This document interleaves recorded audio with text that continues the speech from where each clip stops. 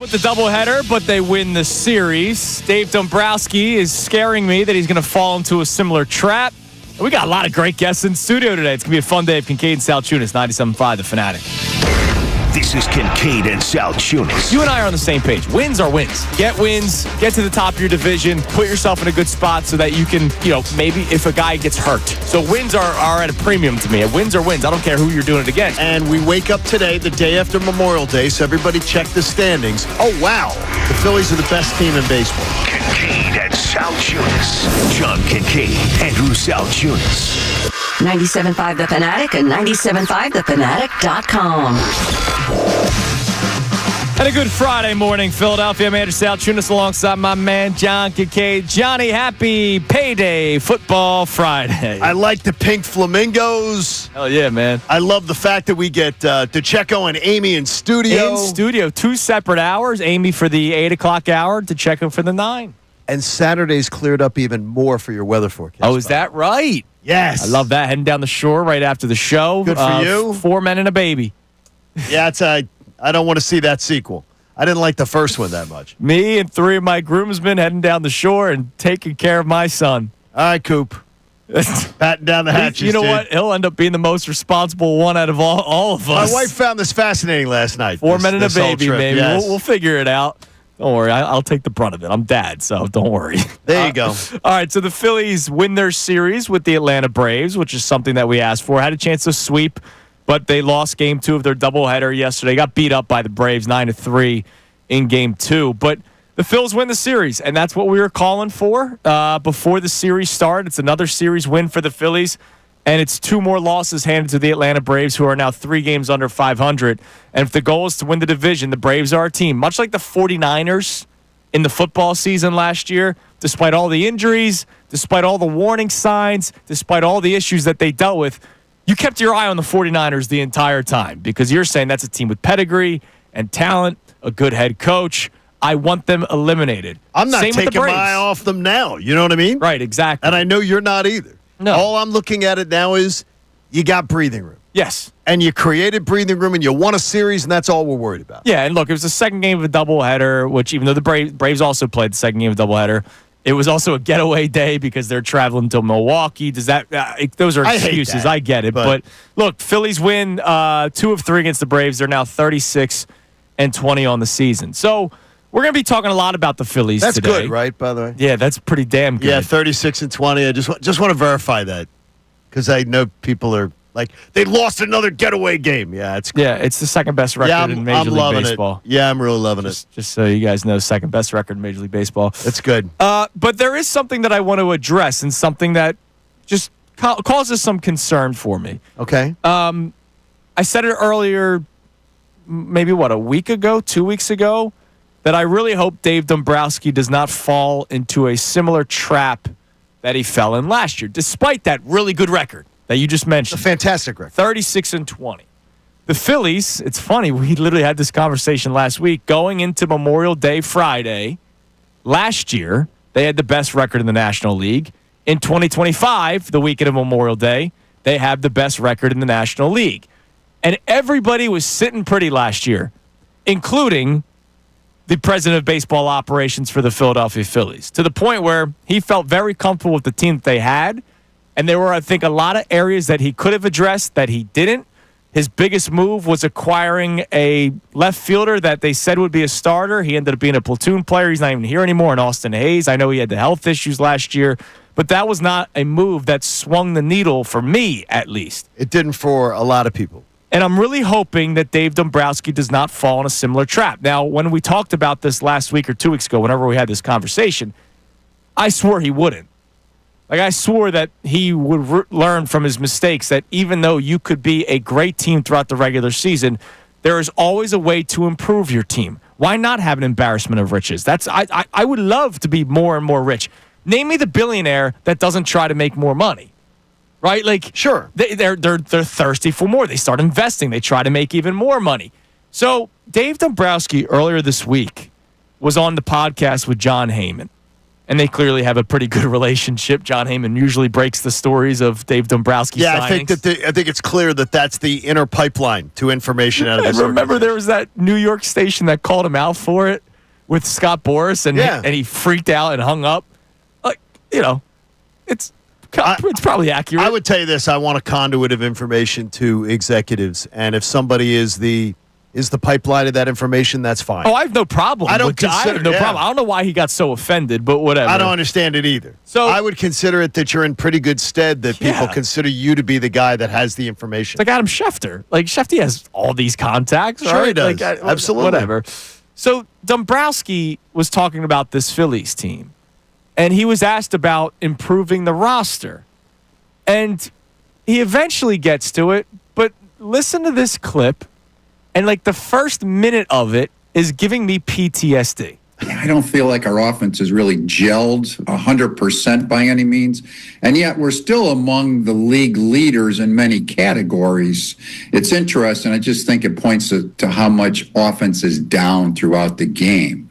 So I think for us, a lot of it, I think, just becomes an internal improvement for us because I think Schwarber has been the one guy that has been hot from beginning to now. The numbers he's put up has been fantastic. We have a lot of guys that are doing fine. Turner's been doing a lot better recently. Harper, despite saying, okay, he's not really Bryce as you anticipated, he is on the pace to drive in 100 runs right now, too. So I think a lot of it comes from the internal. Bohm doing a little bit better, Stott doing a little bit better, JT doing better, Castellanos, Marsh, Kepler. So a lot of those guys need to kind of pick it up a little bit for us. And then we'll just continue to evaluate what takes place as far as what additions we may need to make. But we don't have a glaring hole there, but we just need a lot of improvements by the individuals. You've had glaring holes since the start of the season, and that's okay because you have time to improve on it. Does he not consider, honestly, when you hear that, does he not consider center field a glaring hole? I guess not. And he mentioned in a starting lineup in that clip. Like, does he not consider, because of their record, is he saying, I don't consider center field a glaring hole? But that was the exact same story as last year. Correct. Their record last year at the deadline was tremendous, and yet we were pointing out the flaws with center field. And that's where I'm bothered. When I hear that clip, I'm going, oh my God, are we really going to do this again where you think just because of the record that this team is built and this team is ready to win a World Series? Yeah, you have core guys that are here to win, but center field needs to be addressed. And I'm sorry, other than like a 1 week stretch, has Max Kepler done anything for you? Not really. No. He's batting 226. The power hitter that Max Kepler people are still dreaming of, like our own Connor Thomas. Again, that was 6 years ago. Max Kepler is not the guy that. Well, let's put it this way. I'm not saying he shouldn't be on the roster, but I'm not sitting here saying, oh man, my outfield's set. No, it's not. I expected a lot. I expected more out of Kepler. I didn't. Yeah, I know you did. It's been 6 years. No, I got you. No, I didn't expect more power-wise. Right. I expected more. Yeah, I expected more.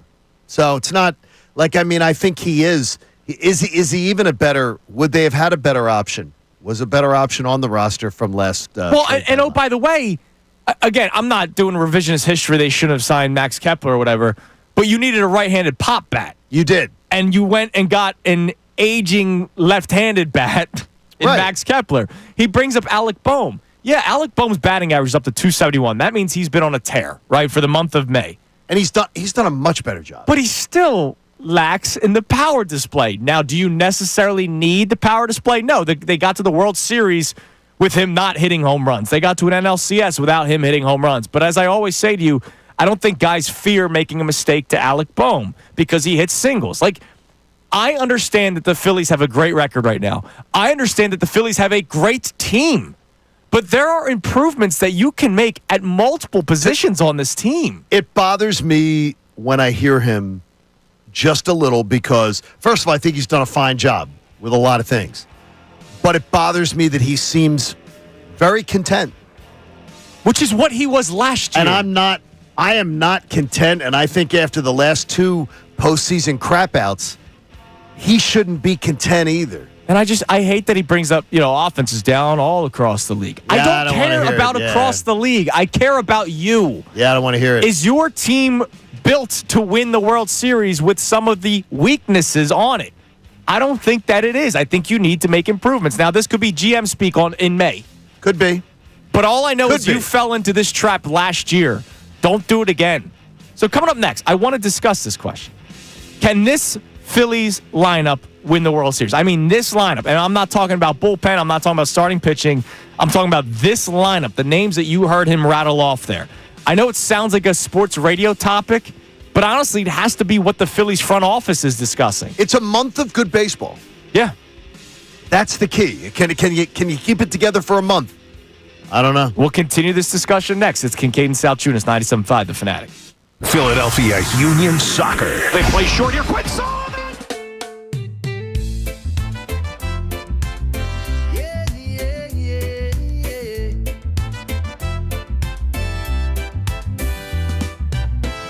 Sunny days and ocean blue.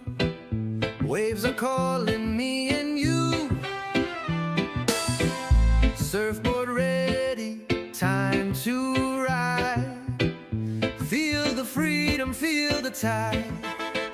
Summer on the beach, oh yeah, oh yeah. Walking on the sand, no care. Surfing in the sun, so free. Just the beach, the waves and me.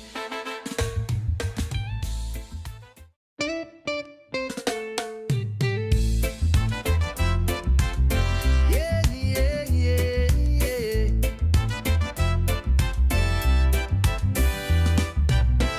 Sunny days and ocean blue. Waves are calling me and you. Surfboard ready, time to ride. Feel the freedom, feel the tide. Summer on the beach, oh yeah, oh yeah. Walking on the sand, no care. Surfing in the sun, so free. Just the beach, the waves and me.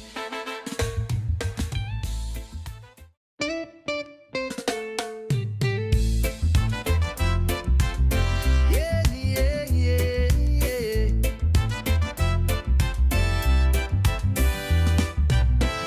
Sunny days and ocean blue.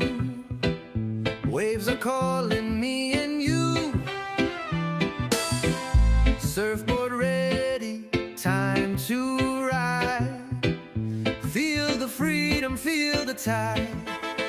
Summer on the beach, oh yeah, oh yeah. Walking on the sand, no care. Surfing in the sun, so free. Just the beach, the waves and me.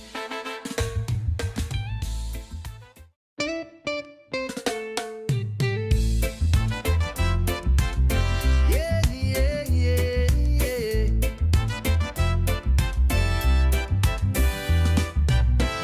Sunny days and ocean blue. Waves are calling me and you. Surfboard ready, time to ride. Feel the freedom, feel the tide. Summer on the beach, oh yeah, oh yeah. Walking on the sand, no care. Surfing in the sun, so free. Just the beach, the waves and me.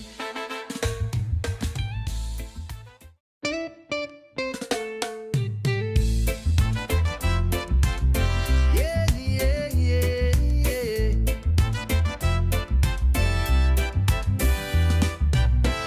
Sunny days and ocean blue. Waves are calling me and you. Surfboard ready. Salciunas, 97.5, The Fanatic. So in the first segment, we'll replay it as the show goes on. Dave Dombrowski spoke to John Heyman, and he believes that the improvements to this lineup, to this roster, could be internal. And now he was not talking about AAA, AA. He was talking about the current roster, that the Phillies have. Guys just need to start playing better. It could be GM speak. But all I know is last year, when the Phillies had a great record and the trade deadline came, they didn't make many moves. And I think Dave Dombrowski fell into a trap thinking that the team was good enough. He did not want to sell off any of the prospects that we are excited for, which I understand. You want to get younger. You want to have talented young players on your lineup that are cheap. But if you're talking about a window of trying to win a championship, you need to make some of these moves, even though it might be painful. And proven versus unknown, to me, I go proven all the time because I've heard of the thousands of prospects in Phillies franchise history that people didn't want to trade. They traded them away, and then they became nothing. And two, the idea is, look, I can look at it both ways. Dave Dombrowski's probably saying, my roster is not young. We are not a young baseball team. But it's got to be, the Phillies have to be a win-now baseball team. They have to be. They have to be. There's no, I don't believe any Phillies fan would argue otherwise. They have to be a win-now baseball team. You've been trying to trade Castellanos for the last 2 years. Schwarber's a free agent who, even though there's reports he'll be back, Realmuto is a free agent. Harper, Turner, things like that are not they're not in the front end of their primes. They're in the middle or heading towards the back end of their primes. Right. You cannot in any way spin this as, well, this team's got plenty of time. The window's 3, 4, 5 years. That's a bunch of bull. You got to make a move. So let's got to be aggressive. Let's get to the question that I was mentioning going to the break, and I want people to chime in on this at 610-632-0975. And look, there's probably going to be people that say yes, and I'm not far off from it. I just think there's improvements that you can and should make. But do you believe this Phillies lineup? And again, I'm not talking about the starting pitching. I'm not talking about the bullpen, who had an interesting day yesterday. I'm talking about the lineup that has, Kyle Schwarber as your DH, Realmuto as your catcher, Bryce Harper as your first baseman, Stott at second, Bohm at third, Turner at short, Kepler in left, the combination of Marsh and Rojas in center, Castellanos in right. Can that lineup win you the World Series, John? No. I mean, can it win you? I don't think it's going to win you 4 series. Right. I get what you're saying. And that's sort of the thing. Or it might have to just win you 3. Right, if you don't play the wild card, right? I just don't know if it gives you a month of great baseball, because I think what you saw again yesterday is the starting pitching can be fantastic, or occasionally you can get a clunker game. Yeah. And that can happen too. You don't have a bullpen. You don't have a bullpen against a real tough lineup that can get you if you said, I need 14 outs. Right. I need 13 outs. So the bats need to be alive. You don't have it. And if the bats are not, and the thing is, your bats, you can say, well, the bats can carry you. Well, your bats got to carry you against another team's really, really good starters, and their bullpens are all superior. Right. Last night, Dork Boy was looking at every other team that they potentially would stand in their way of winning a World Series, whether it's in the National League or the American League. Mm-hmm. Every single team has a better bullpen. So it's unacceptable. Oh, yeah, so that's why the loss of Alvarado was such a big deal. And I take that into consideration. With Alvarado, I think some of the options might be a wash. Yeah. I'd go wash. Yeah, it's a wash. Well, you lost him. Right now, you're in trouble. And that's why we were so angry last week and spent a whole show talking about it. Yes. So do you believe this Phillies lineup, offensively, can they win the World Series? I've been talking about the holes that I've seen since opening day. When I heard Dave Dombrowski talk yesterday, and we played it for you this morning, it makes me feel like he's comfortable. He sounds comfortable. Despite the record, I'm not, because, again, it's big picture stuff here now. They're going to win this division. They're going to get to the playoffs. It's about winning the whole damn thing. You can text in, call in 610-632-0975. Now, that was not the only topic Dombrowski spoke on. You mentioned the championship window. He talked about that, and I'll give him credit for it because he realized something before maybe Daryl Morey did. It's Kincade Salciunas, 97.5 The Fanatic. Fanatic Sports Update. Another series win for the Phils. I'm Brendan Gunn with your Fanatic Sports Update. The Phillies split their doubleheader yesterday with the Braves after being rained out on Wednesday. In the first game, the Phillies came away with a 5-4 win. Christopher Sanchez got the start in that one. He went 5 2/3 innings, struck out 5, allowed 2 runs on 7 hits. At the plate, Rafael Marchand came through with 3 RBI, and Kyle Schwarber belted his 19th home run of the season. In the second game, things didn't exactly go the Phillies' way. They lost 9-3. Zach Wheeler was on the mound for that one, but he did not look like his normal self. He went 5 1/3 innings, struck out 6, allowed 6 runs on 4 hits, and walked 4 batters. The Phils welcome in the Milwaukee Brewers for a weekend series starting tonight. Taijuan Walker's on the mound. First pitch is tonight at 6:45. The Eagles take the practice field again for OTAs after an off day yesterday, and one guy that's been put to work so far is Cooper DeJean, who's being used at multiple positions in the secondary. The second-year cornerback spoke about that yesterday. Just doing whatever, wherever they need me to be. That's what I'll do. Right now I've been trying outside and inside, but it's definitely a tall task. Yeah, no doubt. We'll continue to keep you updated on all things OTAs right here on The Fanatic all week long. This update was brought to you by Allstate. Some people just know you can save money on car insurance by checking Allstate first. So what are you waiting for? Check Allstate first for a quote today. You're in good hands with Allstate. I'm Brendan Gunn on the home of the NBA playoffs, 97.5 The Fanatic and 97.5thefanatic.com. Vacation.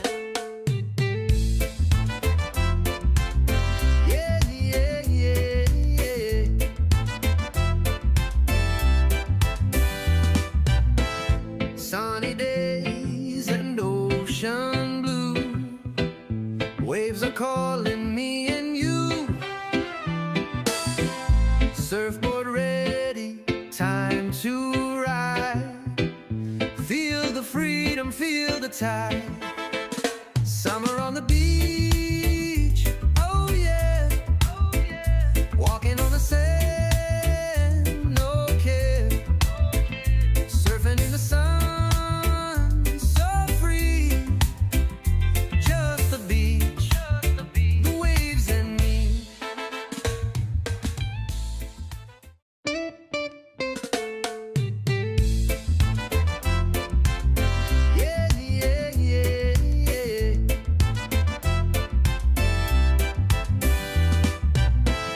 Sunny days and ocean blue.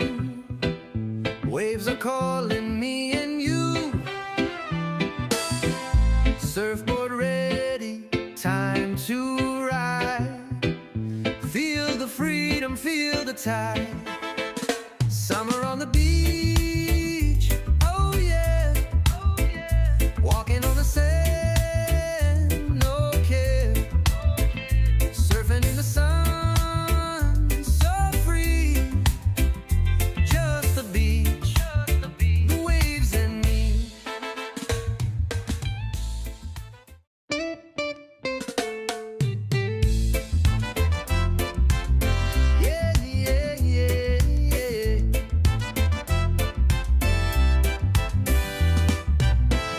Sunny days and ocean blue. Waves are calling me and you. Surfboard ready, time to ride. Feel the freedom, feel the tide. Summer on the beach, oh yeah, oh yeah. Walking on the sand, no care. Surfing in the sun.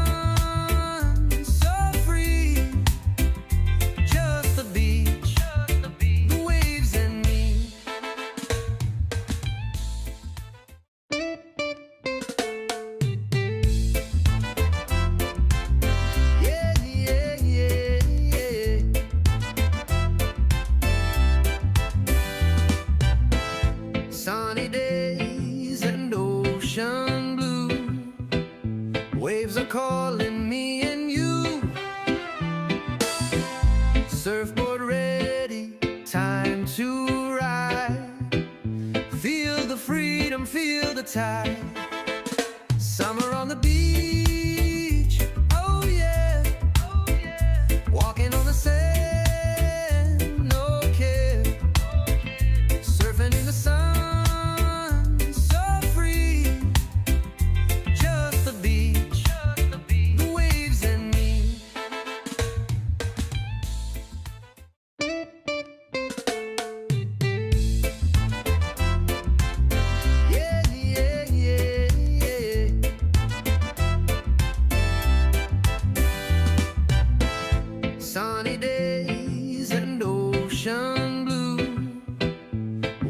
calling me and you.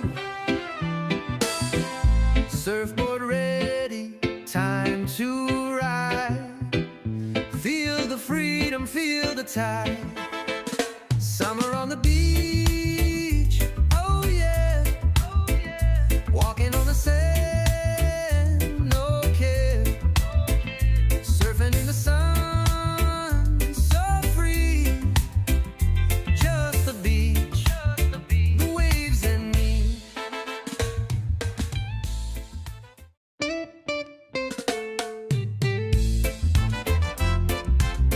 Yeah, yeah, yeah, yeah.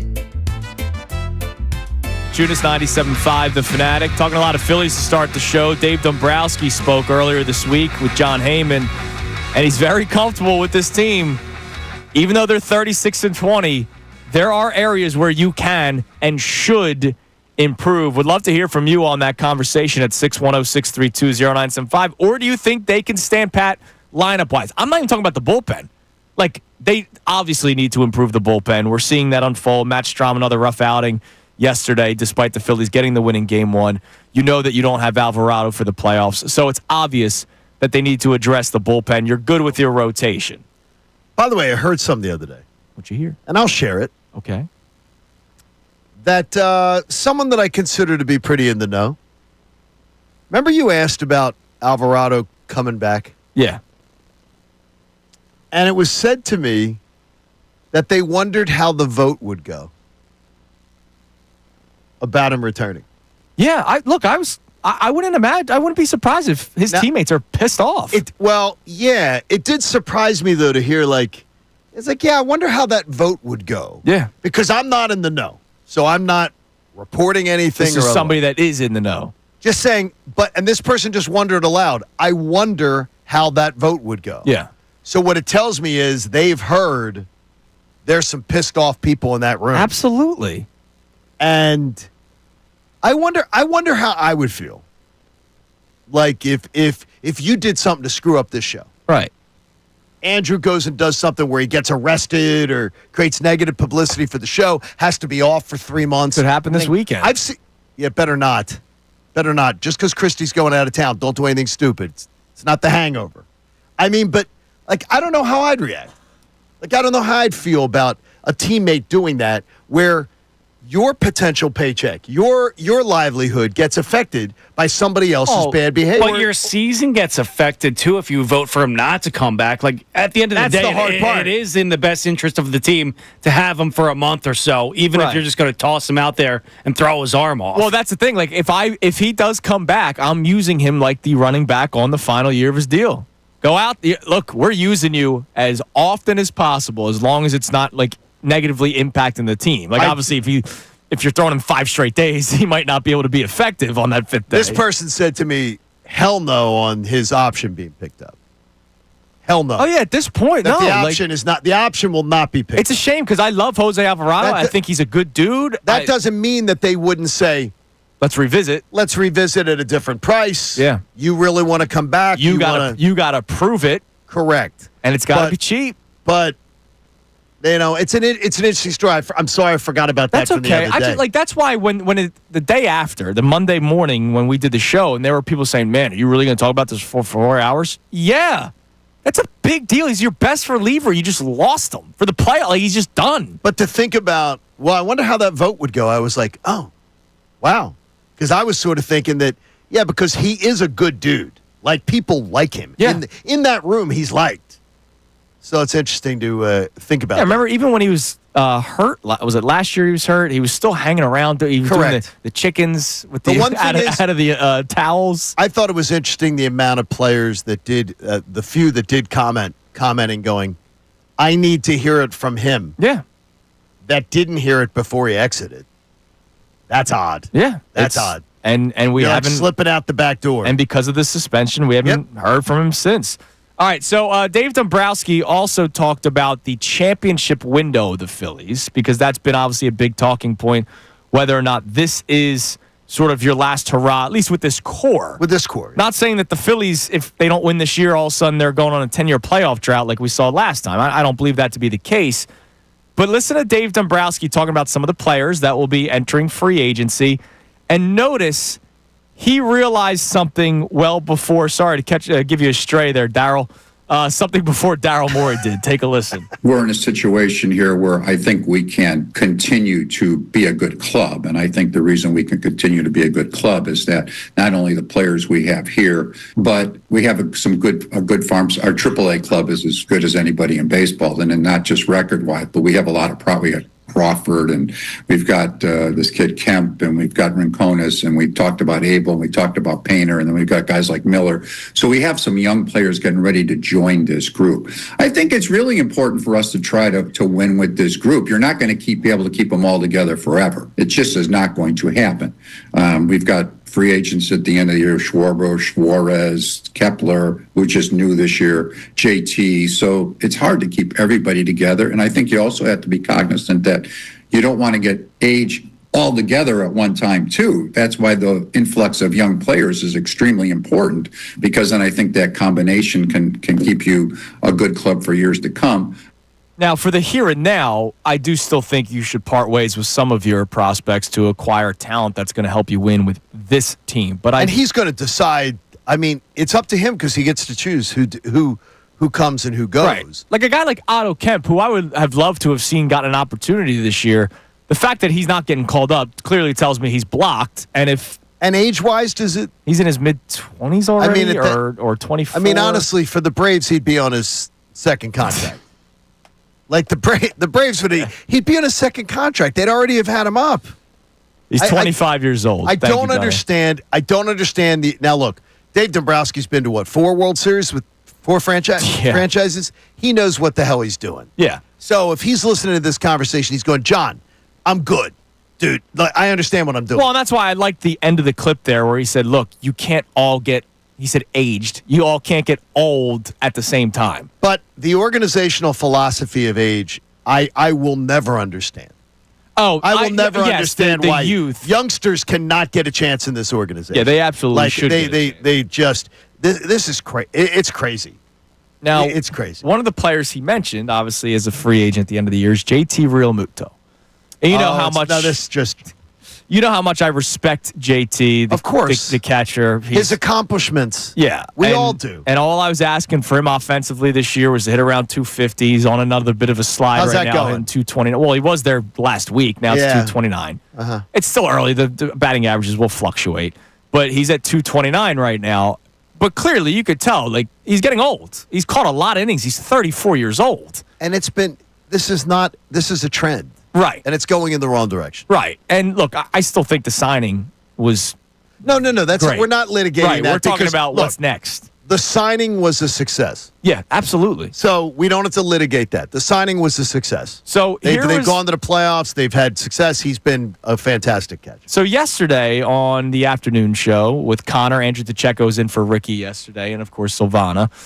Jason Stark, Hall of Fame reporter, Jason Stark, who knows a lot about the Phillies, inside and out, like everything. He's got a lot to say. He joined the afternoon show yesterday and talked about the Phillies and the future of JT Realmuto. Even in a year when I think, as you just said, he has scuffled with the bat more than at any time that we've seen. If they're still running him out there almost every day, what's that telling us? Here's what it's telling me. The Phillies are addicted to JT catching this staff, that they lean on him defensively in a way that not many teams do anymore. He is so involved in game planning and connecting with a group of veteran pitchers who it just feels like they literally depend on him to get them through the game. So how prepared is this front office to move on from that? I think not very. So the question is, what are you willing to pay him and for how long? I got curious. I went back 5 years. I could not find a single significant multi-year contract for any free agent catcher his age, and he'll be going into his age 35 season next year. Like Travis d'Arnaud was kind of a comp. He just got 2 years and a total of $12 million from the Angels. That was the biggest deal I could find for somebody that age. So I don't know. Does 2 years, $25 million get this done? It might. I don't know. I could be wrong. We could all be wrong. I can tell you, I was talking to the manager of one team, contending team, that's been dying for a frontline catcher. And when I mentioned to him that JT was a free agent, he was practically drooling about everything about him, including what kind of shape he keeps himself in. So, I don't know. My guess is that much like Schwarber, the Phillies find a way to bring him back here. The other side of that, though, is everybody seems to want them to change the lineup, right, and change the mix. And if there's no parade here, I'm sure you'll hear a lot more of that. But is JT the place to make that stand? I'm going to guess no. Sounds like the opposing manager needs a cold shower. Yeah. Talking about he's drooling over JT. Just over the fact that he could be a free agent. And the shape that he keeps himself in. Like, it was Gabe Kapler. My wife occasionally watching the games. But look, JT Realmuto is fantastic. 2 years, $25 million. Oh my gosh. Well, it'll be 12.5 per. Wow. So he mentioned Darno as a comp. I mean, really? I looked up Yachty. Okay, yeah. So Yachty or Molina, hold on. When he turned 35, he got a 3-year extension, $60 million, 20 per. I don't need to go that long. And then after that, he signed a 1-year deal for 9 and a 1-year deal for 10. If they wanted to do a 2 for, I don't want to 2 for 20. 25. Yeah, how about 2 for 20? That was one of my favorite deals at Applebee's. 2 for 20 is fantastic. And I know he isn't eating the appetizers. I would do 2 for 20. I would do 2 for 20. We just don't want to do the monster contract. No, not doing a monster. 2 for 20, I'm fine By with the way, a good day for Rafael Marchand yesterday. Great game one. Did he get hit? Yeah, I thought it hit his shoelaces. I didn't think it did. I thought it hit his shoelaces. What do you think, Gunnar? I think it hit him. Yeah, I think I it hit didn't him. think it did. And but by it's the way, okay. he had the big home run. He threw cares? out Right, the he runner did. in the ninth inning. That's big a day big for day. Marchand Big day. yesterday. Better Appreciate than Garrett it. Stubbs. All right, coming up next. DJ AAA watching that one. We'll check our text messages for the first time this morning on our discussion. Also, John feels bad for one of the Phillies players. I do. We'll find out who next. It's Kincade Salciunas, 97.5 The Fanatic. We want to hear from you, so text us at 610-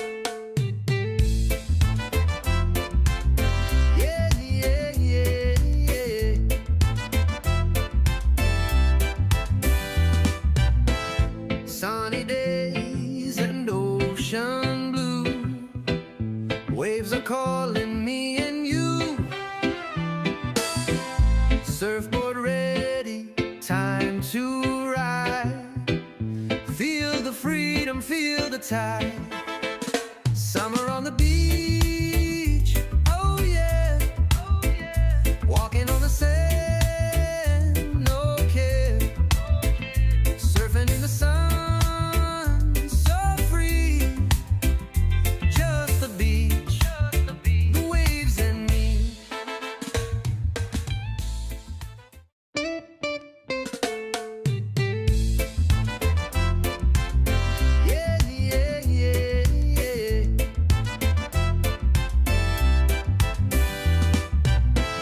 Sunny days and ocean blue.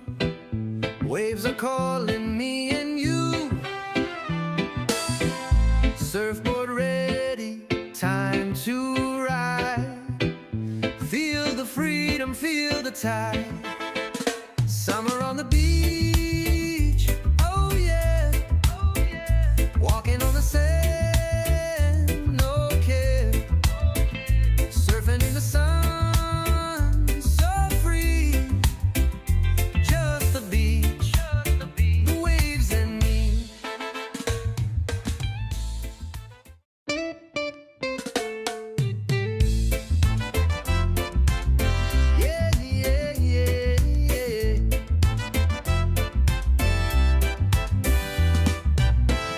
Sunny days and ocean blue. Waves are calling me and you. Surfboard ready, time to ride. Feel the freedom, feel the tide. Summer on the beach, oh yeah, oh yeah. Walking on the sand, no care. Surfing in the sun.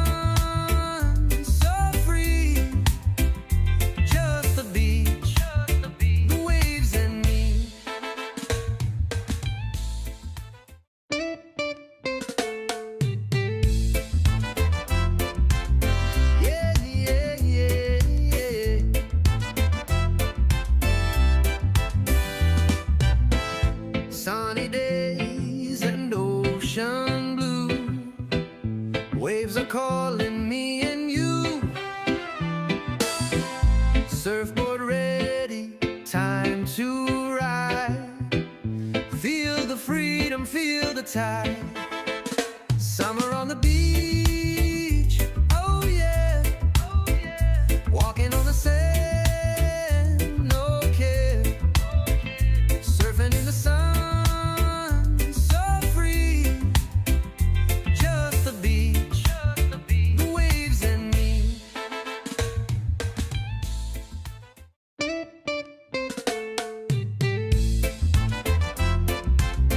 Yeah, yeah, yeah, yeah.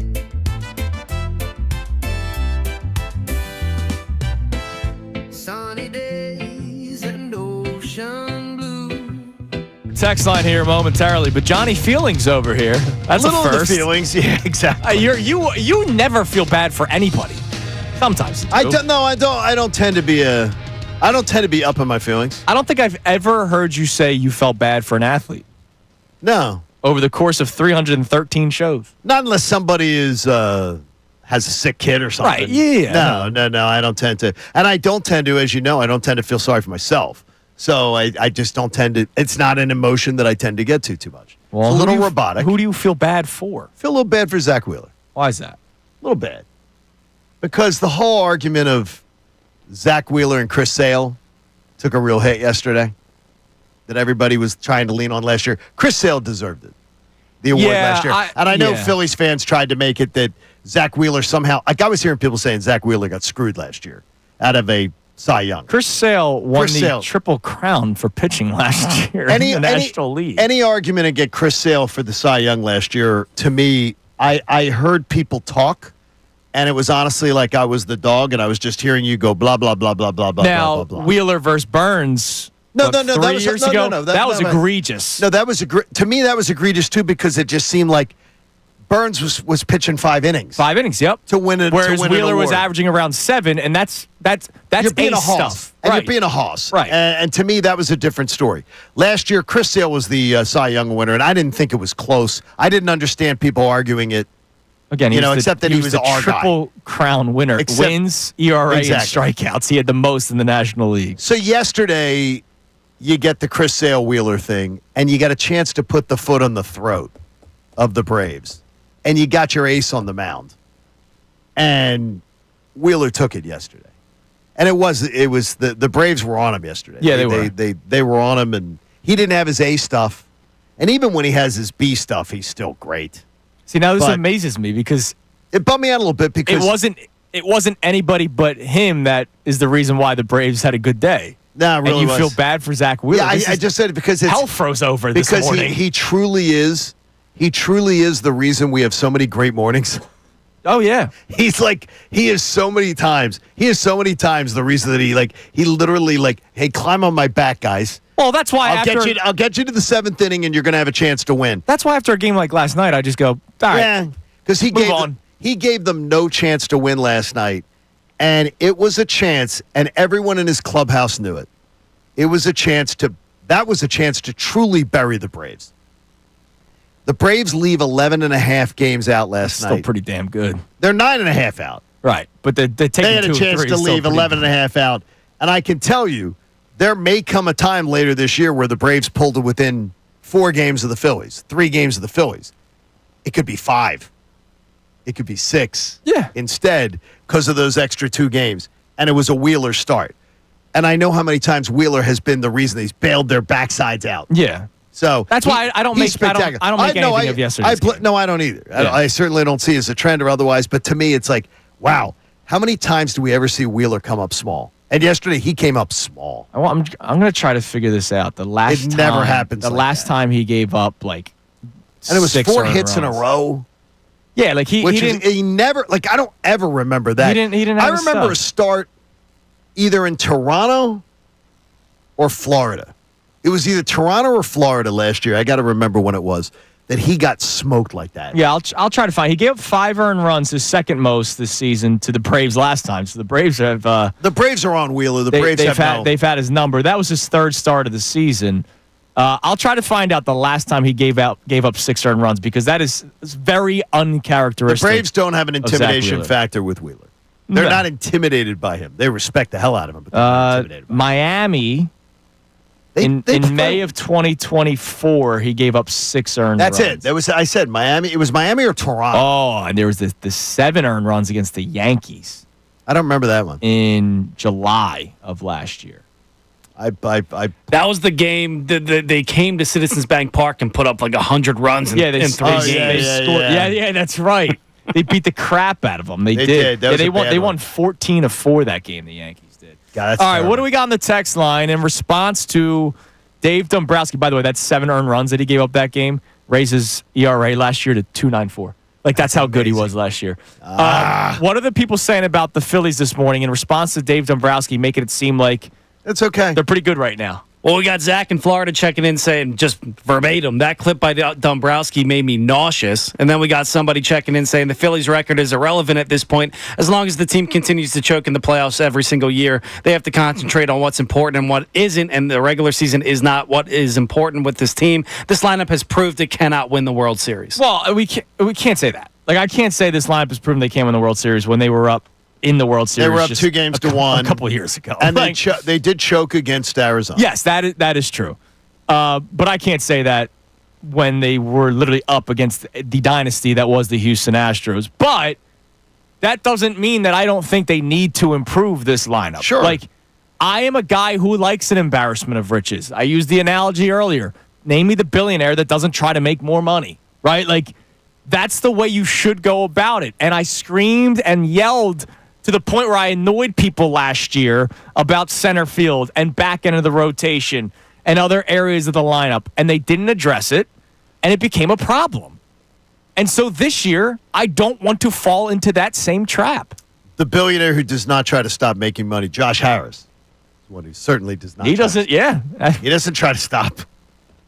He's trying to set up his family for the long Exactly. long He's worried about the long-term economy. What else we got on the text line, Gunner, at 610-632-0975?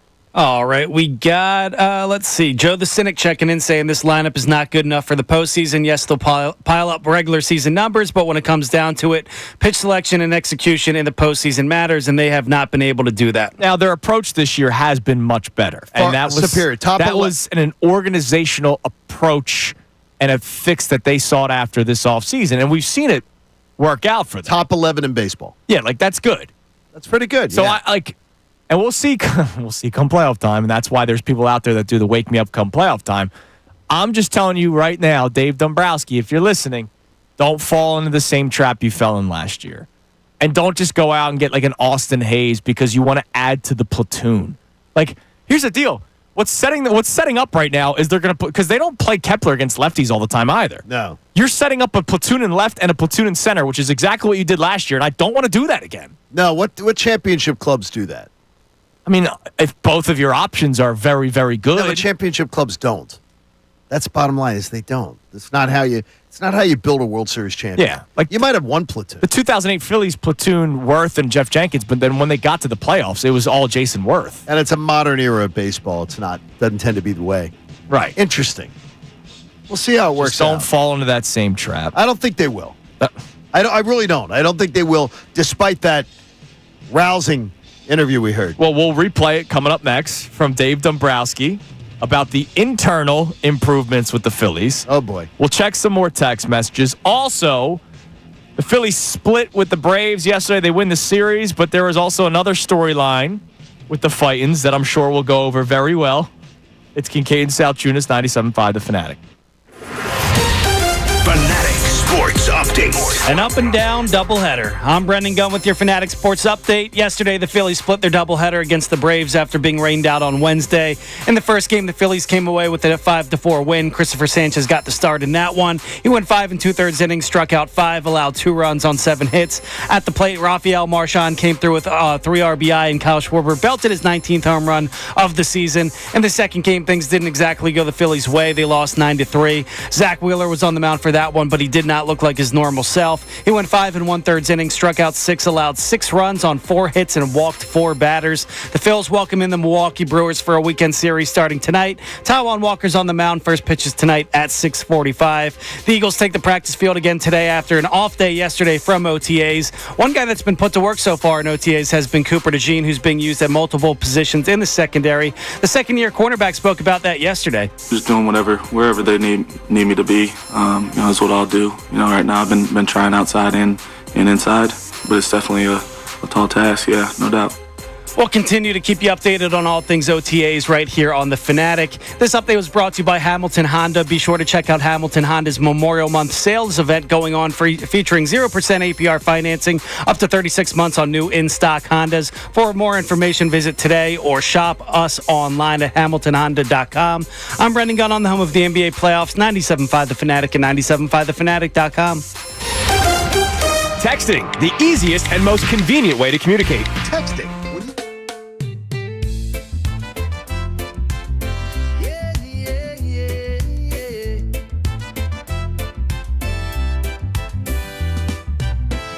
Sunny days and ocean blue. Waves are calling me and you. Surfboard ready, time to ride. Feel the freedom, feel the tide. Summer on the beach, oh yeah, oh yeah. Walking on the sand, no care.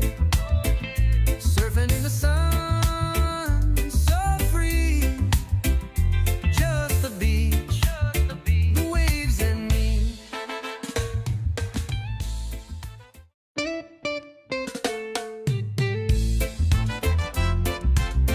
Yeah, yeah, yeah, yeah.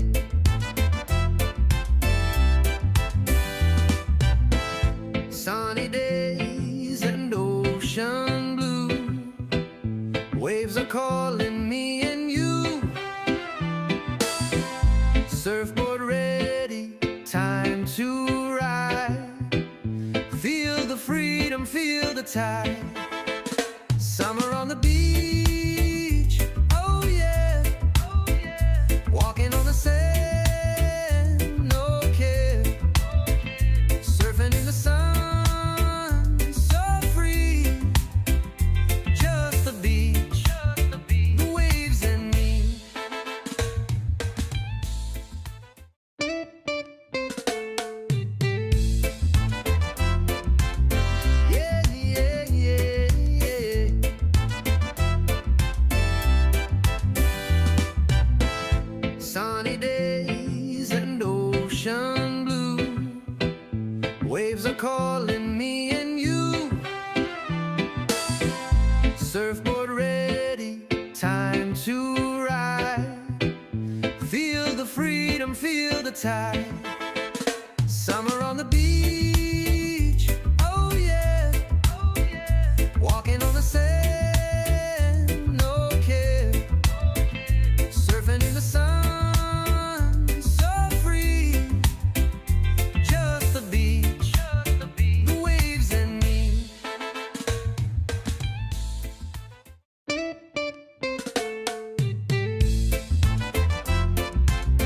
Yeah, yeah, yeah, yeah, yeah.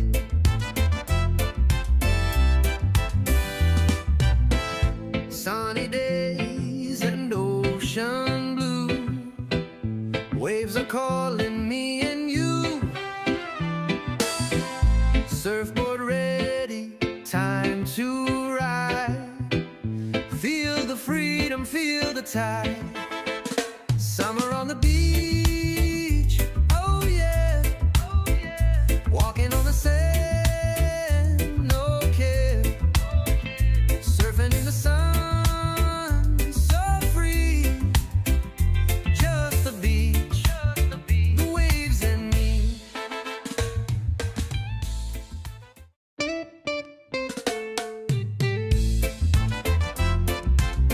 Yeah, yeah, yeah,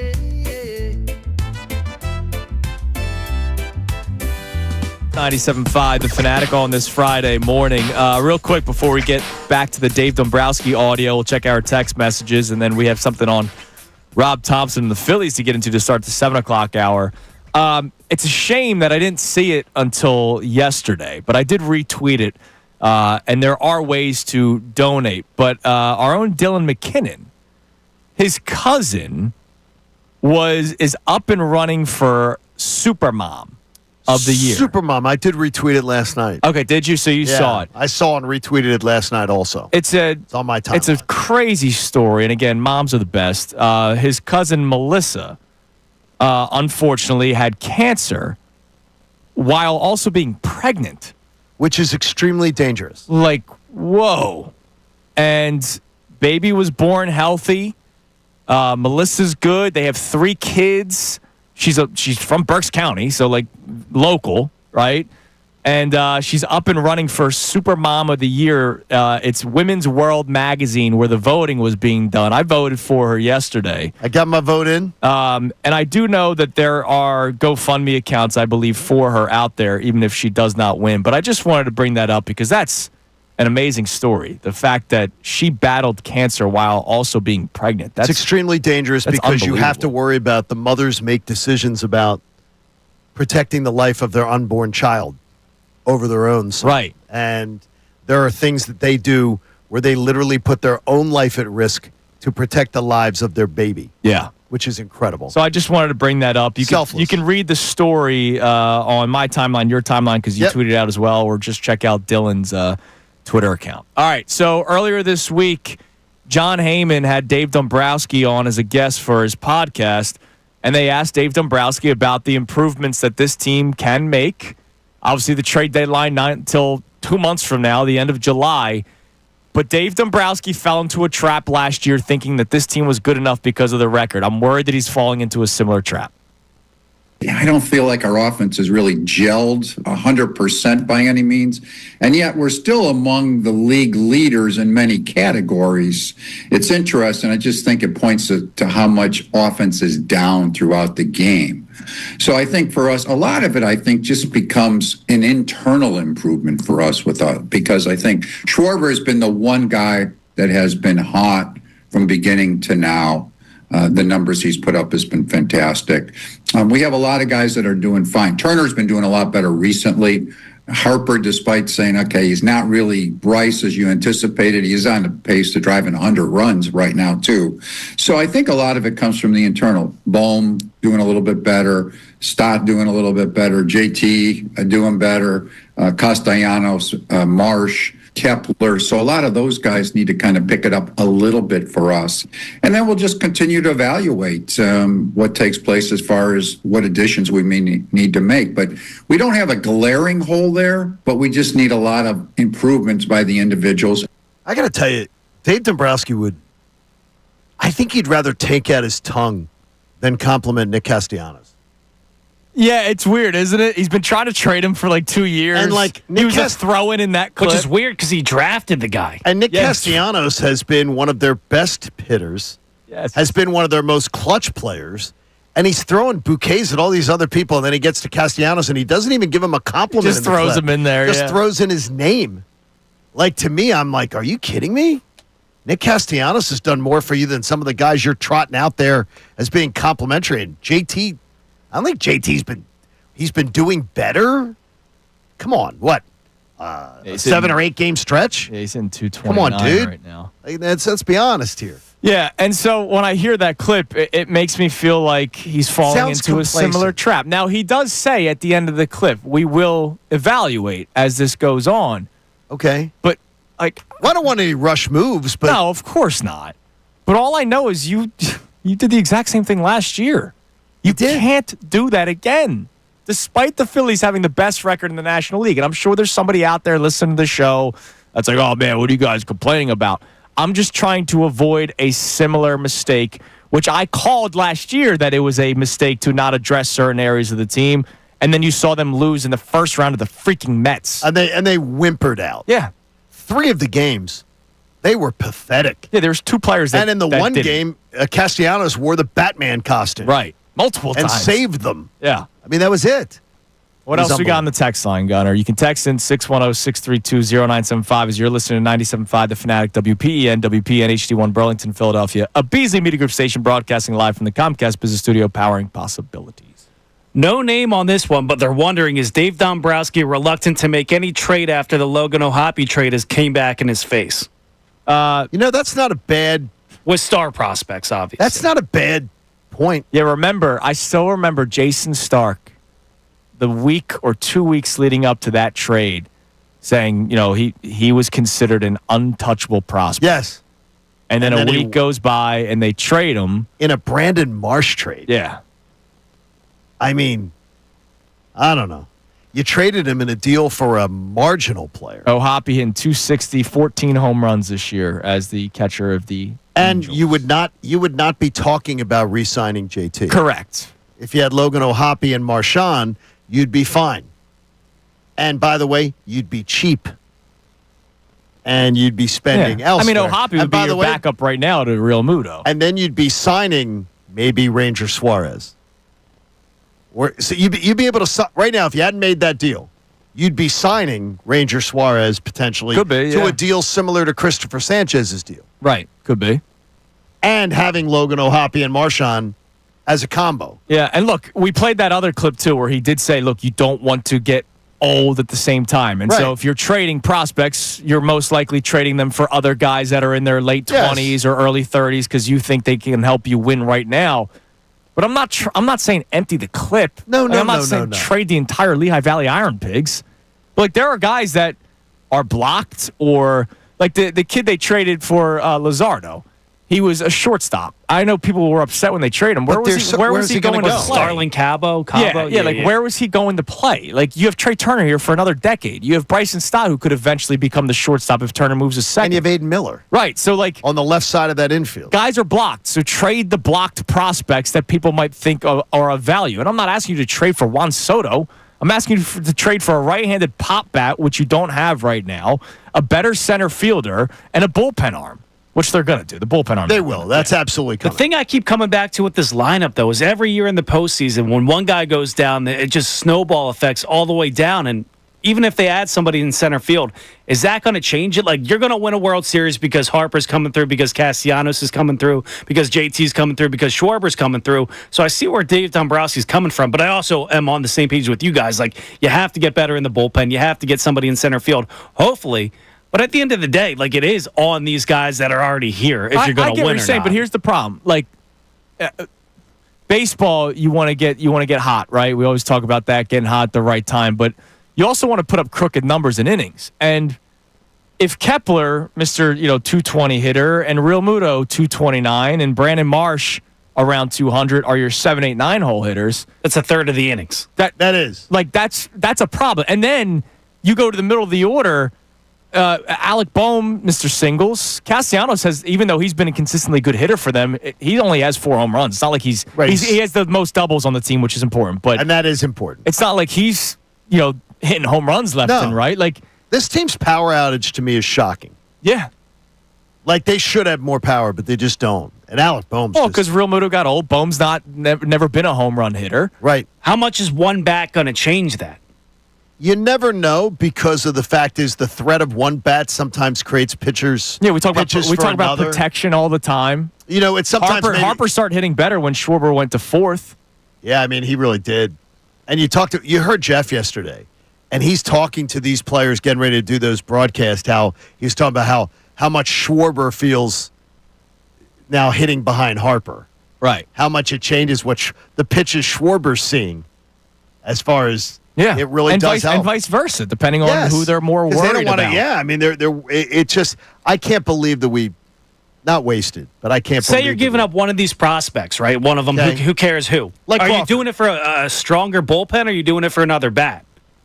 Like, because I can't see him giving up multiple of these prospects. I don't think hashtag why not both. I don't think you need. By the way, I don't think if you go back and you look at bullpen deals, and by the way, Dork Boy was doing some of this last night for next week. I was looking at some bullpen deals from the past few years, trade deadline stuff.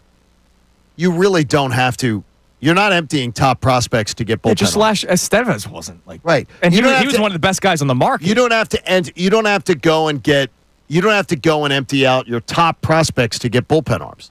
You have to, Unless you're talking about somebody that is never going to come here like a Mason Miller. Right? And that's not happening, by the way. Right. So I mean, that's not going to happen. All right, so one of the storylines yesterday, other than just the Phillies splitting the doubleheader and winning the series ultimately with the Braves, Which was a great thing, by the way. Yes, That's what great we asked. thing. That's what we asked for. We asked for a series win. The Braves left town worse off than they came. Yep. Pre-game of Game 1, Rob Thomson spoke to the media, and It was like a motivational speech, wasn't it? It was the first time he was asked about the retaliation, because after Game 1 of the series when Harper got hit, nobody asked him, like, hey, are you going to retaliate? But then he brought up, somebody did ask the question, hey, you had 7 innings to do something if you wanted to. Why didn't you? And here was Topper's answer. It's not on purpose. Simple as that. If I think somebody's throwing at one of our hitters, I don't know what I do, but if it's a pitch that gets away from a pitcher, which I believe it was, and I think that everybody in the clubhouse thinks it was, that's baseball. It happens. So if I thought somebody was throwing at one of our players, I don't know what I'd do. Well, okay, he's not going to say. I don't know. We would drill back. No, I don't know what I'd do. How about just saying if someone was throwing at one of our players intentionally, it may be I might have a different answer. Could be, yeah. But that inspired me. Now, one of the things he did say in the clip, and we talked about this on Tuesday. He said the guys in the clubhouse don't believe his intention either. And I wonder, again, did Bryce Harper say, guys, it's all good? Here's the bottom line. It doesn't matter. Oh, I wish that they retaliated. It doesn't matter if it was intentional. It doesn't. I don't believe any one of us. I think we talked about it the other day. Do any one of us think that he drilled him on purpose? No, I do not. I don't either. But does any one of us think he was trying to get him off the plate and trying a purpose pitch inside? Yeah. Yes. That he lost control of? Mm-hmm. Well, guess what? You answer that. And nobody you say don't do it again. Don't make up arguments, Rob, that we're not making up. Nobody thinks he drilled him on purpose, but he's pitching him inside aggressively, and it ends up taking out one of your best players ended up for the being rest of the series. 2 games, yeah. My gosh. No, 3 games because he was out from the first inning on. The very first inning. Could have been a sweep, maybe. All right. Never know. Coming up next, I have a Rob Thomson question that I feel like we have every once in a while. Because I do believe he's unfairly criticized at times in this city. I do. I'm a Topper guy. You know that. Like I don't hide that. Even though I do wish they retaliated. Is he the right man for the job? Big picture. We'll discuss that next. It's Kincade Salciunas, 97.5 The Fanatic. Eagles' new offensive coordinator, Kevin.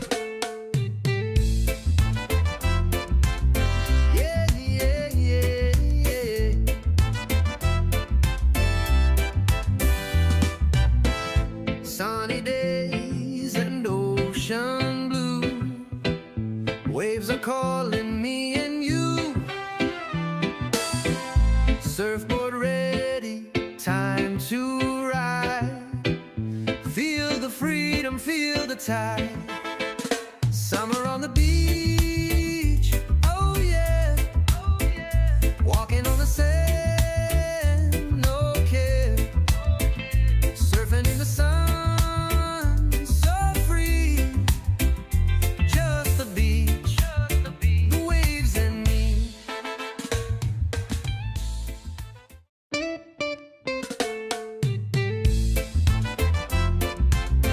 Yeah, yeah, yeah, yeah.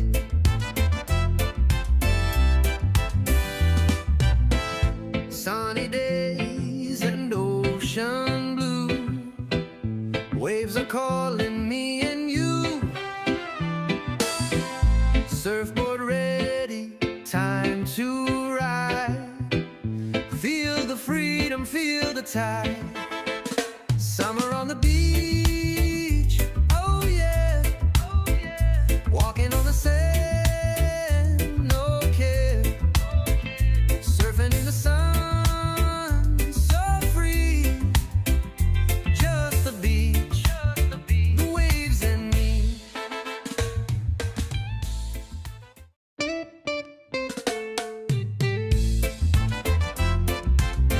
Yeah, yeah, yeah,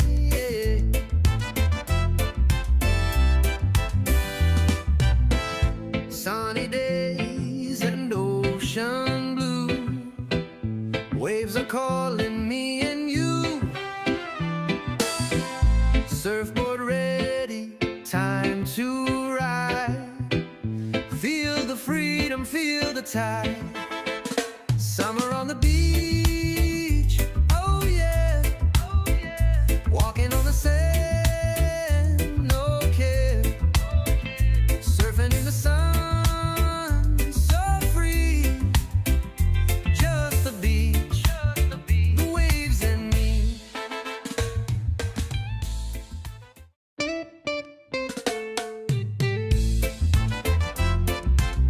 Yeah, yeah, yeah, yeah.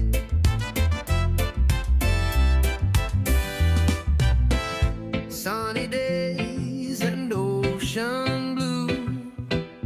Waves are calling me and you. Surfboard ready, time to ride. Feel the freedom, feel the tide. Summer on the beach, oh yeah, oh yeah. Walking on the sand, no care. Surfing in the sun, so free. Just the beach, the waves and me.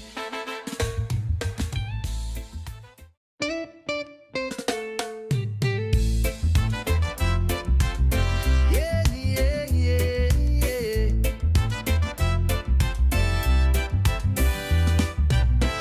Sunny days and ocean blue.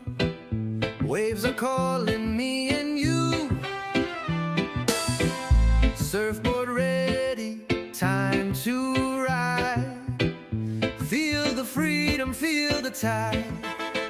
Summer on the beach, oh yeah, oh yeah. Walking on the sand, no care.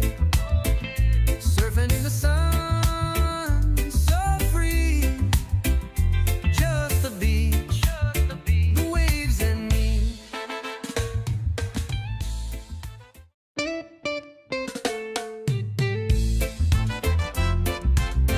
Yeah, yeah, yeah, yeah. For our audience to chime in on text line, phone line 610-632-0975 is a question that I think a lot of people go both ways on this.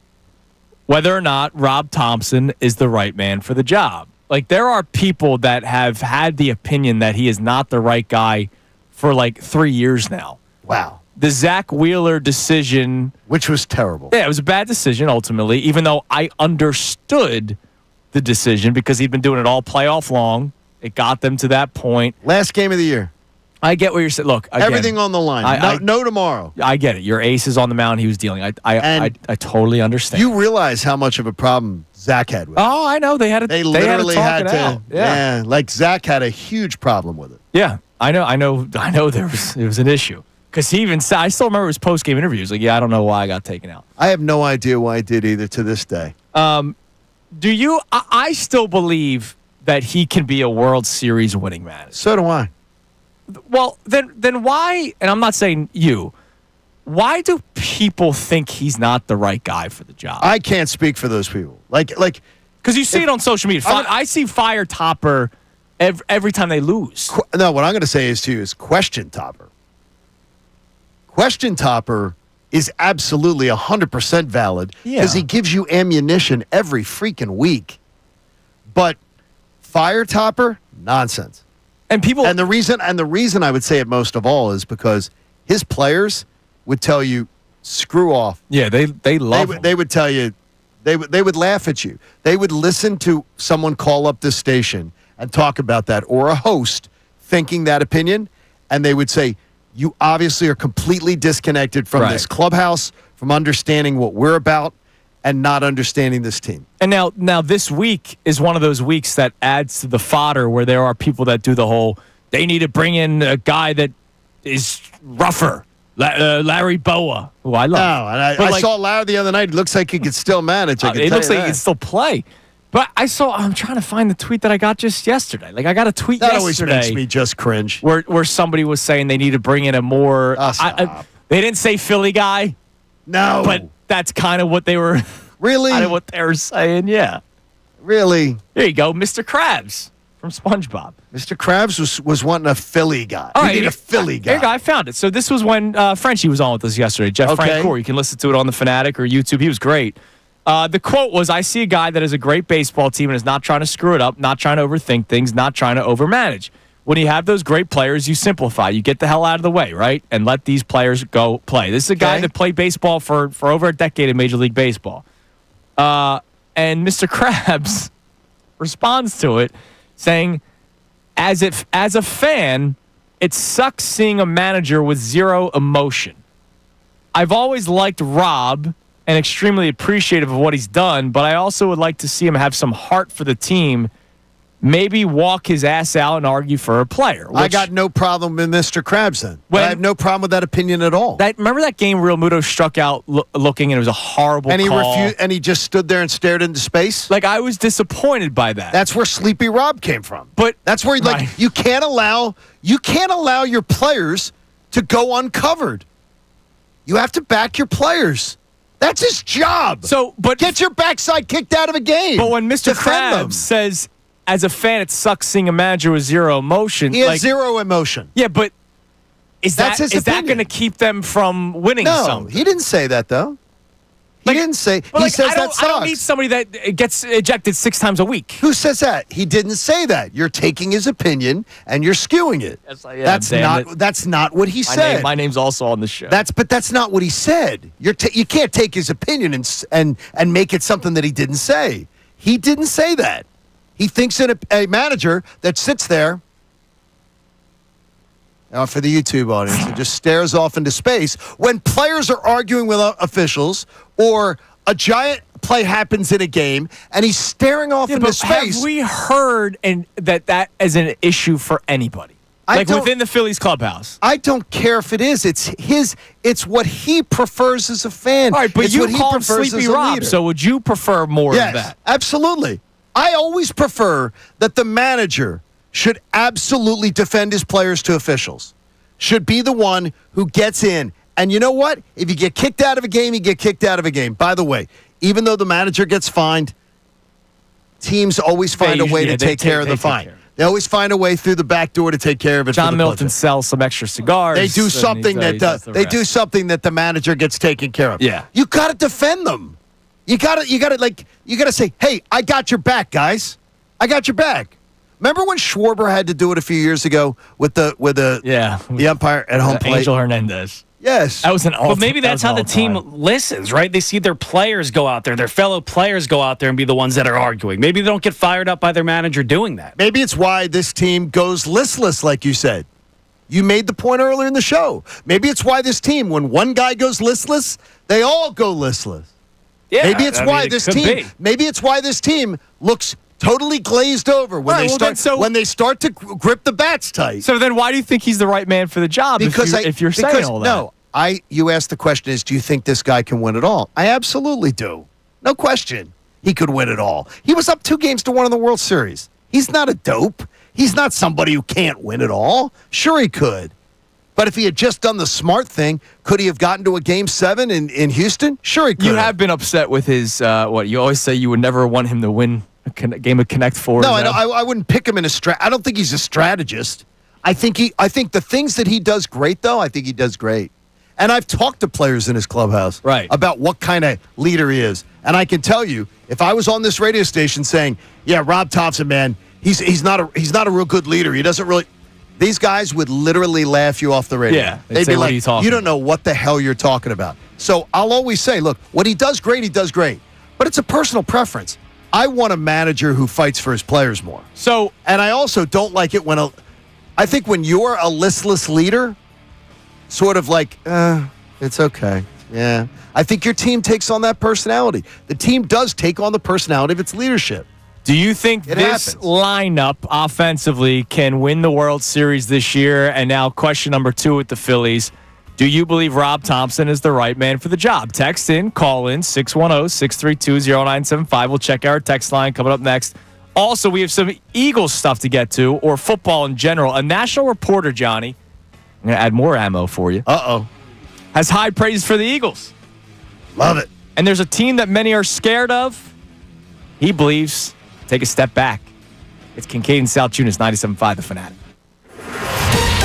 Fanatic Sports Update. Another series win for the Phils. I'm Brendan Gunn with your Fanatic Sports Update. The Phillies split their doubleheader yesterday with the Braves after being rained out on Wednesday. In the first game, the Phillies came away with a 5-4 win. Christopher Sanchez got the start in that one. He went 5 2/3 innings, struck out 5, allowed 2 runs on 7 hits. At the plate, Rafael Marchand came through with 3 RBI, and Kyle Schwarber belted his 19th home run of the season. In the second game, things didn't necessarily go the Phillies' way. They lost 9-3. Zach Wheeler was on the mound for that one, but he did not look like his normal self. He went 5 1/3 innings, struck out 6, allowed 6 runs on 4 hits, and he walked 4 batters. The Phils welcome in the Milwaukee Brewers for a weekend series starting tonight. Taijuan Walker's on the mound. First pitches tonight at 6:45. The Eagles take the practice field again for OTAs after an off day yesterday. One guy that's been put to work so far in OTAs has been Cooper DeJean, who's played multiple positions in the secondary. The second-year cornerback spoke about that earlier this week. Just doing whatever, wherever they need me to be. That's what I'll do. Right now I've been trying outside and inside, but it's definitely a tall task. Yeah, no doubt. We'll continue to keep you updated on all things OTAs and the Birds right here on the Fanatic all weekend long. This update was brought to you by Groundworks, your expert for basement waterproofing and foundation repair since 1997. Book your free inspection at groundworks.com. I'm Brendan Gunn on the home of the NBA playoffs, 97.5 The Fanatic and 97.5thefanatic.com.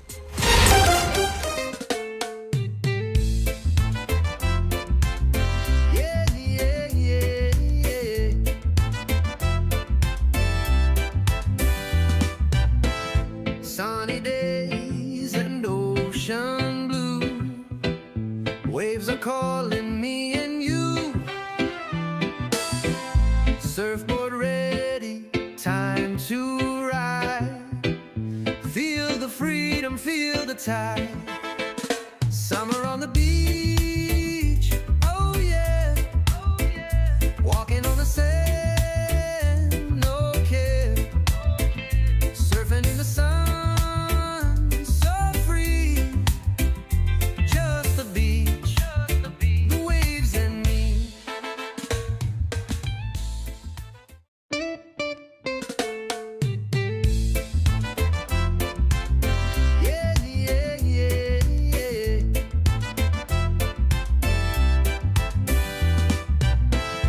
Sunny days and ocean blue.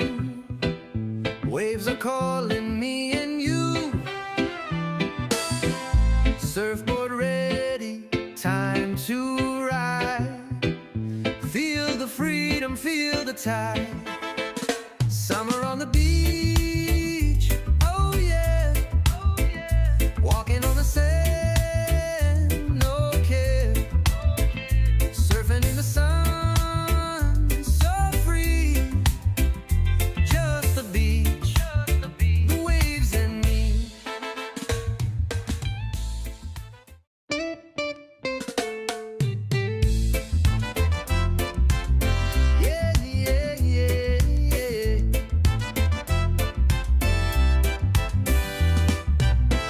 Sunny days and ocean blue. Waves are calling me and you. Surfboard ready, time to ride. Feel the freedom, feel the tide. Summer on the beach, oh yeah, oh yeah. Walking on the sand, no care. Surfing in the sun.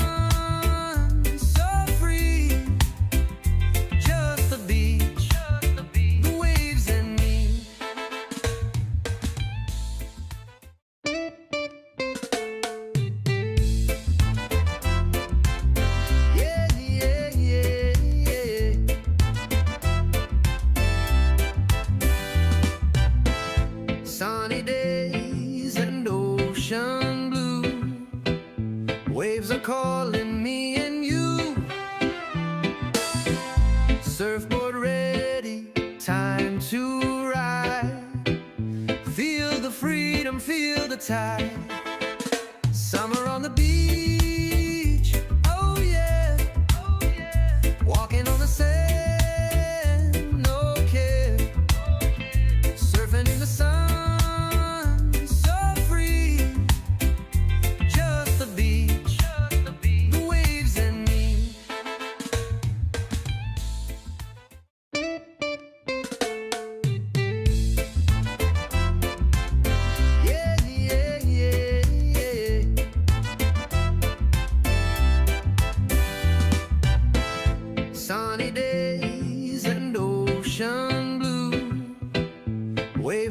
calling me and you. Surfboard ready, time to ride. Feel the freedom, feel the tide. Summer on the beach, oh yeah, oh yeah. Walking on the sand, no care. Surfing in the sun, so free. Just the beach, the waves and me.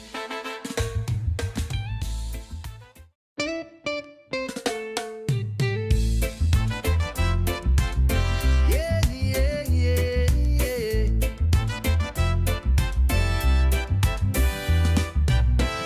Sunny days and ocean blue. Waves are calling me and you. Surfboard red. Salciunas, 97.5, The Fanatic.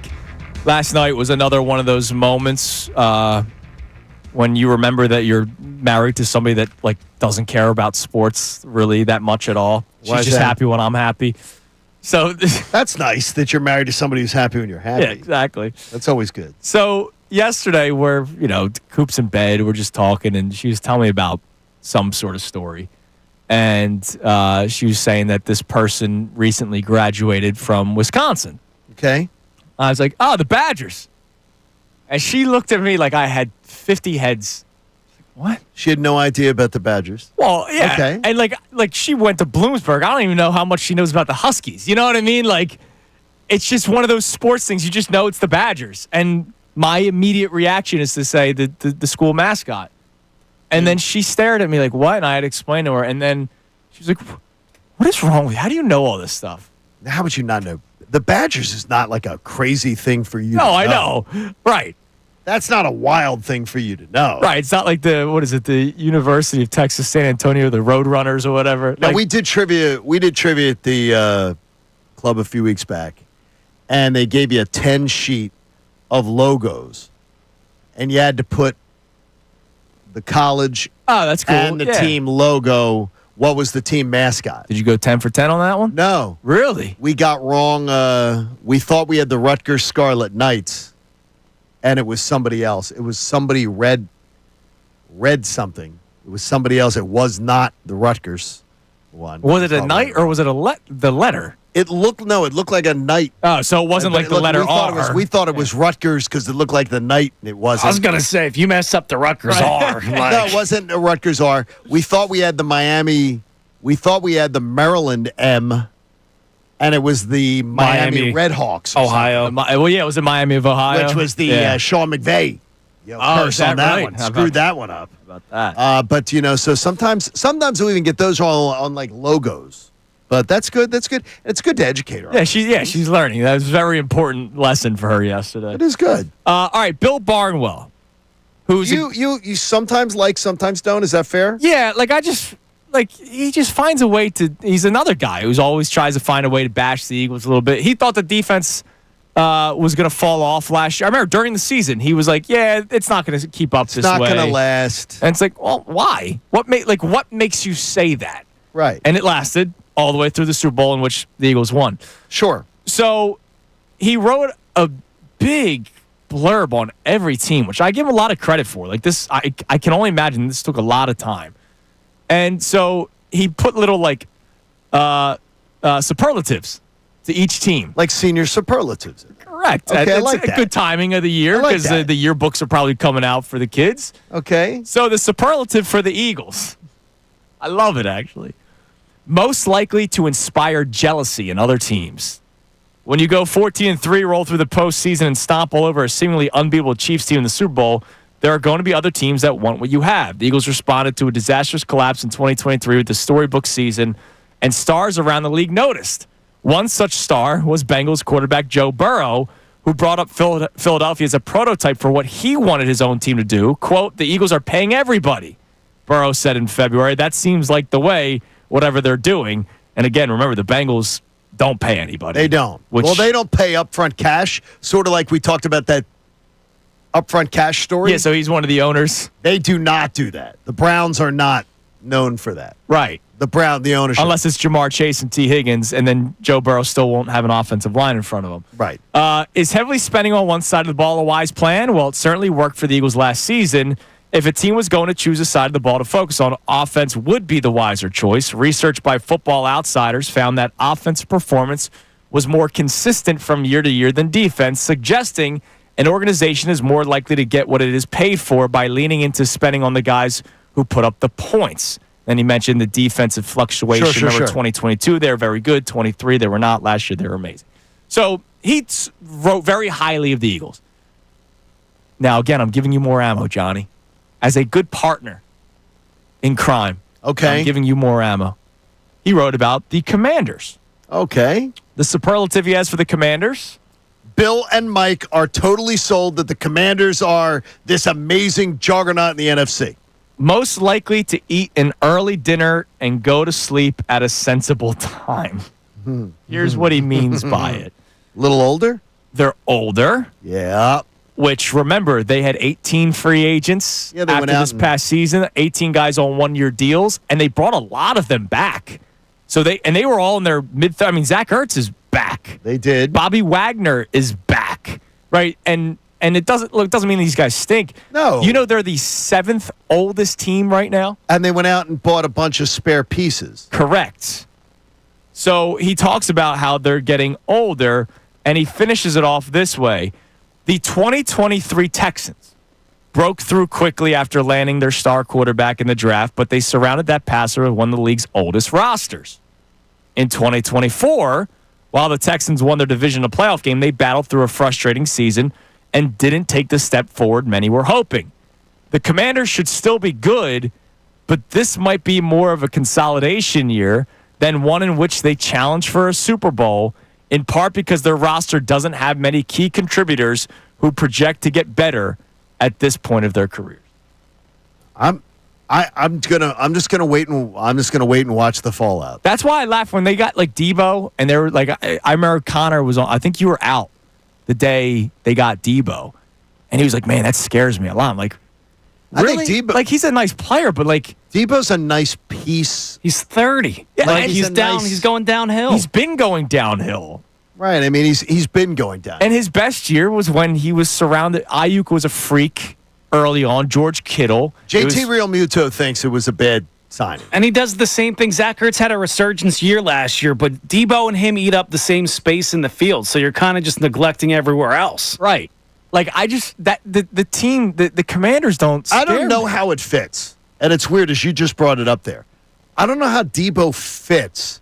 It's as if they just said, give us names. By the way, they signed an offensive lineman who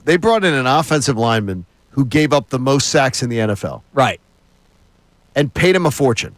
Yeah, they paid him. Yeah. And you brought in a guy that's at the top of the thing. I don't think gas mask, though. No gas mask. So, I don't know. That was an iconic moment. Poor Laremy Tunsil. I don't know. Yeah, I mean, look, Jaden Daniels going to be good. I got to see him in year 2. To the point of CJ, he brings up CJ Stroud and the Texans. It wasn't just that they surround him with an old roster. Stroud himself, there was tape on him. And there's going to be tape on Jaden Daniels. Look at his throw charts. I've brought this up a couple of times. A lot of underneath stuff. Like, teams will recognize that. And obviously the underneath stuff is because of his ability to run as well. And so that guys have to be cognizant of that. But I don't know, man. The Commanders don't scream scary team to me. Nope.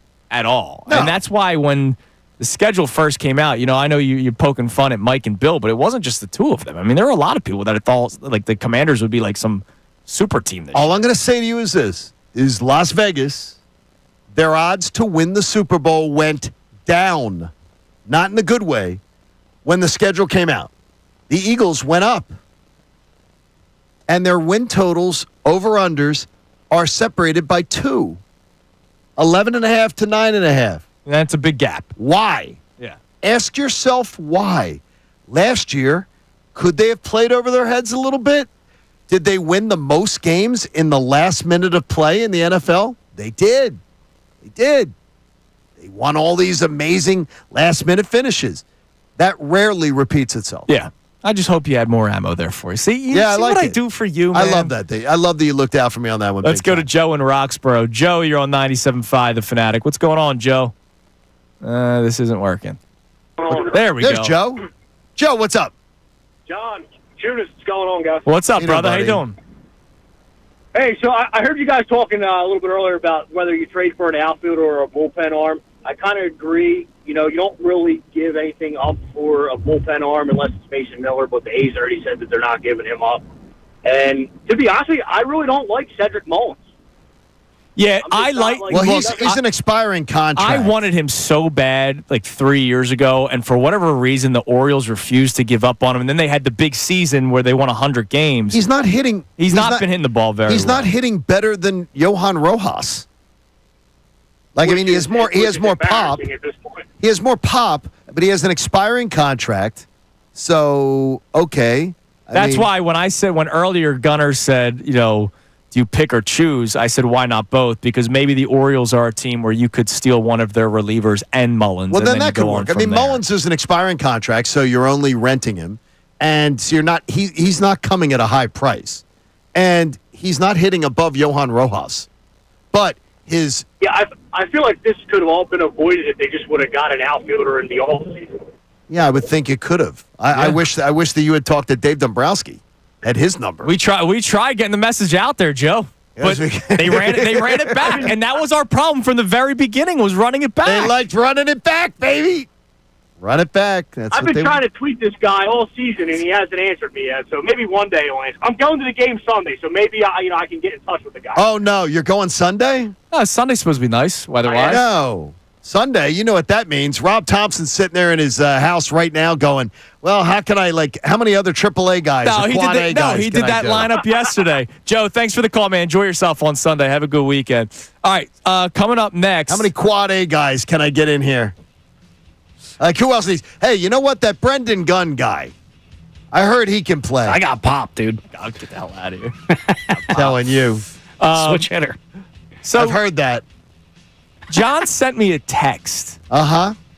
Let me read it exactly. Hold on. Read it exactly just about this thing. Here it is. Dude, you are so handsome. I'm so I'm I didn't sorry. say that. Wrong one. Step aside Kevin Hart. We had another fraud Philadelphia guy exposed last night in the celebrity world. I think I know who you're going with. And by the way, a celebrity that I know was in attendance and was sitting behind this celebrity. Interesting. And So I can just hopefully tell you you, have more- how about it was like this? Go Knicks. Go Knicks. Interesting. Fake Philadelphia fan. Go Knicks. That was your Yeah. Cats fan. We'll discuss this next. It's Kincade Salciunas, 97.5 The Fanatic. Mike Missanelli. If there's something that's going to prevent me from getting to the World Series. Yeah, yeah, yeah, yeah.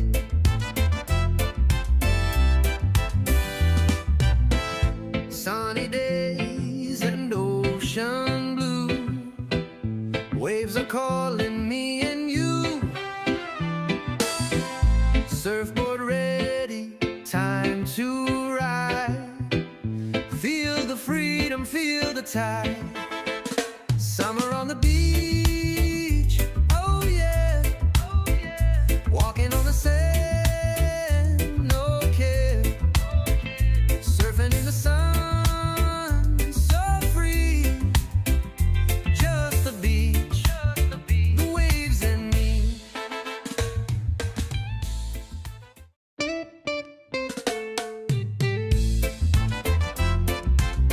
Yeah, yeah, yeah, yeah.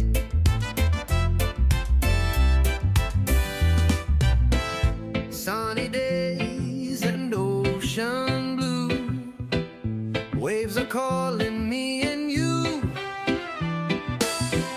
Surfboard ready, time to ride. Feel the freedom, feel the tide. Summer on the beach, oh yeah, oh yeah. Walking on the sand, no care. Surfing in the sun, so free. Just the beach,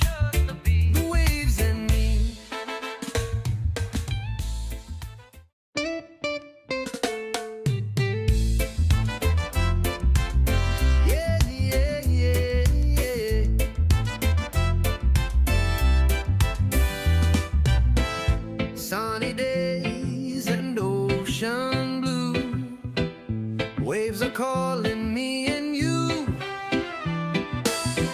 Surfboard ready, time to ride. Feel the freedom, feel the tide. Summer on the beach, oh yeah.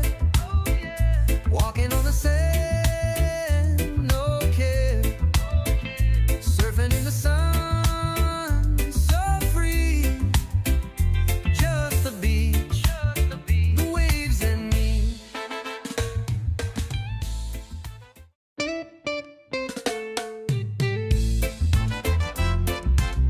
Yeah, yeah, yeah, yeah.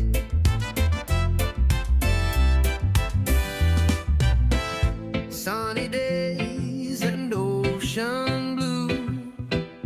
Waves are calling me and you. Surfboard ready, time to ride. Feel the freedom, feel the tide. Summer on the beach, oh yeah. Walking on the sand, no care. Surfing in the sun, so free. Just the beach, the waves and me.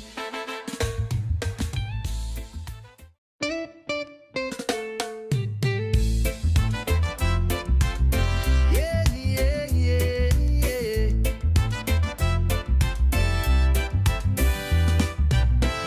Sunny days and ocean blue. Waves are calling me and you.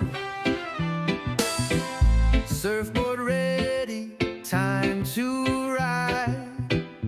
Feel the freedom, feel the tide. Summer on the beach, oh yeah. Walking on the sand, no care. Surfing in the sun, so free. Just the beach, the waves and me.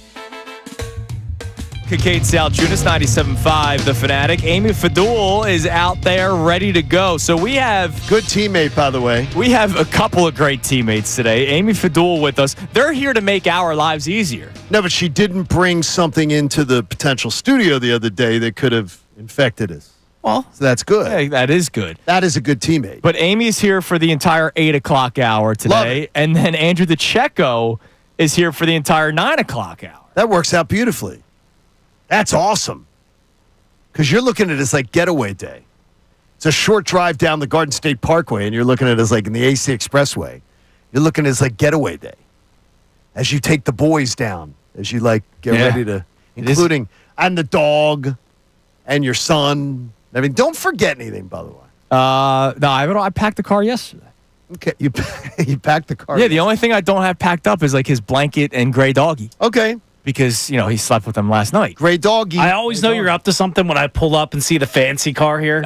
There you go. Yeah, it's funny. Exactly. But I drive my 2013 Honda Civic, 136,000 miles. Which honestly looks like it comes right off the set of The Wire. And then today I drive my wife's car, and it's the 2024 Like souped up. Kia, That was nice. Kia You pulled up- Telluride. You pulled up this morning, and I looked at you side-eyed. I'm like, what's going on? I feel out of place because my first car was a 2002 Toyota Tundra that literally had rusted holes in it, and now my Honda Civic, and here's Christy with the beautiful car. I'm just It like, looks gorgeous. Yeah. Well, it deserves it, too. By the way, one little tip. If you're a guy or a girl out there who has never been to Vegas, this is a summer to do it. There is a hotel in Old Town Vegas called the Plaza. Now, I'm not talking about one of the gorgeous, tricked out Vegas hotels. But if you're looking for a hotel that'll give you a clean bed, a shower, and a place to crash, and you can have a great party spot in Old Town Vegas, the Plaza is a nice spot. okay. They have their $125 plus tax offer going on right now a night. What's that? Okay, this is a great deal. It's $125 a head per night. You get breakfast, free. You get dinner, free. You get bottomless drinks at the casino's Omaha bar and the Sportsbook bar during your stay. Are they feeding you moldy food? This is a great deal. The restaurants that are included is the Hash House at Go-Go, which is a great, 24-hour, breakfast spot. Yeah. The Fresh Mexican Grill, Pop-Up Pizza, and the Coffee Bar. So, places where you can get good food. $125. You get the hotel room, you get your breakfast and your dinner, and you get vouchers. So, you get a voucher. I think John's going to all of a sudden be gone next week. He's going to be in Vegas. That's through the end of August. That's good work. So if you were going for 3 nights, you're talking about $375. You're getting your hotel. There's no other fees above that. They're not throwing in resort fees, parking fees, anything like that. You don't need parking, by the way. Take a cab from the airport. The Plaza's summer deal runs through thing. It's awesome. Oh. And so if you've never been to Vegas, this is the time to go. And you and your friends, a bunch of guys who've never gone to Vegas, this is the trip. Because listen, if you went for 2 nights, it's $250 a head. And you're eating and you're drinking for free. That's pretty awesome. Just bring your gambling money. Okay. So somebody's upset with you on Twitter. Why? What's wrong? Apparently you're in your feelings. Why? Why am I in my feelings? Because we're about to talk about Miles Teller. Oh, Miles? Oh, you mean Miles, big Philly fan? Big Philly fan? He was at the Knicks game last night. Front row. And which I have no problem with. That's good. No, we should go. You have all the money in the world. You got all the money in the world. You want to go to a game? This series has been theater. Would you or I turn down that seat? Absolutely not. Absolutely we wouldn't. Would you or I cheer for the Knicks? No. No. Brandon Gunn? Well, as a fake Villanova person? He would cheer for 3 people. I like the name on the back of the jersey. What do you always say? You root for the team on the front, but in this case, the back. You might be the wrong person to ask this of. A friend of ours was at the game last night. Kelly Giddish. She's one of the stars. She used to be our neighbor in Atlanta. She grew up in our neighborhood. She's one of the stars of Law & Order SVU. She was there with Mariska Hargitay, courtside right behind them. How about that? Here's Miles Teller. I don't think I'm going to New York for a game. No. When the Knicks did well, Miles Teller was clapping. Maybe he had action. And here's what I'm saying. Maybe he's filming a movie. No, he wasn't filming a movie. They were there on front row to be seen. He was hanging out with Chalamet. None of us. Chalamet? Who is that guy? Timothy Chalamet. Who is that guy? He's the latest. Willy Wonka. He's the latest in the Kardashian dishwasher of men. That is, but bottom line is I see that guy all over my damn Twitter feed. I have no idea who he is. He's Paul Zacchaeus or whatnot from Dune. He's a great actor. Okay. I only know Olamide Zacchaeus. Great actor. I don't know Paul Zacchaeus or whatever the hell. I don't know his name either. Bottom line is this. Would I sit on front row? Would I take those seats? Hell yeah, you would. In a second I would. Would I be cheering if I'm a big Philly guy? Would I be cheering? So you're telling me in your 20 years in Atlanta, you never went to a Braves game or anything? And was cheering for the Braves? No. And were rooting for your home station? They can tell you that I didn't. They can tell you how much of an annoyance it was to the fan base. And you can ask Frank Core. You can ask the management of the Braves how much it pissed them off. How much my phone covers and things like that. Not that you were rooting for the team, but rooting for yourself. What do you mean rooting for myself? Like if you're on the home of the Braves, you kind of... No, I'm not sitting there going, you didn't see me do the chop. You didn't see me wear Brave stuff. Now, look, I've seen he pictures. came to the game. No, you didn't. You and Blooper? No, you haven't. I got Blooper hang out? And Blooper can't stand me. Bottom line is this. You don't clap when the Knicks are doing well. Sorry. Yeah. You don't. If you're a big Sixers fan, big Philly guy, you go to the game and you enjoy the event. You maybe clap for the anthem. You're not cheering at all when the Knicks I don't understand why somebody took exception with you for that opinion. I agree with you. Go to the game and have a great time. Go have a great time. Enjoy the theater of it. Yeah. But if you're clapping when the Knicks are doing well, dude, you must be a big Sixers fan, big Philly guy. Well, we don't know about the Sixers fan. Well, we know he's a Phillies fan. We don't know his basketball league. So he might be one of those I'm a Sixers fan. I'm a Phillies fan, and then I'm a Lakers fan, and then it might be. I'm a Knicks fan. Could be. Yeah, it could be. You never know know what I think of those fans, and I know what you think of them too. I know what you think of them too, so don't waddle on me. So you think he's a fraud? Sort of seems it. Sort of seems it on that one. I didn't see any video of him clapping. There's clapping. But you clapping have at the game. Oh, by the way, the press people in New York saw it too. How about that? Clapping. Look, clapping when Knicks did stuff well. All right, coming up next, Amy Fadul with us How for you the doing? entire 8 o'clock hour. She joins us. Next, it is Kincade Salciunas, 97.5, The Fanatic. Fanatic Sports Update. The Phils win another series. I'm Brendan Gunn with your Fanatic Sports Update. The Phillies split their doubleheader yesterday against the Braves after being rained out on Wednesday. In the first game, the Phils came away with a 5-4 win. Christopher Sanchez got the start in that one. He went 5 2/3 innings, struck out 5, allowed 2 runs on 7 hits. At the plate, Rafael Marchand came through with 3 RBI, and Kyle Schwarber belted his 19th home run of the season. In the second game, things didn't exactly go the Phillies' way. They lost 9-3. Zach Wheeler got the start in that one, but he did not look like his normal self. He went 5 1/3 innings, struck out 6, allowed 6 runs on 4 hits, and walked 4 batters. The Phils welcome in the Milwaukee Brewers for a weekend series starting tonight. Taijuan Walker's on the mound for Game 1. First pitch is tonight at 6:45. The Eagles take the practice field again today for OTAs after an off day yesterday. One guy that's been put to work so far at OTAs is Cooper DeJean, who's being used at multiple positions. The second-year cornerback spoke about that on Wednesday. Just doing wherever they need me to be. That's what I'll do. Right now I've been trying outside and inside, but it's definitely a tall task. Yeah, no doubt. We'll continue to keep you updated on all things OTAs right here on The Fanatic. This update was brought to you by WhatsApp. On WhatsApp, your personal messages stay private because your personal messages are yours. No one else can see or hear them, not even WhatsApp. WhatsApp, message privately with everyone. I'm Brendan Gunn on the helm of the NBA playoffs, 97.5 The Fanatic and 97.5thefanatic.com. Bill Colarulo.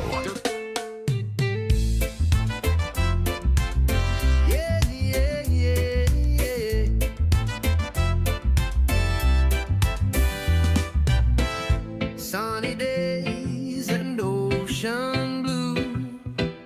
Waves are calling me and you. Surfboard ready, time to ride. Feel the freedom, feel the tide. Summer on the beach, oh yeah, oh yeah. Walking on the sand, no care. Surfing in the sun.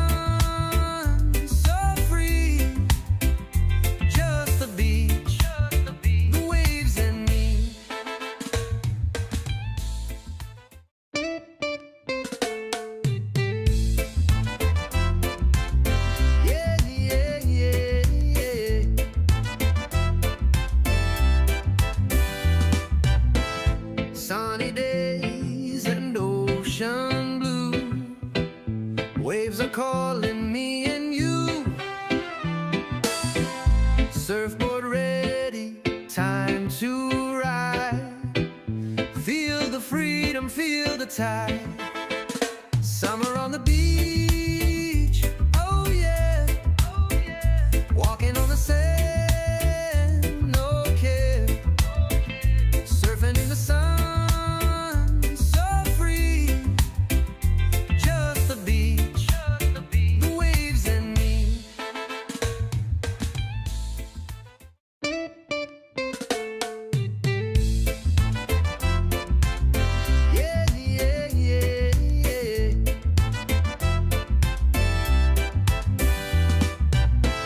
Sunny days and ocean blue.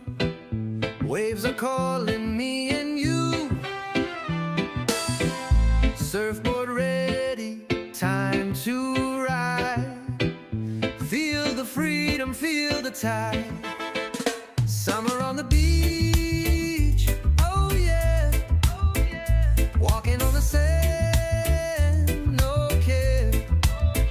Surfing in the sun.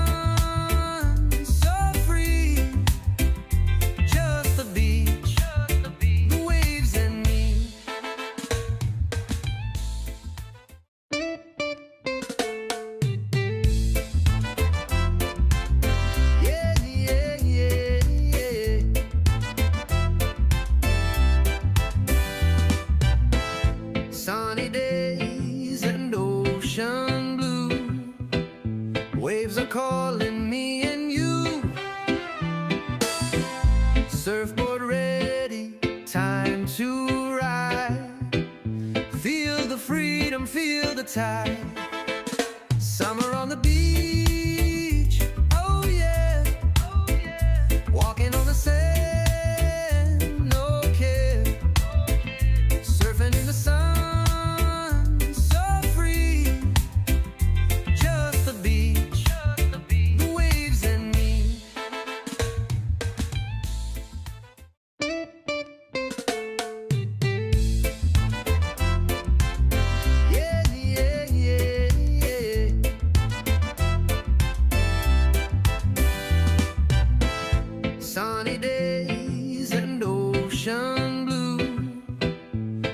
are calling me and you. Surfboard ready, time to ride. Feel the freedom, feel the tide. Summer on the beach, oh yeah. Walking on the sand, no care. Surfing in the sun, so free. Cyril Kincade Salciunas, 97.5 The Fanatic. You're listening to 97.5 The Fanatic, WPEN HD1, Burlington, Philadelphia, a Beasley Media Group station, broadcasting live from the Comcast Business Studio, powering possibilities. John, you and I are done for the rest of the day. Because now... Wait a minute. It's the takeover. Amy Fadul takes over for the 8 o'clock hour. Andrew Pacheco takes over for the 9 o'clock Wait a hour. minute, is Jimmy Lynam coming in? Did I not know this? Yeah, let's just call NBC Philly to come over and take care of business. Did Amy know that she's supposed to supply all the content? Absolutely. We'll have Mark Jackson drive over in his Tesla, and we'll talk about How that. does Mark fit in a Tesla? The Teslas are Does surprisingly... he have the big? Does he have the big one? No, he's just got the regular old... No, Teslas are big. I It's not can't the- imagine it's Mark. it's like the SUV before they came out with the truck. Oh, okay. Do you know what I mean? Because I'm thinking we have a Not bunch. the Tesla, like... the Cybertruck or whatever. Not the Cybertruck. Not the No, Cybertruck, he's had- okay. He's had this thing for years. Yeah. Years Because we and have a years and bunch of years. neighbors that have the smaller one, No, like and the I S, can't whatever it imagine is. Mark folding himself It's the- into it was the original like SUV looking one. Okay. He's had the thing for Okay, a while. and all of a sudden it's a problem to have one. It's wild. I just would have killed to see the guy's face. Yeah. telling you, I really hope he did urinate himself. it's unbelievable. Oh no, Mark didn't fib about that. Oh, amazing. nice. I love that. And he said there's video and pictures, so that would be good. great to see. TMZ, Yeah, where are you share at? them. Where are you at, TMZ? Amy, so welcome in. It's been a fun show talking about the Phillies, who took 2 of 3 against the Bravos, but with great fun also comes great fear. Not quoting Spider-Man there. That's definitely You're quoting Spider-Man? not quoting no, that was like Spider-Man. a paraphrasing. Oh. So Dave Dombrowski was on John Heyman's podcast earlier this week, and I want to play it for you because I also know we have a new audience as we've reached the 8 o'clock hour here in a minute. And one of my biggest issues with Dave Dombrowski last year was being complacent. Like, the team was very good last year. Nobody was denying that. Sure. But you can always get better. And that's every sport. Football, hockey, basketball. If you believe that you have a title window that year, what do teams do every single year at the deadline? They add. You get better. They improve. And last year, Austin Hayes was like their only move of note. Amy makes the I face. hated the trade to begin with because I didn't like that It they was a parted. confusing trade because remember Dave Dombrowski came out and said he's our everyday left fielder. He, at the very first press conference. And then he became a platoon player a week And later. within like hours, the manager said like, "Yeah, we're going to try him out for 10 days." Yeah. Yeah. We're like, "Wait." And then The I disconnect. know Sir Anthony was struggling last year, but as my witness, John, like I hated that they used him as part of the trade. Like, right. You didn't like it. I thought it was from a the bad beginning. move all Yeah, the all bullpen the way did not around. need any departures. No, and you moved on from one of your better arms, even though statistically it wasn't having a great year. I get it, but you moved on from one of your better arms for a guy that was a platoon player from the very beginning. I know he had the kidney issue, and I'm sorry that happened to him, but that wasn't a win now move. Like it was weird to me. And so Dombrowski earlier this week, take a listen to what he was saying about this Phillies team and how the improvements may be internal. I don't feel like our offense is really gelled 100% by any means. And yet we're still among the league leaders in many categories. It's interesting. I just think it points to how much offense is down throughout the game. So I think for us, a lot of it, I think, just becomes an internal improvement for us because I think Schwarber has been the one guy that has been hot from beginning to now. The numbers he's put up has been fantastic. We have a lot of guys that are doing fine. Turner's been doing a lot better recently. Harper, despite saying, okay, he's not really Bryce as you anticipated, he's on the pace to driving 100 runs right now, too. So I think a lot of it comes from the internal. Bohm doing a little bit better. Stott doing a little bit better. JT doing better. Castellanos, Marsh, Kepler. So a lot of those guys need to kind of pick it up a little bit for us. And then we'll just continue to evaluate what takes place as far as what additions we may need to make. But we don't have a glaring hole there, but we just need a lot of improvements by the individuals. So they ran it back, right? We all agree that it's like the same team as last year. They ran it back. Kepler's the only. Yeah, Kepler's the only new guy, and they needed a right-handed bat, and they got a left-handed bat that his prime was 6 years ago, much like Paul George. Please do not. That's not. It's too early for Paul George talk. Remind me. No, that's like PTSD. Yeah, sorry. I'm sorry. She just got done 82 and games. You're just here. You're 5 minutes just in. walked in. And Paul got done 80. Got like 40. Podcast piece Seriously. back. Remind me, what happened to the Phillies last year? Didn't they lost in the first round of the playoffs to the Mets, down right? to the Mets. Yeah. And Dave Did Dombrowski not score any runs. Did not score any runs. God, it was terrible. Dave Dombrowski said we don't have any glaring holes. Yeah, I hear what he's saying on its face, right? Everybody is doing a little bit better. JT Realmuto is not doing any better, though. I mean, the guy's all the way down. I don't the know lineup. where he's coming up with that. That he's doing better. I mean, I don't. Maybe he feels like he's going to. He's going to manifest it. I get what he's saying as far as it does need. Those guys do need to step up, but that doesn't mean that you still can't be out there looking for some real, actual, like, offensive help. The only person that has really been consistent, he pointed out, is Kyle Schwarber. Let's be honest. And he's right there. Bryce Harper's Bryce Harper.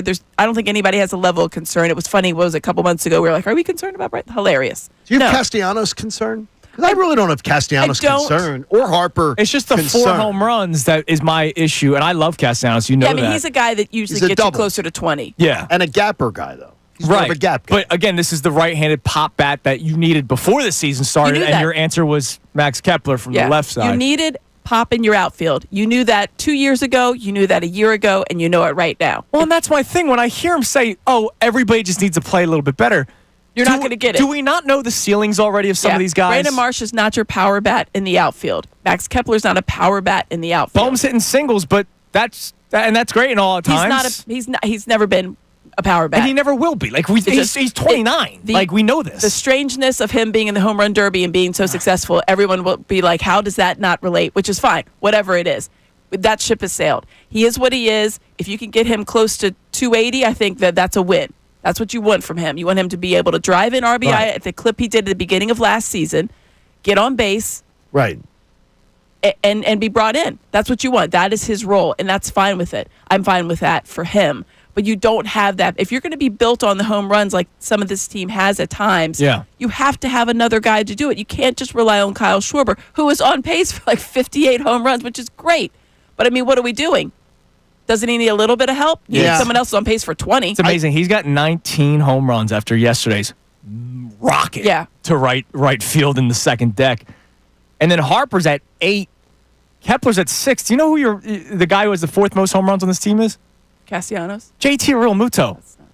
That's terrible. With 5, which isn't a lot. Yeah, but like Cassie is 4. Like they don't have this pop. So you need that. I'm not accusing him of being complacent, but he sure sounds it. That clip scares me. He sure sounds it. We're pretty good where we're at, and if it's like the same mentality as last year where we thought we were so close and we just needed a little teeny tweak. Last year showed you that you did not need a little teeny tweak. You needed something pretty big. You needed a big move, whether it was a bat. And there's no doubt in my mind that they are looking for help in the bullpen. I don't think there's any doubt. That's a lock. That's a lock. Probably multiple arms. They do have guys on the farm that they can decide what to do. We all know that. There is help on the way, I think, in that front. But the problem is you're not going to give this team the lead if you don't have anybody else that can help pick up the offense.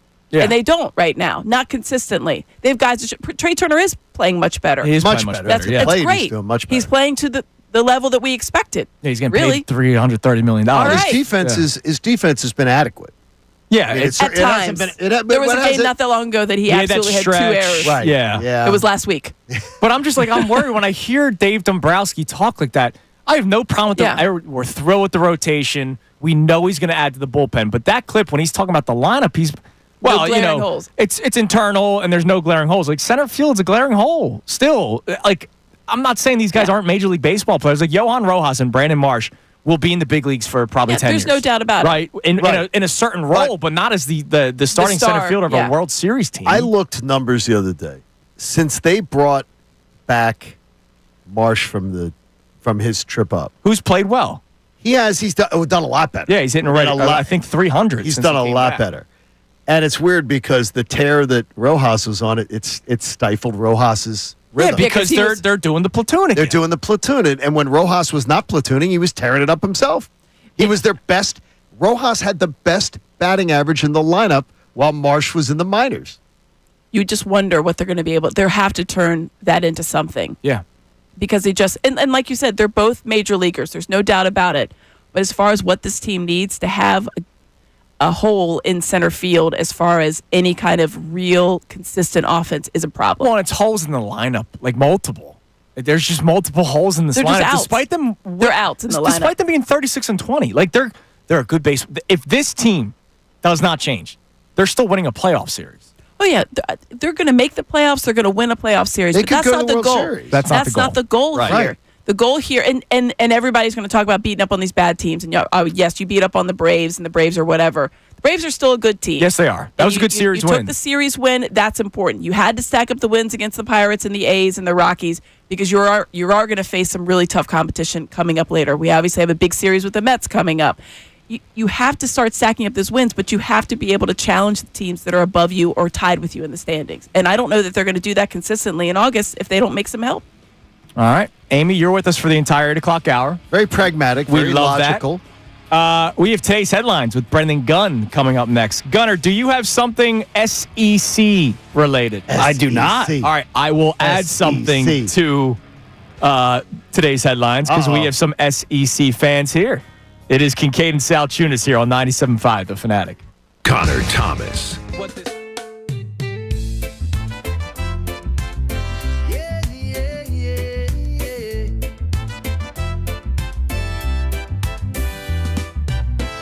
Sunny days and ocean blue. Waves are calling me and you. Surfboard ready, time to ride. Feel the freedom, feel the tide. Summer on the beach, oh yeah, oh yeah. Walking on the sand, no care. Surfing in the sun, so free. Just the beach, the waves and me.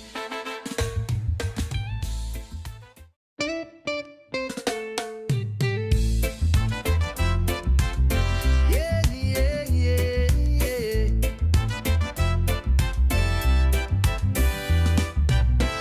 Sunny days and ocean blue. Waves are calling me and you. Surfboard ready, time to ride. Feel the freedom, feel the tide. Summer on the beach, oh yeah, oh yeah. Walking on the sand, no care. Surfing in the sun, so free. Just the beach, the waves and me.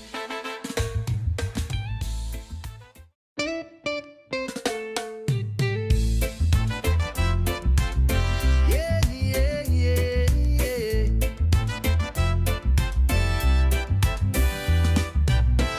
Sunny days and ocean blue. Waves are calling me and you. Surfboard ready, time to ride. Feel the freedom, feel the tide.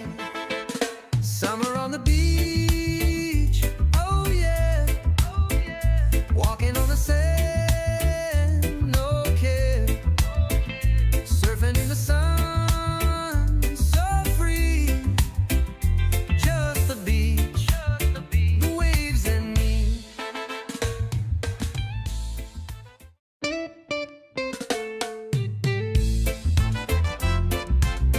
Yeah, yeah, yeah, yeah.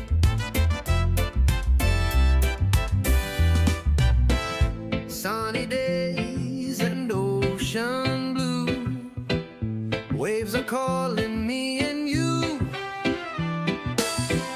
Surfboard ready, time to ride. Feel the freedom, feel the tide. Summer on the beach, oh yeah, oh yeah. Walking on the sand.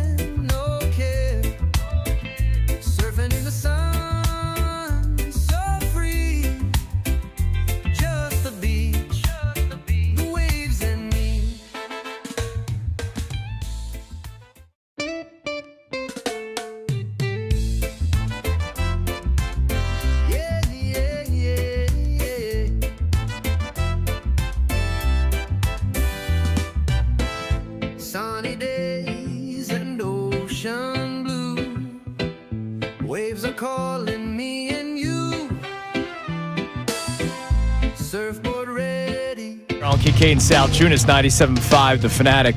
Before we get to today's headlines with Brendan Gunn, Amy Fadul joining us for the entire 8 o'clock hour. Nate and Haley put out, one of our questions on social media about whether or not this Phillies lineup can win the World Series, which is sort of what we were talking about last segment because of what Dave Dombrowski had to say. And Tyler Fisher responded with, the answer is obviously yes. Of course it is. And then said, but here's what they need to do. Wait. The answer is yes, but no. Bats must get hot with timely home runs. Okay. Need quality at bats from the outfielders. Put the damn ball in play in October. Strom has to turn it around. Romano has to stay consistent. You need a replacement arm for Alvarado. So the answer is obviously yes, but here's things that need to happen. So We need to add this, and this, and everybody else has to step their game up by 100 points. So in other words, no. On their batting and average. that's the point Your of the answer question. is. So in other words, your answer is no. Like you need to replace things as currently constituted. And that's no. fine. I get it. You can be okay-ish with what Dave Dombrowski said, but you need him to take it further. He does. What he's saying is true. You do need everybody else to step up. Yes. But to not acknowledge the fact that there are some deficiencies in the offense. What are you expecting out of Max Kepler? That's the thing. I know he had that hot week. 240. That would be there you go, 240. Yeah. 70 RBI. I He's don't know hitting what. 226, and he's got 6 home runs, and I think 3 of them came in one week. I was hoping more like 245, 65 RBI. Yeah. I was Something thinking like that. 240 between 65 and 70 RBI. That's the expectation. Which, That's by what the I way, was the hoping. last time you got at least 65 RBIs out of Max Kepler was in 2023. Before that, at least 60 RBI, 2019. He is who he is. That's my thing. These guys have hit their ceilings. We know who these players are. I don't know. At least I think I do. I've heard CT18 Yeah. in afternoons. He was thinking He's all Keplered up. The Kepler resurgence was coming. Yeah, 6 years later. All right, time now for today's headlines with Brendan Gunn. Today's headlines with the one and only Brendan Gunn. What do we got, Gunner? First off, we got the sponsor. Hell yeah, we The did. one brought and to- only. Yes, the one and only Brendan Gunn, myself. And this one and only headline segment is brought to us by the one and only Lundy Law. For over 70 years, Lundy Law has been fighting for injured people. If you need them, remember the name Lundy Law. Your injury lawyers, visit lundylaw.com. That's lundylaw.com. And yesterday, we got into a conversation about jinxes and Chunas not texting his father. Goat mouth. Back 15 years ago yesterday when Roy Halladay threw that perfect game.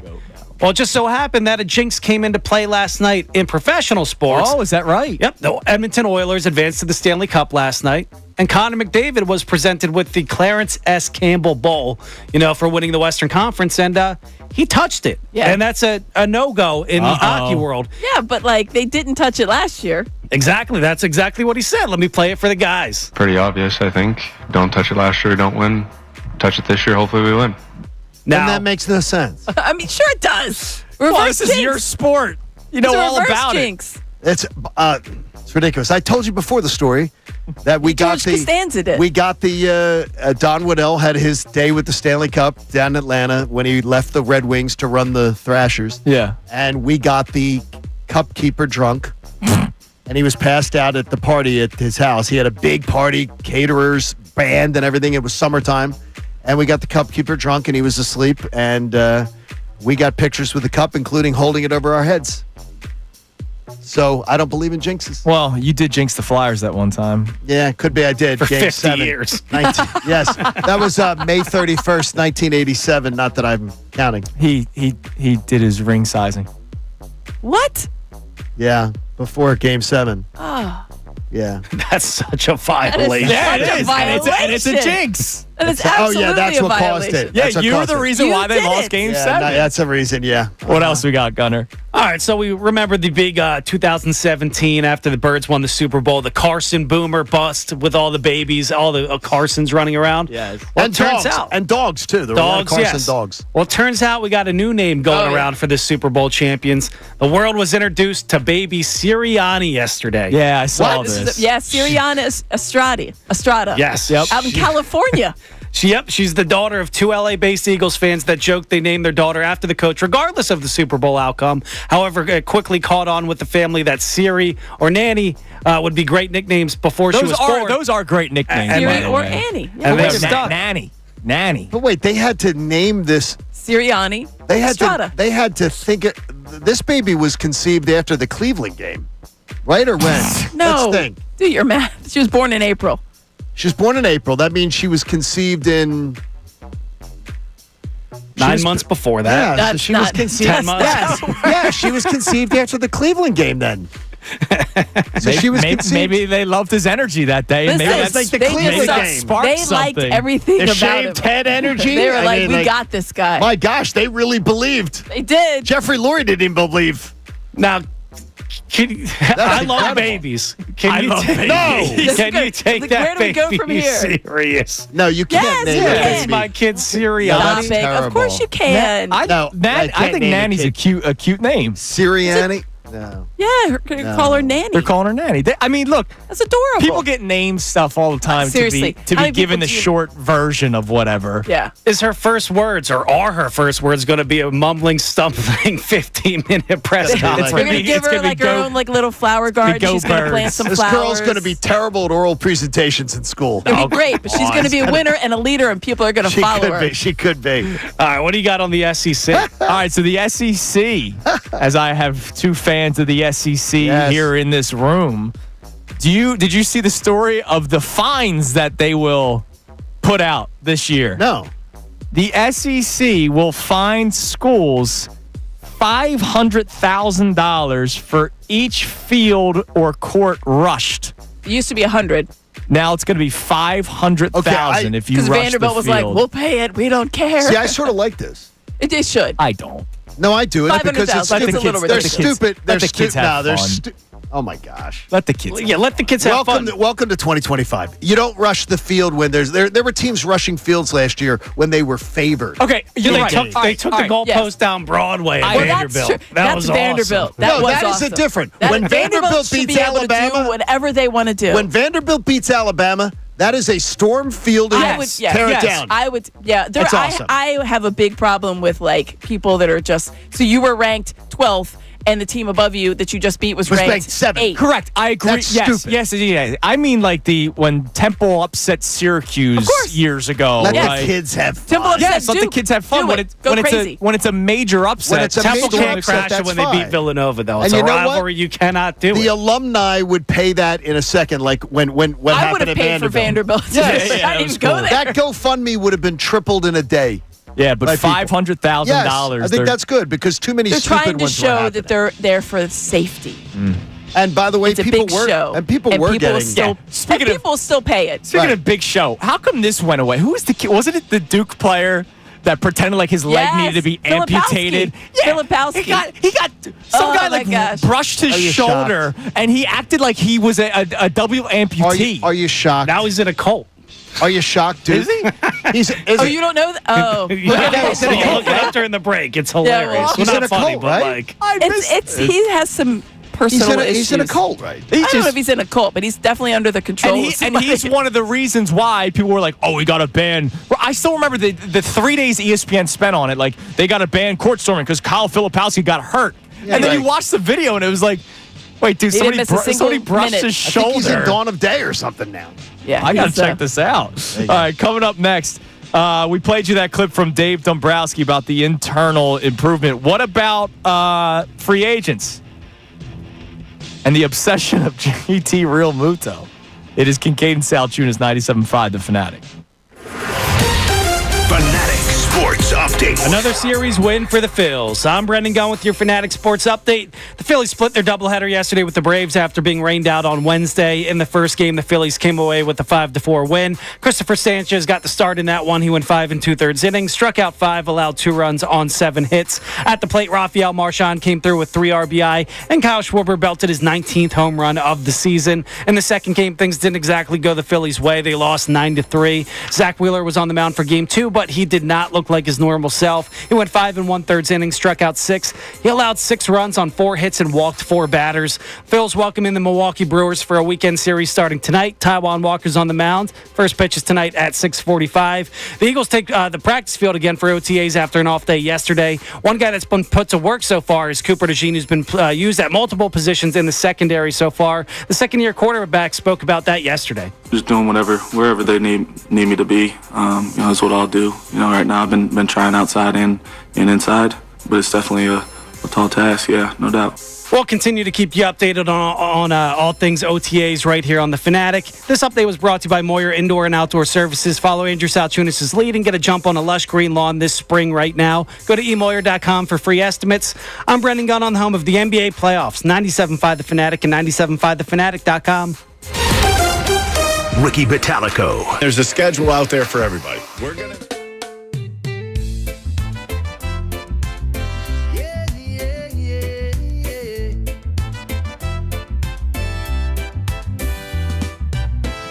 Sunny days and ocean blue. Waves are calling me and you. Surfboard ready, time to ride. Feel the freedom, feel the tide. Summer on the beach, oh yeah, oh yeah. Walking on the sand, no care. Surfing in the sun.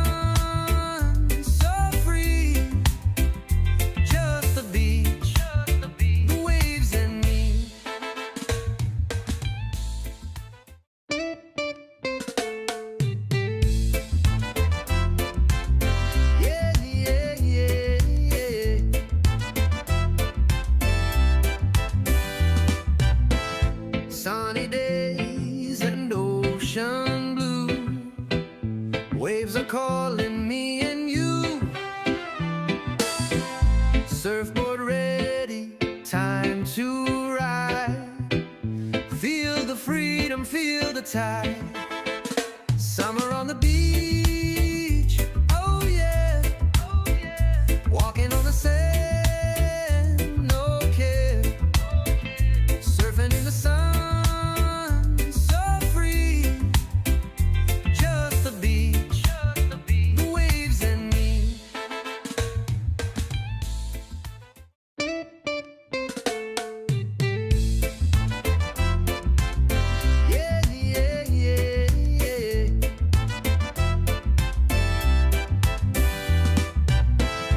Sunny days and ocean blue.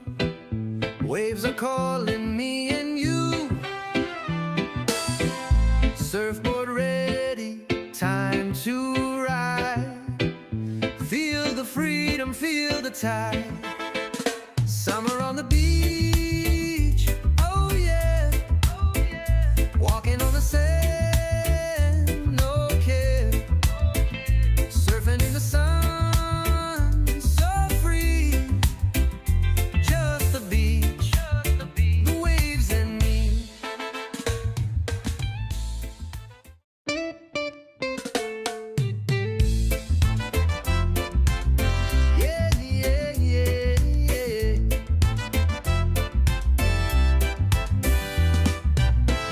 Sunny days and ocean blue.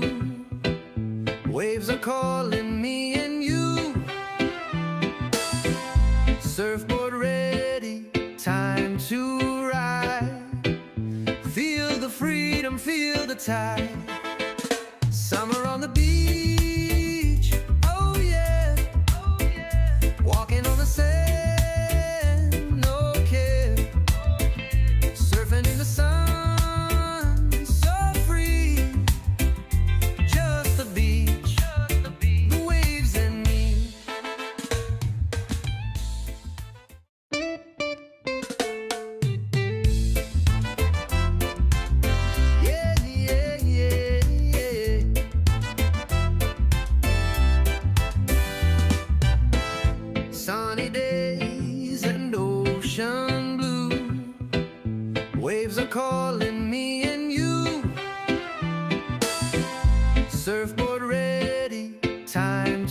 Live here on Kincade and Salciunas, 97.5 The Fanatic.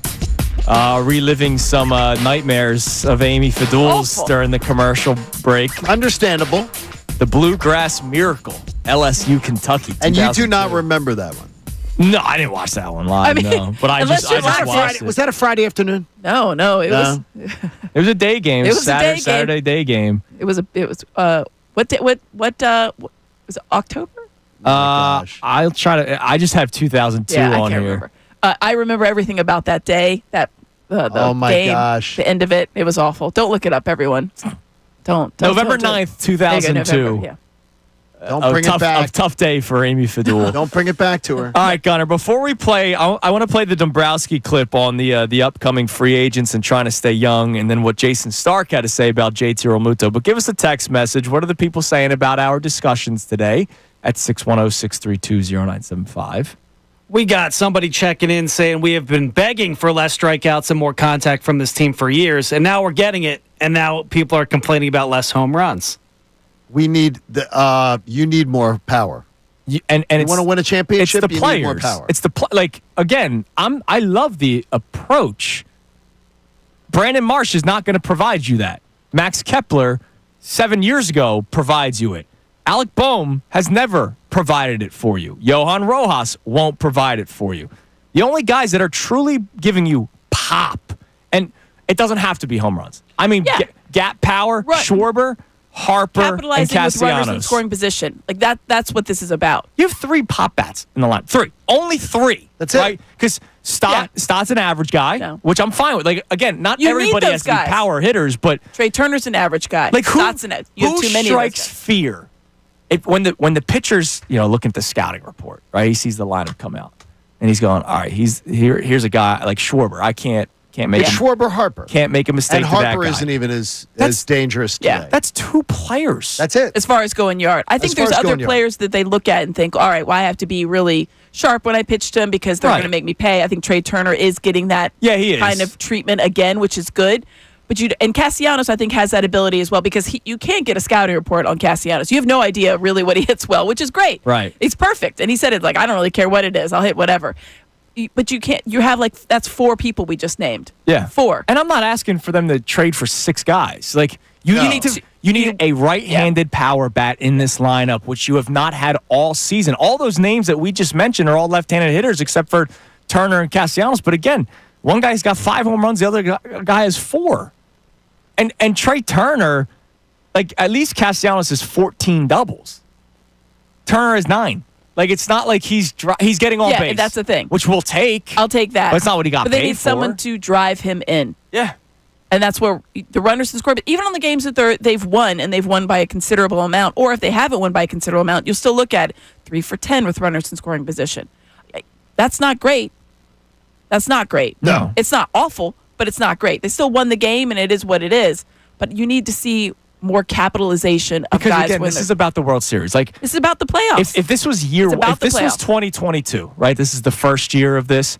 We're thrilled right now. We're Right. celebrating. We're This dancing is on not- our own. yeah. Blah blah. Not the first year. But we're not doing this anymore. It's not just about vibes anymore. It's about winning the damn World Series, and they need to improve this roster. So it's not also about this year. It's about years moving forward. We know that. And Dave Dombrowski, that's his job to keep a window open.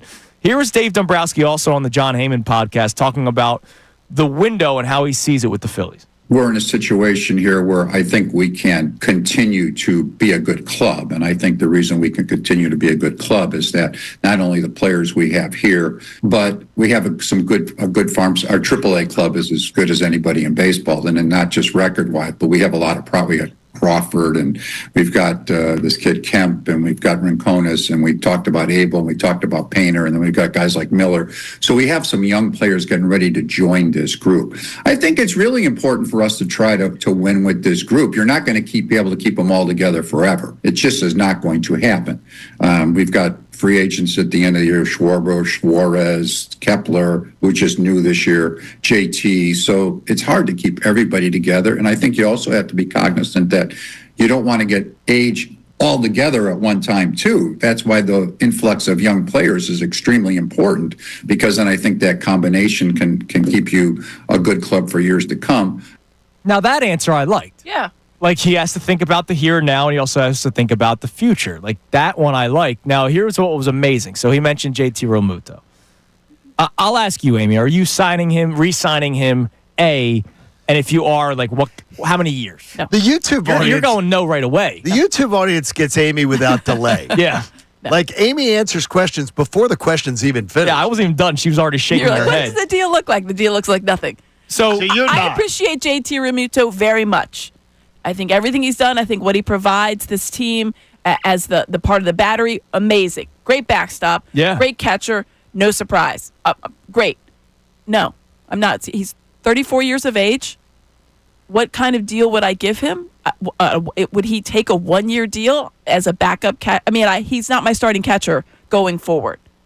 A 35-year-old See, catcher. I would still have him as my starter. Wow. I'm telling you, it's really just. He would still play 100. I would have him start like 100 games behind the dish. But again, you're not asking much offensively anymore. So you would sign him to a 1-year contract? Yeah. Now That would be the only thing I would do if it came to be. And I don't know that he would do that. Jason Stark yesterday was on with the afternoon show with Connor, and Andrew DeCecco was in for Ricky and Silvana.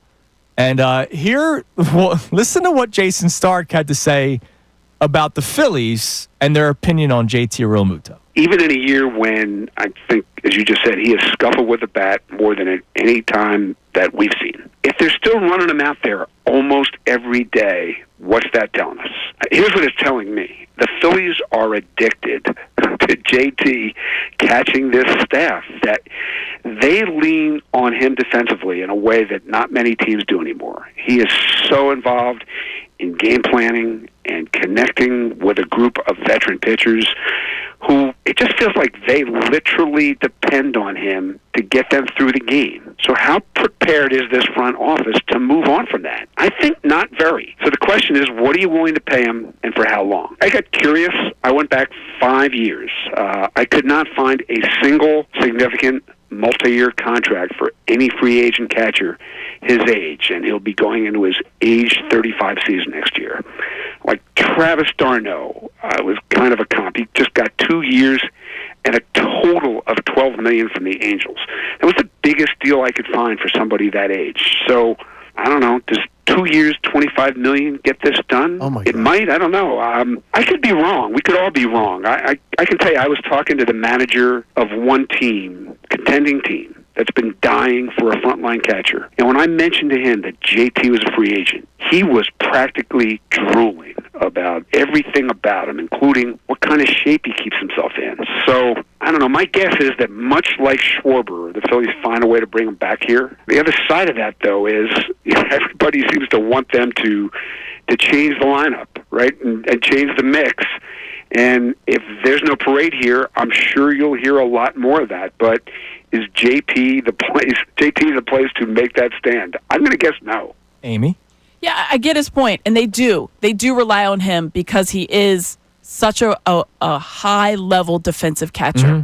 But when we're talking about what this team needs, and we're talking about holes in that lineup and guys that are outs, JT Realmuto, unfortunately, is one of those right now. So Jason has a great point. If there is no parade, the first thing you look at is like, okay, where can we make improvements? Yeah, we're going to run it back. Could you say that again. twice? Because it's probably a double play. But I could see them. I could see them wanting to have him around. Fine. 1 year deal. 2 years, 25 2 mil. years 25 is too much. I said earlier 2 years 20, maybe 2 years 18. 2 years. But the thing But is, then again, it just is. it just shows how much they value on. because I do think other teams will value him. I don't know that they'll value him in the way that the Phillies value him. That I can't know what another team, but clearly the Phillies really do value him, and the pitching staff does as well. We saw yesterday Rafael Marchand, pretty good catcher. Yeah, he's young. Yes, he's young. He is. He's showing an improvement curve. It's slow, but he's showing an improvement curve. Dave Dombrowski also said some good things about, like, yes, they do have a very good minor league system. It has taken them a long time to get back to where their minor league, the down on the farm supplies, have been replenished. They were gutted in the 2000s, like 2011 through it was real bad. 15. It got pretty bad. So there is some hope down there as far as getting some offense going. Wow. But Is that where you're just piecemealing it at this point? You're just hoping those guys come up at some point, and I don't know. I just feel like you can't tie your wagon to a 36-year-old catcher. They're going to be whose really offense old. is going downhill, like significantly. It's been going downhill. Scuffling. Man, but no, he says he's improving. I don't know what Dave's watching on that one. He's seeing better at bats. Yeah. Well, then, Defensively, he's amazing. Yeah, but can you have him out there for 100 games if he's batting 200? Don't All right, so. coming up next, we'll check our text messages. Also, something that happened a long, long time ago, and I know it, long, long time ago, that will never, ever happen again. Much like how you gave that stat for the Phillies the other day. 70 and 30. Did it happen in November of 2002? No, it did not. This actually happened. I'm okay with it. This happened in the 60s, Okay. so a long time ago. I just saw this for the first time in my life yesterday, and I can't wait to tell you guys about it coming up next. It's Kincade Salciunas. Amy with us for another segment here on 97.5 The Fanatic. Philadelphia.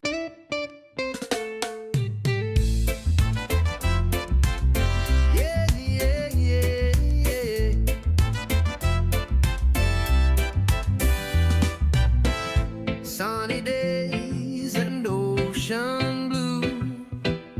Waves are calling me and you. Surfboard ready, time to ride. Feel the freedom, feel the tide. Summer on the beach, oh yeah, oh yeah. Walking on the sand, no care. Surfing in the sun, so free. Just the beach, the waves and me.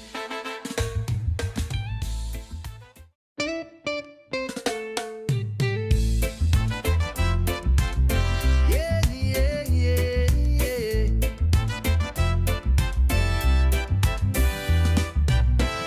Sunny days and ocean blue. Waves are calling me and you. Surfboard ready, time to ride. Feel the freedom, feel the tide. Summer on the beach, oh yeah, oh yeah. Walking on the sand, no care. Surfing in the sun, so free. Just the beach, the waves and me.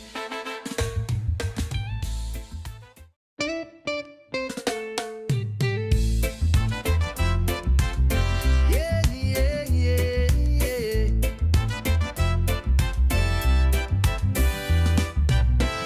Sunny days and ocean blue.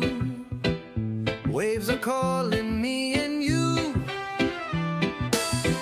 Surfboard ready, time to ride. Feel the freedom, feel the tide. Summer on the beach, oh yeah, oh yeah. Walking on the sand, no care. Surfing in the sun, so free. Just the beach, the waves and me.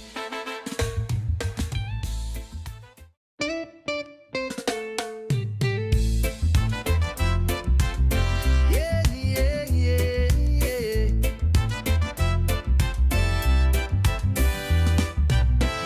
Sunny days and ocean blue. Waves are calling me and you. Surfboard ready, time to ride. Feel the freedom, feel the tide. Summer on the beach, oh yeah, oh yeah. Walking on the sand, no care. Surfing in the sun, so free. Just the beach, the waves and me.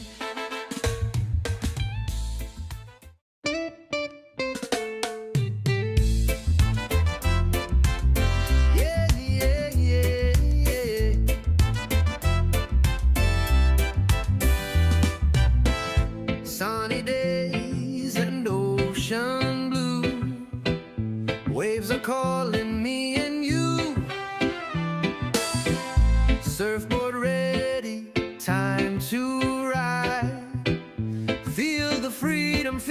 tide.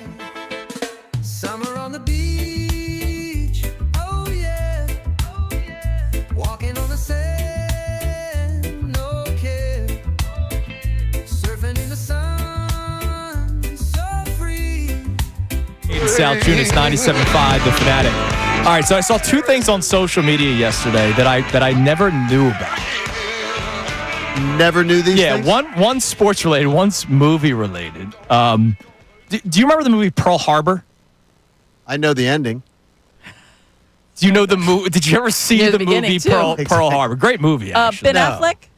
I did not see yes. the movie. Oh, you never saw the movie? Great movie. Ben Affleck's in it. Kate Beckinsale.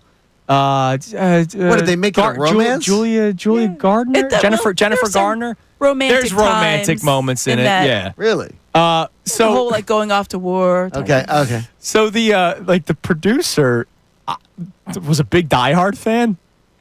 Is that true? I saw this. I saw this yesterday. There's no way this is true. He like CGI'd Die no way Hard, this is or true. whatever his name is in the Bruce movie. Willis. Bruce Willis and whatever his name I is saw in the this. movie. This is not true, is it? I don't know. I've seen it all over Wait a social minute. media. Yeah, that, I think you're getting that fooled. they CGI'd him like walking in the background. There's no way. Why would that be all over social media? Like, Because somebody got you to go viral with it? 100 different movie accounts have posted it. So that's one thing. Now here's another one.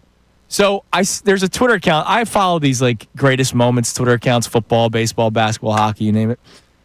That's why we're on. You wonder why we're on different algorithms? That's why we're on different algorithms.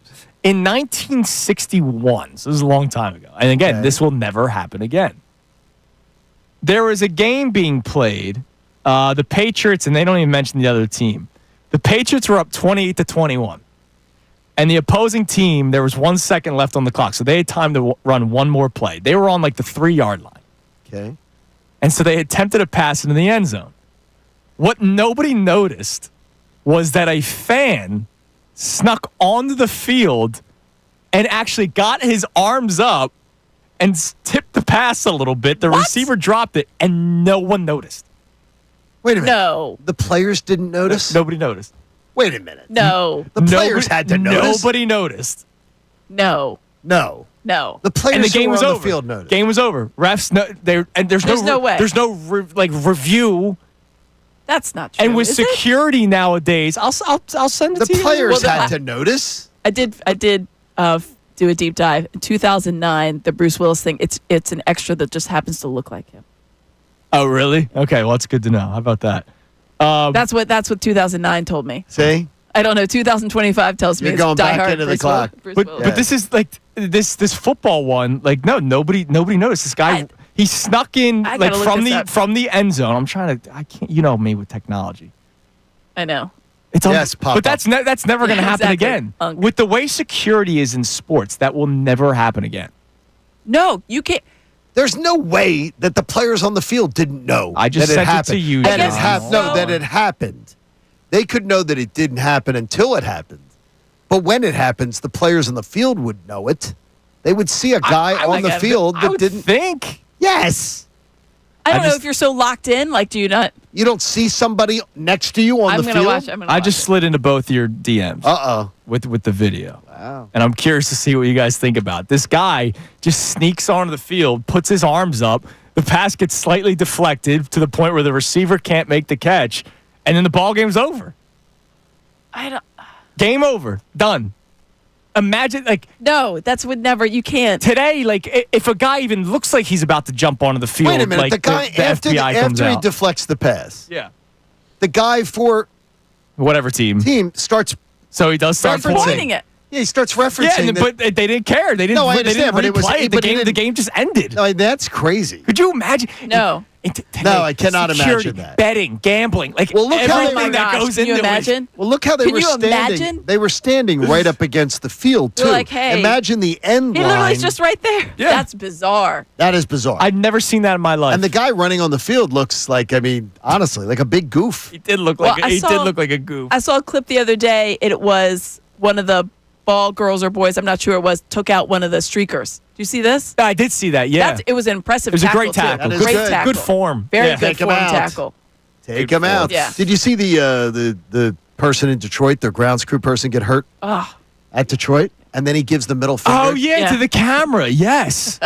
Because he saw the camera zooming in on him. Which I kind of appreciate because you knew that they were zooming in on you because you're the one that fell. Yeah. And he gives the middle To finger. like make fun of you. I don't blame the guy for It's like when the tarp guy gets rolled up. You work for the team, and it's on the Jumbotron. I mean. Yeah, and he's don't zoom in on me, embarrassed. Don't zoom in on me. I know I felt it. It's like when the tarp guy gets rolled up on. I'm like, you just stay in that tarp forever, sir. Do not come out. I don't come out of the tarp. I don't blame the guy for flipping. Wow. Speaking of, the Phillies have a ground crew guy. Okay. Amy, John, you're on the field too. There's a guy on the Phillies ground crew that looks just like Aaron Nola. Like, spitting image of him.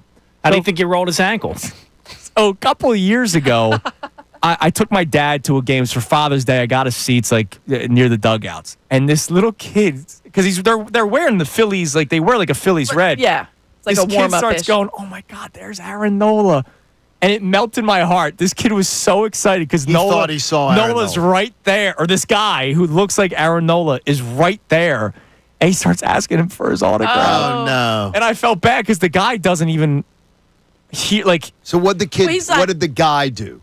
No, he's probably Nola. He's not looking up. He's probably thinking he sees Aaron Nola somewhere around him. Right, so he's not looking. Why would you? You're not calling your name. Right. Like No, I didn't know if he. If I start said saying, something. "Hey, Timmy," like you're not going to look up. Timmy! If he got your attention, you're the Aaron Nola guy. Do you have to just pretend you're Yes, Aaron Nola? you do. No, you don't. Yes. Wait, how old was the kid? little kid, like 6. Yes. Can't You do gotta that. pretend. No, You gotta can't do pretend. that. Yes, you do.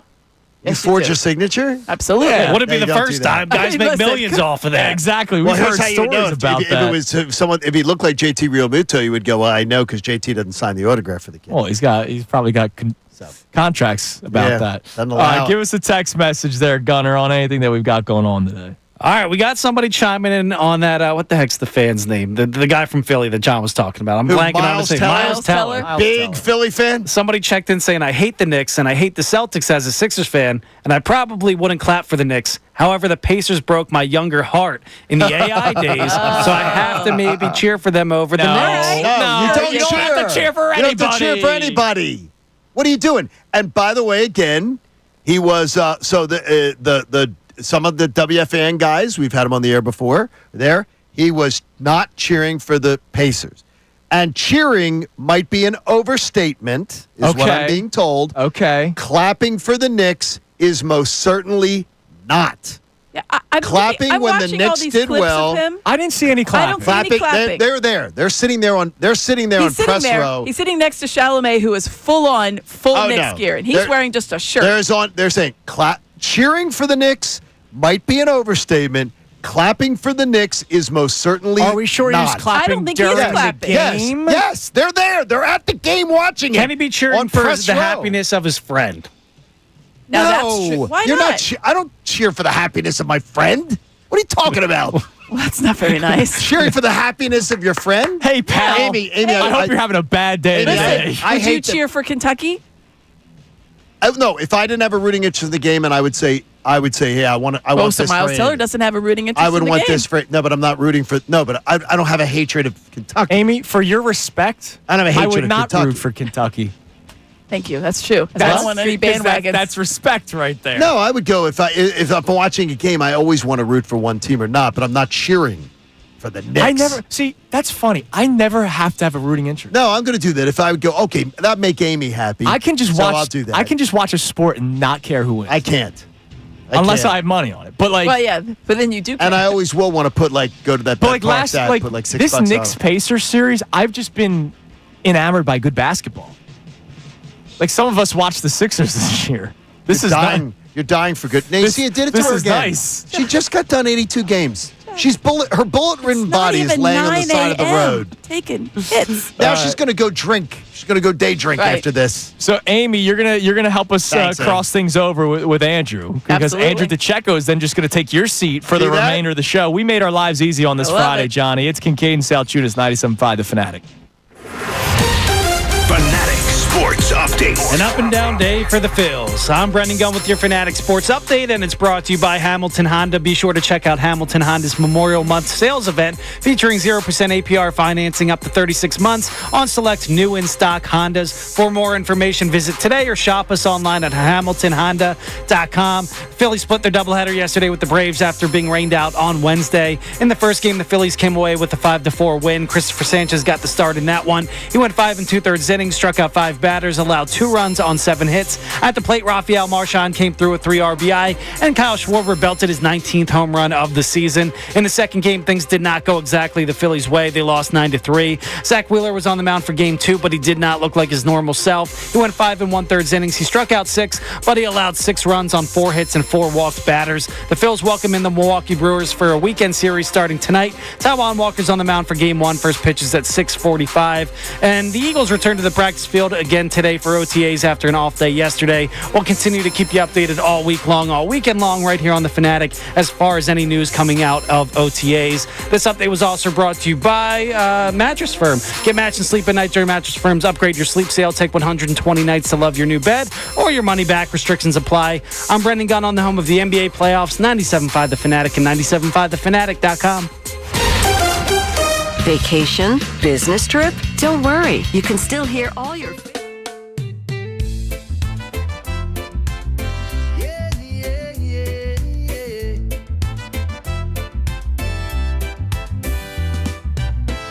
Sunny days and ocean blue. Waves are calling me and you. Surfboard ready, time to ride. Feel the freedom, feel the tide. Summer on the beach, oh yeah, oh yeah. Walking on the sand, no care. Surfing in the sun, so free. Just the beach, the waves and me.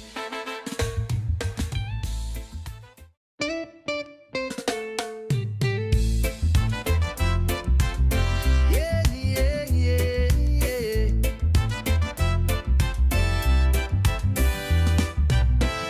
Sunny days and ocean blue. Waves are calling me and you. Surfboard ready, time to ride. Feel the freedom, feel the tide. Summer on the beach, oh yeah, oh yeah. Walking on the sand, no care. Surfing in the sun, so free. Just the beach, the waves and me.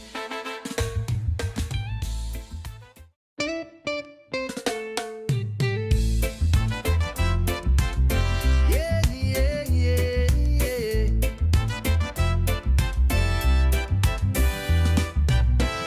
Sunny days and ocean blue. Waves are calling me and you. Surfboard ready, time to ride. Feel the freedom, feel the tide. Summer on the beach, oh yeah, oh yeah. Walking on the sand, no care. Surfing in the sun, so free. Just the beach, the waves and me.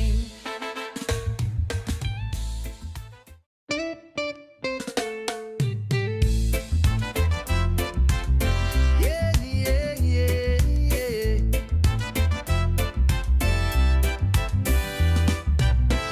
Sunny days and ocean blue. Waves are calling me and you. Surfboard ready, time to ride. Feel the freedom, feel the tide. Summer on the beach, oh yeah, oh yeah. Walking on the sand, no care. Surfing in the sun, so free. Just the beach, the waves and me.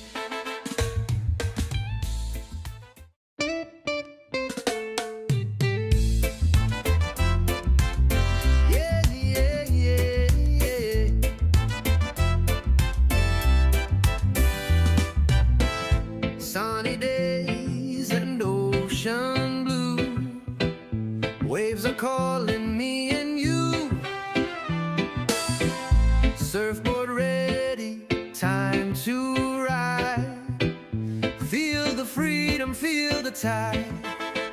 Summer on the beach. Oh yeah. Walking on the sand. No care. Surfing in the sun. So free. Just the beach. The waves and me.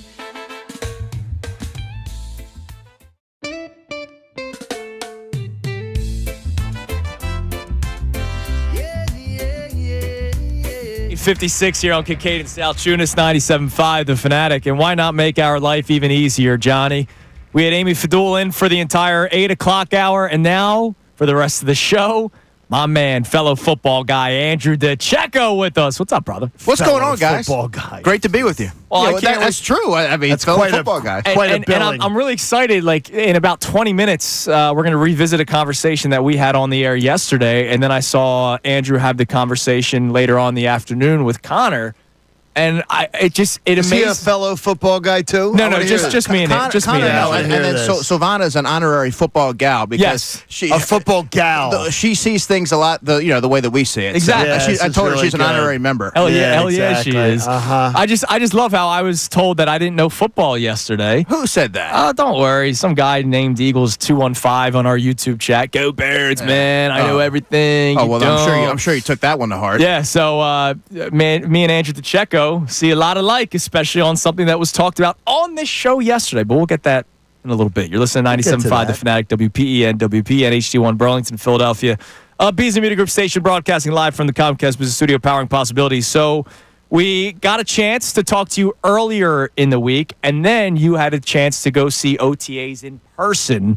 What were some of the things that stood out? We followed your stuff on Twitter. We obviously listened to you on the afternoon show, but we'd love to talk to you about it. What were some of the things you got, your takeaways from OTAs? Yeah, so I never try to make too much of OTAs. Sometimes you have to be able to compartmentalize, but what you are able to glean is the deployment of certain players, where they're lining up, and there's a lot of mixing and matching of personnel, and I think this is like the time where you experiment and then you see what works and you carry that over into training camp. But for me, it was watching the safeties and how they were alternating, because pretty much every safety that was there got first-team reps. And it's important to say that Reed Blankenship was not there. He wasn't in attendance, and these are voluntary.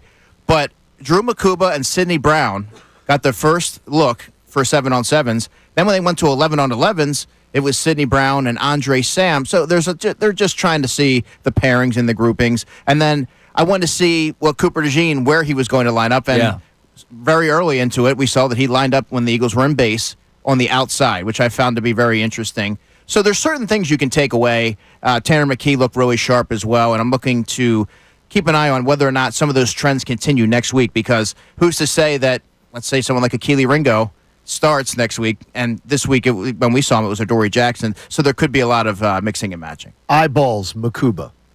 He looks great. He looked great. And again, I try not to make too much out of one day, but he looked fluid. He moved really well. And it seemed I like know he you was, like to watch the hips. It seems like he was processing things quickly, which is obviously going to go a very long way for someone like Vic Fangio, who puts a lot of responsibilities on the shoulders of those safeties in his defense. By the way, he lit up on that answer. He did. Our YouTube audience saw it. Do we know why some of the guys are not there? Have you heard anything? Like, I know there's the report from Jeff McClain that the Bryce Huff absence may be a mutual decision. That was a notable one for me, because I remember watching the edge rushers. I'm like, well, no Bryce Huff. That's a little odd. Yeah, you figured he would and be here. I mean, not to bring it up, but like you expect a little bit of a bounce back from Bryce Huff this year. That's if he's even on the team. Yeah, actually, I just saw an article on Pro Football Focus where they had to pick one player from each team to be their bounce back candidate. Yeah, and they picked Bryce Huff. Wow. Yeah. So that's if he's even on the team. Who knows? That's bold. Exactly. That's really bold. But any of the other guys, like Reed Blankenship, just because like I don't know if you've heard why. I mean, there could have been illness. There could be. I mean, I know Cam Jurgens with the back. Right. So it all depends. Van Sumeren with the knee, he wasn't there. Devontae Smith, my understanding was he was there another day. So that's the other part of it. We're there for one of those 3 days. Who's to say that Reed Blankenship wasn't there the day before? Or Devontae Smith might have been there. They have an OTA practice today. So I think the players who aren't going to be there or be participating are the ones who are coming off of injury. And I think the one that you have highlighted there is Bryce Huff for obvious reasons. A little wondering about the whole thing with Cooper DeJean. Now look, OTAs. Sometimes you're moving bodies around because you sort of need to, because of who's available or otherwise. The odds of Cooper DeJean being your other corner, so opposite Quignon. So I'm not there yet, but I think eventually he will be an outside corner. I'm not saying it's going to be this year. What would be the benefit you believe in that being the choice if it was? I just think his ability to potentially travel and handle the perimeter. You faced more or less receivers of the size of like a Mike Evans, but I am of the belief that nickel is the toughest position to play on defense and probably the most important. Yeah, because you are facing the gamut of wide receivers. You're facing the Chris Godwins of the world. You're also facing the Mike Evanses of the world. And tight ends that line up on the slot. And tight ends. Running back sometimes. Who flex out. And not only that, you have to be mindful of run fits, so you have to be physical. You have to be willing to tackle. You also have to be highly intelligent because you have to know what the back end's responsible for, the second level, and the defensive line. You don't have the sideline to your advantage. Receivers have a two-way go, and you have a ton more room to kind of cover. And if you talk to a lot of defensive players, they're going to agree with you. I've talked to a lot of different players, and I said, I'm of the belief that nickel is the most challenging. They said, I agree, and here's why.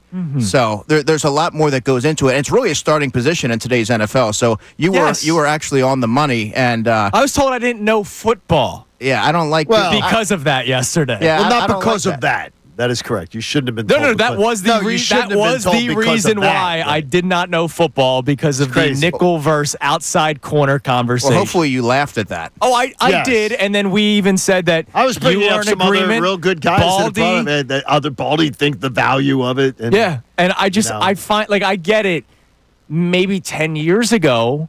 But now it's a different game. You mentioned base defense. Nickel is becoming base defense. It is. It's a starting position. And let's not forget, when Avonte Maddox had to play nickel, right? How bad was it? How noticeable was that? Yep. Teams were exploiting the middle of the field. And then when Cooper DeJean was inserted in the nickel role, you saw the defense almost transform. I don't think that was a coincidence.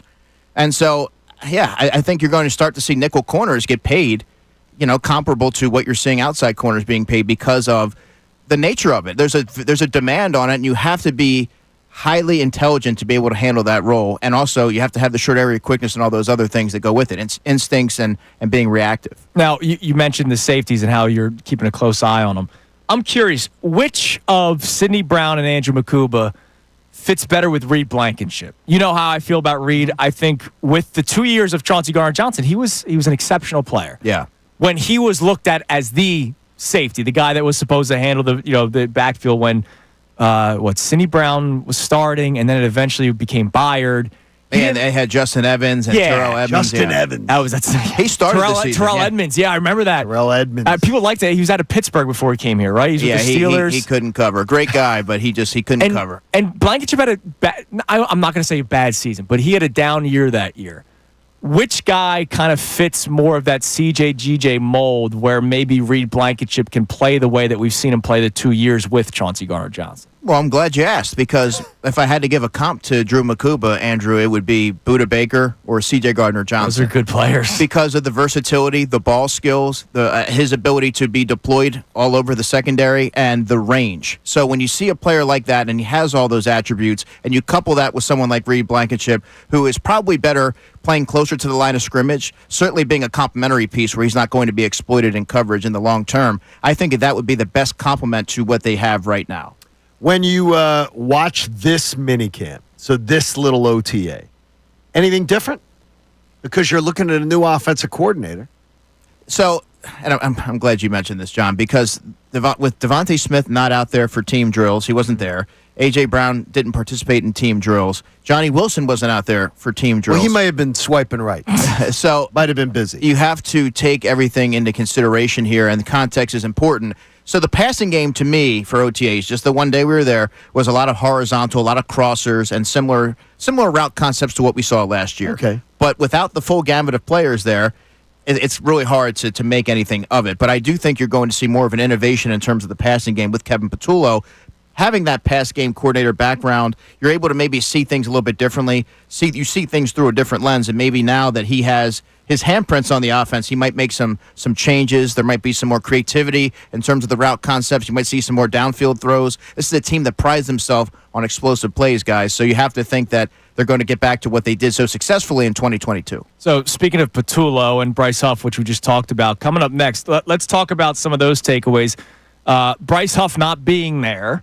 Are your antennas up about the future of Bryce Huff with the Philadelphia Eagles? And I'm curious to get some of your takeaways from Patullo's press conference, because I know how much you listen to what the coaches have to say, and you can sort of unpack it better than most people that we know. So we'll talk about those coming up next. Andrew DeCecco is with us for the rest of the show today on this Football Friday, Championship Friday, Payday Friday, 97.5 The Fanatic. We want to hear from you, so text us at 6.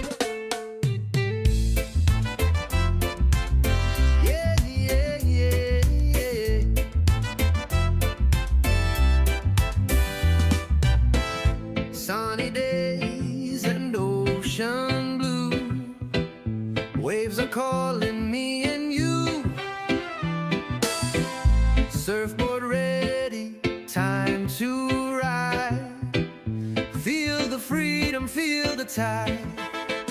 Summer on the beach, oh yeah, walking on the sand, no care, surfing in the sun.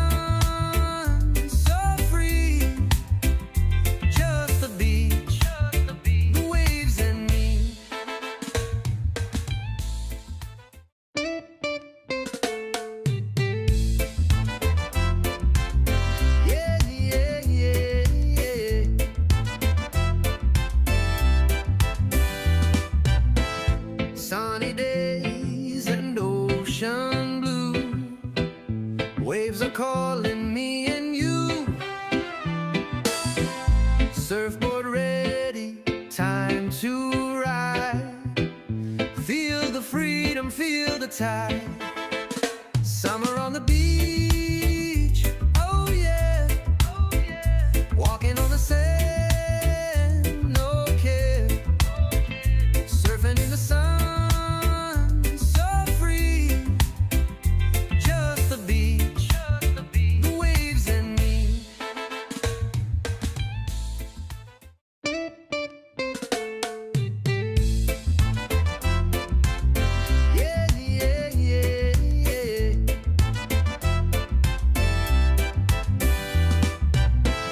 Sunny days and ocean blue, waves are calling me and you.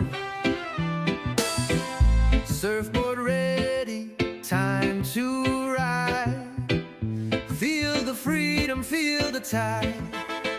Summer on the beach, oh yeah, walking on the sand, no care, surfing in the sun.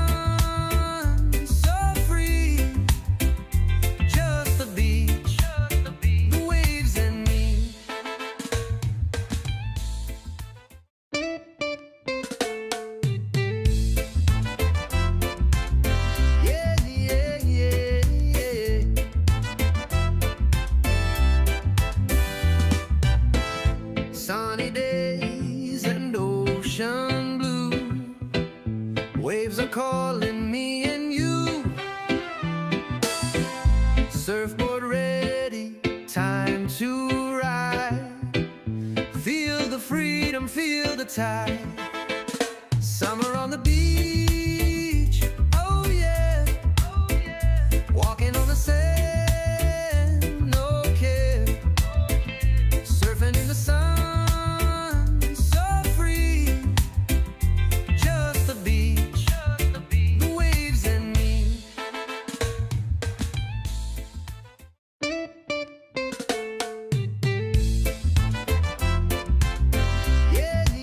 Yeah.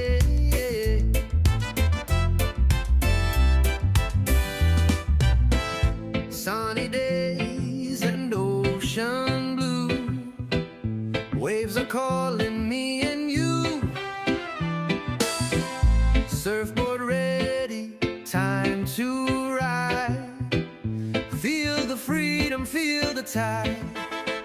Summer on the beach. Oh yeah.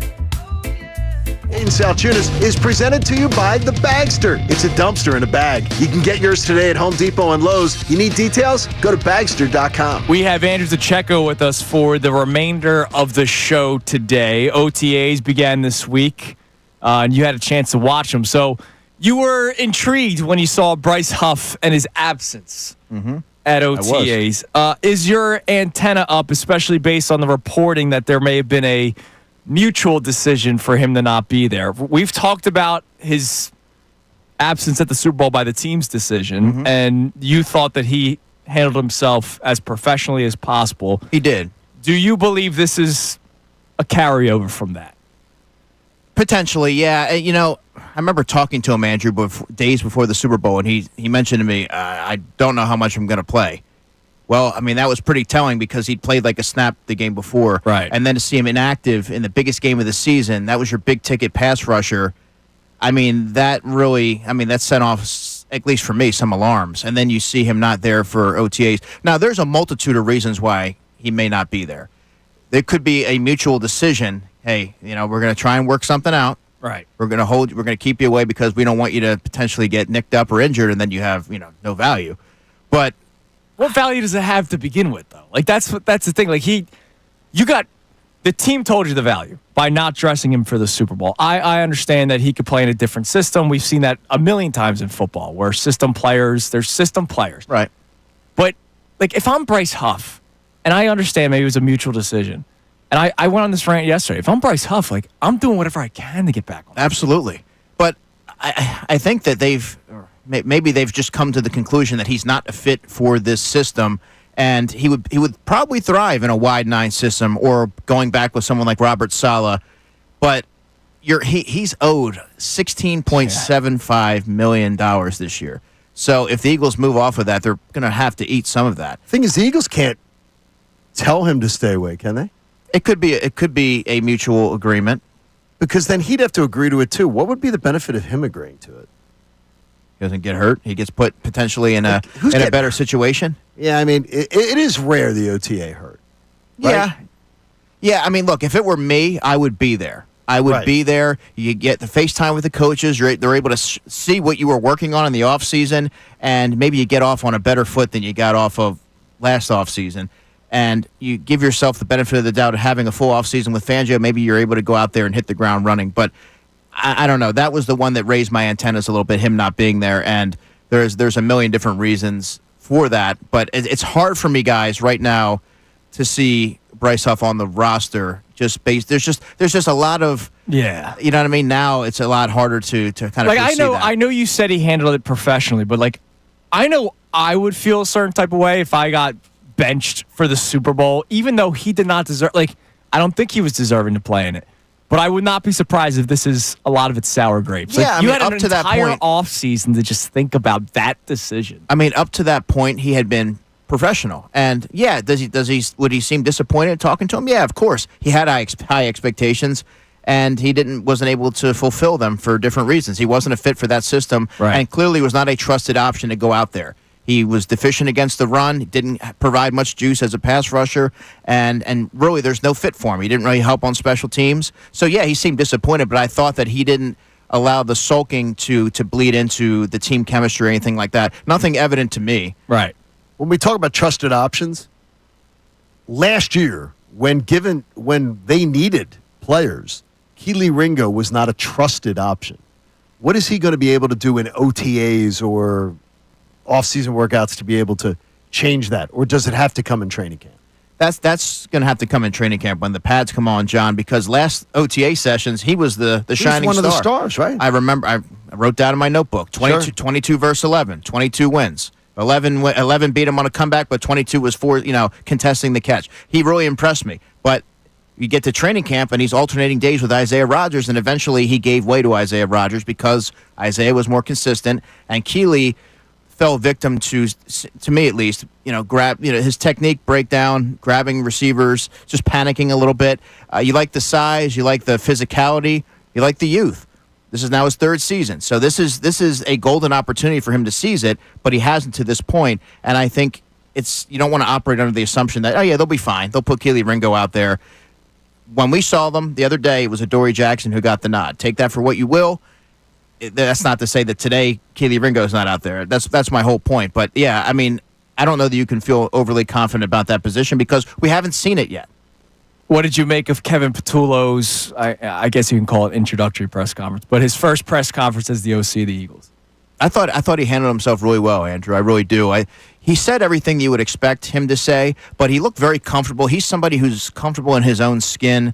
Talked about some of his coaching influences, Nick Sirianni, Shane Gailey. Shane Gailey's had a number of different stops throughout his career, including being the head coach of the Buffalo Bills. So, that's a sidebar here because there were some that were like, well, that was his mentor. He didn't have a lot of success in the NFL. There's a lot more that goes into it than on-the-field success. You could look at how to conduct yourself, how to command a room, how to run the day-to-day operations. To me, Kevin Patullo feels ready for this job. The Eagles have a lot of confidence in him, and the answer that I heard that I thought that I wrote down and highlighted was that we're going to take what our players do well and we're going to expand on that. So I don't get somebody that's going to reinvent the wheel and be committed to their having their handprints on there if it doesn't work for the personnel. He's going to accentuate what they do well. And I'm curious to see how the passing game starts to look because he had a heavy hand in it last year, and I think he's going to do some tinkering, and they really have to if they're going to take that next step and have that evolution like Jalen Hurts and A.J. Brown talked about last week. I'm worried about how much he came back to rounded back to how much him and Nick Sirianni are tied to the hip. He's a clone. It was like, insane. How much our philosophies are the same, our brains are the same, our things are the same, because Nick Sirianni's told us, quoted, he's not good at play calling and things like that. Right. So who does he lean on when times get tough as a first-time play caller and things like that? Because if it's Nick Sirianni, Nick's already told us, I'm not good at that. I mean, it's a great question. I think that's where someone like a Parks Frazier, who's the pass game coordinator, he's younger, but they've worked together for Sounds many like a years. fake name. Yeah, it sounds like a creative player in Madden, I guess. But they worked the beautiful. They worked together with the Colts all the way back in like 2018. So there's a working rapport there. He gave a really good answer about Parks Frazier and how he's seen him grow as a coach. So I would assume that he would be a coach that he would lean on, John. Okay, fair. But I'm glad that you got good takeaways from Patullo's. Yeah, you liked it. I did not. I came away from it feeling pretty good. Radio fodder. We didn't like it because we didn't get anything. I didn't hate it. I mean, I didn't hate it. As but as the football coach, like it was a good press conference. Just we got nothing out of it. Like we didn't learn. Like our philosophies are the same. We just have different brains. Like I'm like, yeah. All right. I hope he has different brains. I think Eagles fans are going to be pleasantly surprised. I hope so. This year. I really do hope so. All right, coming up next. My war against quarterbacks getting paid a lot of money. So Fox did an article of the contracts among quarterbacks in the NFL and whether or not they've produced in terms of the contract that they've been given. So I want to do this as a show and then see what they were saying. There's one that will make me laugh when you guys hear it. It's Kincade and Salciunas here on 97.5 The Fanatic. Fanatic Sports Update. Another series win for the Phillies. I'm Brendan Gunn with your Fanatic Sports Update. The Phillies split their doubleheader yesterday with the Braves after being rained out on Wednesday. In the first game, the Phillies came away with a 5-4 win. Christopher Sanchez got the start in that one. He went 5 2/3 innings, struck out 5, allowed 2 runs on 7 hits. At the plate, Rafael Marchand came through with 3 RBI, and Kyle Schwarber belted his 19th home run of the season. In the second game, things did not exactly go the Phillies' way. They lost 9-3. Zach Wheeler was on the mound for game 2, but he did not look like his normal self. He went 5 1/3 innings. He struck out 6, but he allowed 6 runs on 4 hits and walked 4 batters. The Phils welcome in the Milwaukee Brewers for a weekend series starting tonight. Taijuan Walker's on the mound. First pitch is tonight at 6:45. The Eagles take the practice field again for OTAs after an off day yesterday. And one guy that's been put to work so far is Cooper DeJean, who's been used at multiple positions in the secondary. The second-year corner spoke about that on Wednesday. Just doing wherever they need me to be. Is what I'll do. Right now I've been trying outside and inside, but it's definitely a tall task. Yeah, no doubt. We'll continue to keep you updated on all things OTAs here on The Fanatic all weekend long, all day long today on this Friday. This update was brought to you by Philly Sports Trips. The NFL schedule was just rolled out. Book your Epic Birds away game trip now at phillysportstrips.com. They sell out fast. That's phillysportstrips.com. I'm Brendan Gunn on the home of the NBA playoffs, 97.5 The Fanatic and 97.5thefanatic.com. Texting, the easiest and most convenient.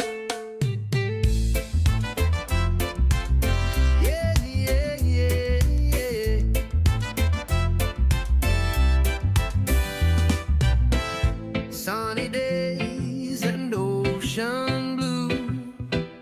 Waves are calling me and you. Surfboard ready, time to ride. Feel the freedom, feel the tide. Summer on the beach, oh yeah. Walking on the sand, no care. Surfing in the sun, so free.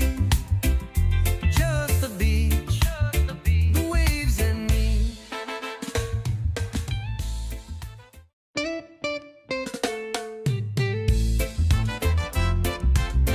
Yeah, yeah, yeah, yeah.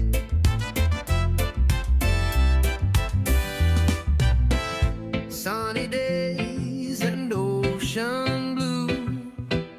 Waves are calling me and you. Surfboard ready, time to ride. Feel the freedom, feel the tide. Summer on the beach, oh yeah. Walking on the sand, no care. Surfing in the sun, so free. Just the beach, the waves and me.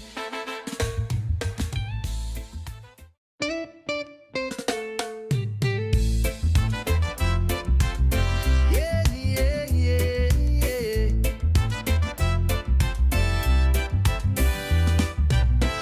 Sunny days and ocean blue. Waves are calling me and you. Surfboard ready, time to ride. Feel the freedom, feel the tide. Summer on the beach, oh yeah. Walking on the sand, no care. Surfing in the sun, so free. Just the beach, the waves and me.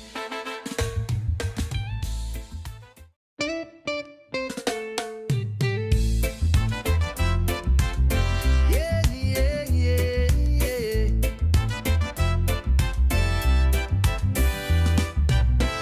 Sunny days and ocean blue. Waves are calling me and you. Surfboard ready, time to ride. Feel the freedom, feel the tide. Summer on the beach, oh yeah.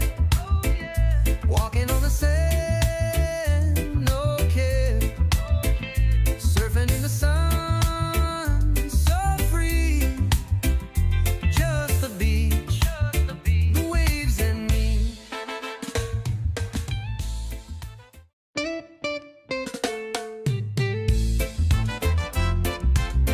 Yeah, yeah, yeah, yeah.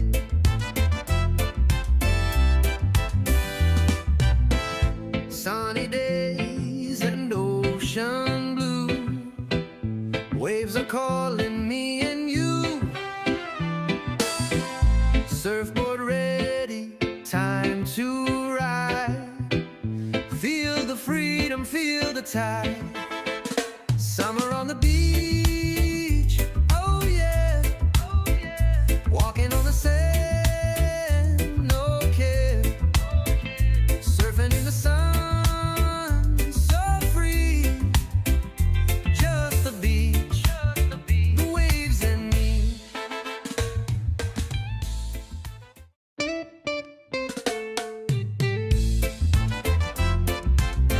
Yeah, yeah, yeah, yeah.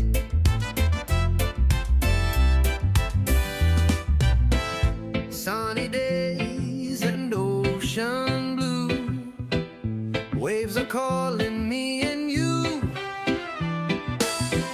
Surfboard ready, time to ride.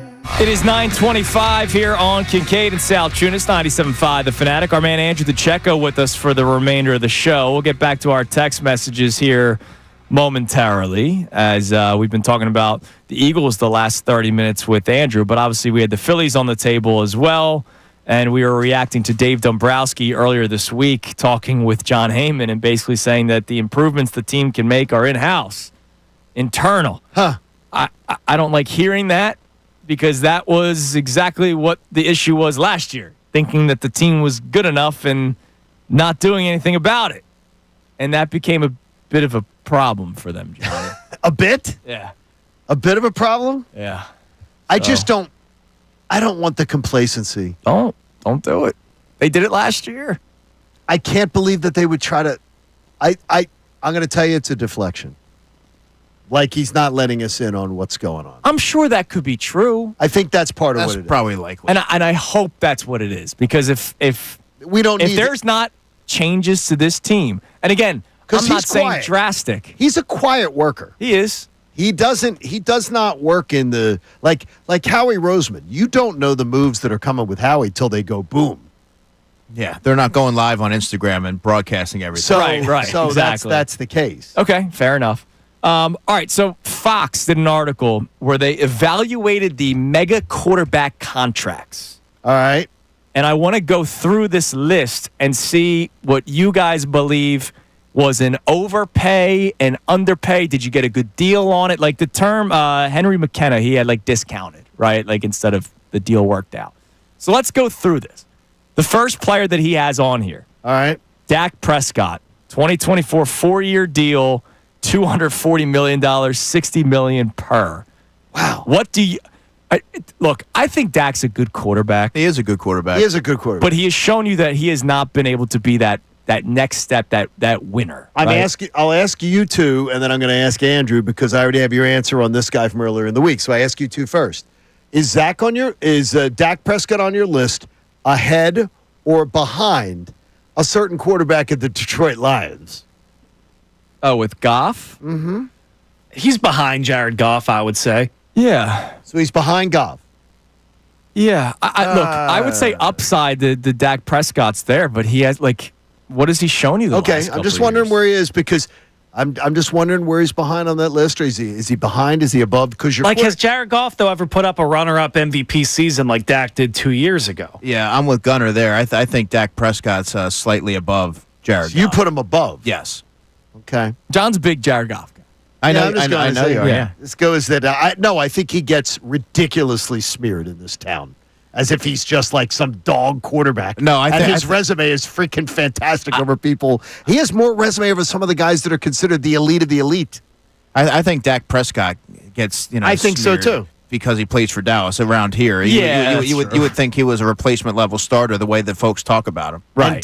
And he has had bad moments in big games. Of course. Really bad moments. So what do you make, again, it's not whether or not they should have re-signed him or not. It's just the money. He got $60 million per year. Sure. I still believe that's an overpay just because he hasn't been able to do it in the big They waited games. too long, though, right? I mean, they handled it wrong. Yeah, they tagged him the first time. What do you guys think? Overpay, discount? I don't think overpaid, because I mean, that's the going rate. Going rate. Oh, he's number one. He's $60 million per year. That is number one. He's the going rate till the next guy signs. Right, and it's going to keep. And they screwed it up. Yeah, okay. By the the market will reset. Joe Burrow was second, $55 million per year, 5 years, $275. That's fine. Good deal for Joe Yep. Burrow. Yeah, really good. That's what Good for Joe. They have discounted on there. Josh Allen just got this contract, 6 years, $330 million, $55 per year. It's still a good deal. That's a great deal. The guy is deserving of He that deserves kind of it money. and what he's done. But there is one thing I would love to see drop from the vernacular. The excuse make for him. I know. The excuse make of, he's in the AFC. Right. That's why he doesn't get to the Super Bowl, Yeah, it because he gets has to really go through Mahomes. We've seen Jalen Hurts outdo Mahomes twice now and win one. And then beat him in the regular season in Arrowhead. Right. So I'm really tired of that excuse. It gets really old. He's come up small. He has come up small. He's come up small. Yeah, so to me, I'm tired of that excuse. All right. I think we're all going to agree that this player is overpaid, and they did it because they just paid him. Jordan Love, 4 years, $220, $55 million per year. Too much. Off of one. Remember, it was one season. Too much. He fills. Rodgers leaves. He plays one season, and they give him this monster contract. Too much, but I don't think it's going to end up looking terrible. I don't know. No, I'm with John on that one. I think that eventually, whether this season or next season, it's going to start to look. Oh, okay, I can see what they were seeing, and when they committed to him. And Because that I do think he's a good quarterback. Yeah. But he's And grossly unproven. Hurts got his contract after one solid season too, correct? Well, a solid season that got him to the Super Bowl. Yeah, right? it's better than Jordan Love's season. But if we're saying one season, it is still one season in a vacuum. Hurts was the MVP #1 guy before he got injured in the Bears game. I'm just saying, if you believe in your guy, and then went to the Super 1 year's Bowl enough, and outdueled Mahomes in it and lost due to a fumble. No, they're just committing to their guy. They believed in him. All right. Trevor Lawrence, 5 years, $275, $55 Overpay. Yeah, 45 would have been too much. I love how he did not just write overpaid; he wrote dramatically overpaid, and I completely agree. Like, what did he do? That he hasn't done anything. That contract was all right. We drafted this guy. We got it. We got. Here's the thing, though: is on the open market, he gets that. Yeah, so somebody else would have dramatically overpaid him. Is it an overpayment if on the open market, Trevor Lawrence absolutely gets that? The Pittsburgh Steelers would have paid him that contract. Yeah, and the Pittsburgh Steelers would have overpaid for a guy that's not playing to what anybody thought he would. But are you overpaid if you have multiple teams that are willing to pay you that price? The problem is the devil you know is better than the devil you don't know, and teams are reluctant to go to the draft and invest a couple of years, and maybe that's not the guy. So when you have somebody that we kind of know what he's going to do, and we can keep building around him, and you keep kicking the can down the road, that's their logic. It's a flawed logic. I think it's a flawed logic. It's a crazy exercise, though, what we're doing right now. I mean, it really does make you think, because I'm always a believer is when I hear people like, I can't believe Tom Cruise got $42 million to do that movie. And the movie probably wasn't good, yeah. And I said, and if the movie makes $700 million, who cares? Like, you need a franchise quarterback. The Dolphins aren't winning anything. Like the Jags, I'm sorry, the Jags. yeah. Spoiler: the next quarterback was but Tua. the thing is, if other people are, but if other people are willing to pay him the same price, then it's not in my mind. Yeah, so somebody else would have overpaid. Then it's not what we're getting at. Well, yeah, but it's because at least he gives you a baseline level of production versus a rookie who maybe doesn't pan out. I don't think you're overpaying somebody if they're being paid market rate. So I changed my answer. My answer is not overpaid. Yeah, but if the guy's not worthy of the market rate is not overpaid though. You're not overpaid. If you're being paid market rate, you're not being paid over. By definition, you're not being overpaid. All right, but if we're doing by definition, then Sam Darnold and Geno Smith are being underpaid. How about Matt Flynn back in the day? He was grossly overpaid. Matt Flynn just took a radio job. Oh, did he really? How about he just that? took a morning radio job. Yeah, congratulations. So Tua was the next quarterback, 4 years, Baton Rouge, $212 million, 53 per. Overpaid. I mean, I don't understand why he got paid. I understand he puts up numbers like statistics, but they put up video game numbers there in Miami. But I think that's deceiving. And they're not in position to win anything. So you're really kicking the can down the road, in my opinion. Going back to that analogy, and I think by the time they are ready to win something, what's Tua going to be like? Early into his 30s, and you also have to worry about his health. Is Tua going to be a quarterback into his 30s? That's a good question. I don't know how much. I'm not wishing anything on him. But the reality is, because of the sensitivity that goes with the head injuries, you just don't know about the longevity of his career. So I think that's a gross overpay. Johnny's boy Jared Goff, $53 million per year, 4 years, $212. Absolutely not an overpayment. Absolutely not. Based off of his production, you're right. I mean, his numbers. And he's, by the way, they say he's paid just right. I mean, he's paid below Brock Purdy now. Can you win paying these quarterbacks this much money? Like Jalen Hurts it was a cap hit of $11 Lions million. Could win a Super Bowl this year. Yeah. I've tried. The Lions could absolutely win a Super Bowl. We'll see their coordinators. That's a big one. They could, but they can. If they don't win because of a bad coach, maybe they wouldn't. But you can win a Super Bowl. Yeah. They asked the other day, "Can you win a Super Bowl with Jared Goff?" I'm like, "Yeah, you can." Not with Dan Campbell. A lot worse quarterbacks have won a Super Bowl than Jared Goff. I think Dan Campbell is going to hold that team back. That's a bold take. That is a bold take. There have been worse quarterbacks. There have been worse coaches that have won a Super Bowl We've seen one in this town. Yeah, but in high leverage in this moments. town, we've seen one. Yeah, but in high leverage moments, Dan Campbell was sort of falling on his face. So that's what I'm going off the data. Okay. By the way, they have Justin Herbert as a good contract. Oh my gosh. Based What on is what? the love? What is the love affair with this dude? I don't It's the know. most confusing thing. He's tall. He looks like sunshine. Yeah, he's 6'6", and he has a laser rocket arm. That's it. Like Paul Skeens. Like seriously, they love him. Every don't know what it is. publication loves Justin Herbert. Because you know what? They're doubling down and doubling down and doubling down. It's because harder they've been to telling admit that you he's were great. wrong. Right. It's harder to admit you were that's wrong. that's what they're doing with Trevor Lawrence. That's exactly what I think. Oh, we're not going to admit that we're wrong. I We're thought going he to was. keep paying this guy. I thought he was Peyton Manning light coming out of college. Well, a lot of I people got that did. one wrong. Yeah. By the way, they have Jalen Hurts as a total discount because of what he's been able to produce since Oh my getting his gosh. contract, and historically overpaid Deshaun Watson and Kirk Cousins. Deshaun Watson, congratulations on your engagement. That's right. That girl. Hope she's got an eye on the phone. Hope she knows the passcodes. Massaged out My all their gosh. issues, I guess. Oh man, Coming up next, that's unbelievable. we got another segment left. We'll check our text line. We got the key three. We also will preview Phillies Brewers as the Phils begin another series tonight. It's Kincade Salciunas, Reese, 97.5, The Fanatic. Eagles' new offensive coordinator, Kevin Patullo. This is what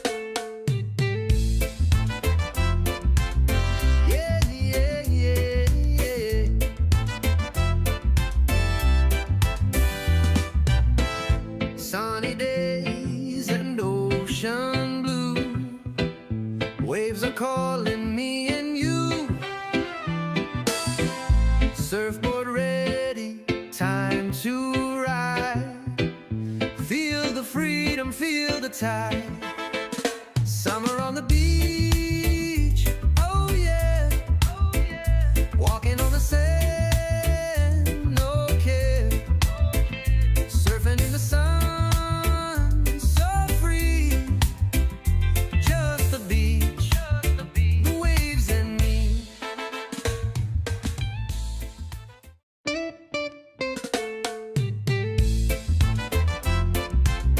Yeah, yeah, yeah, yeah.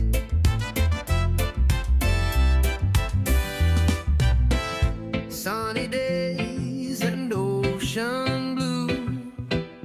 Waves are calling me and you.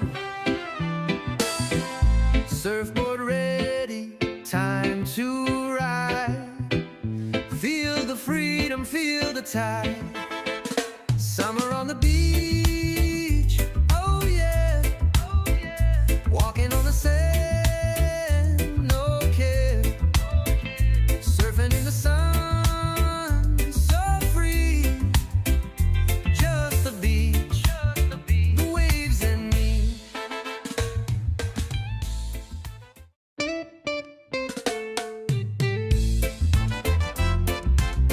Yeah, yeah, yeah, yeah.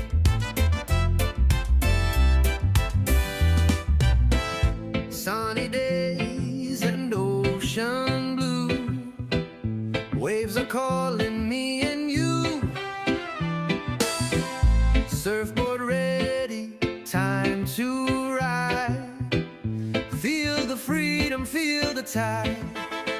Summer on the beach, oh yeah. Walking on the sand, no care. Surfing in the sun, so free. Just the beach, the waves and me.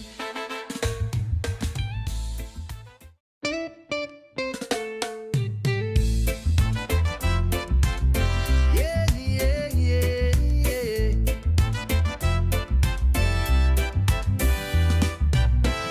Sunny days and ocean blue.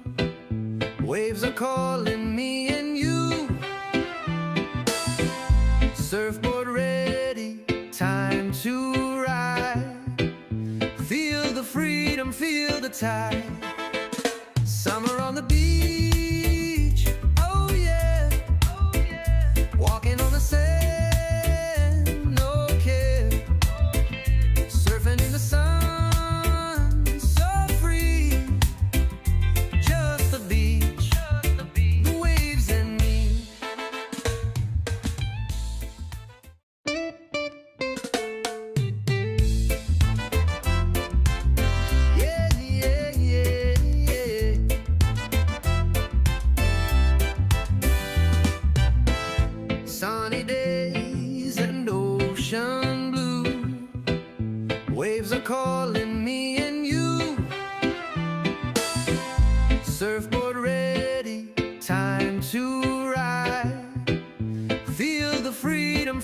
tide.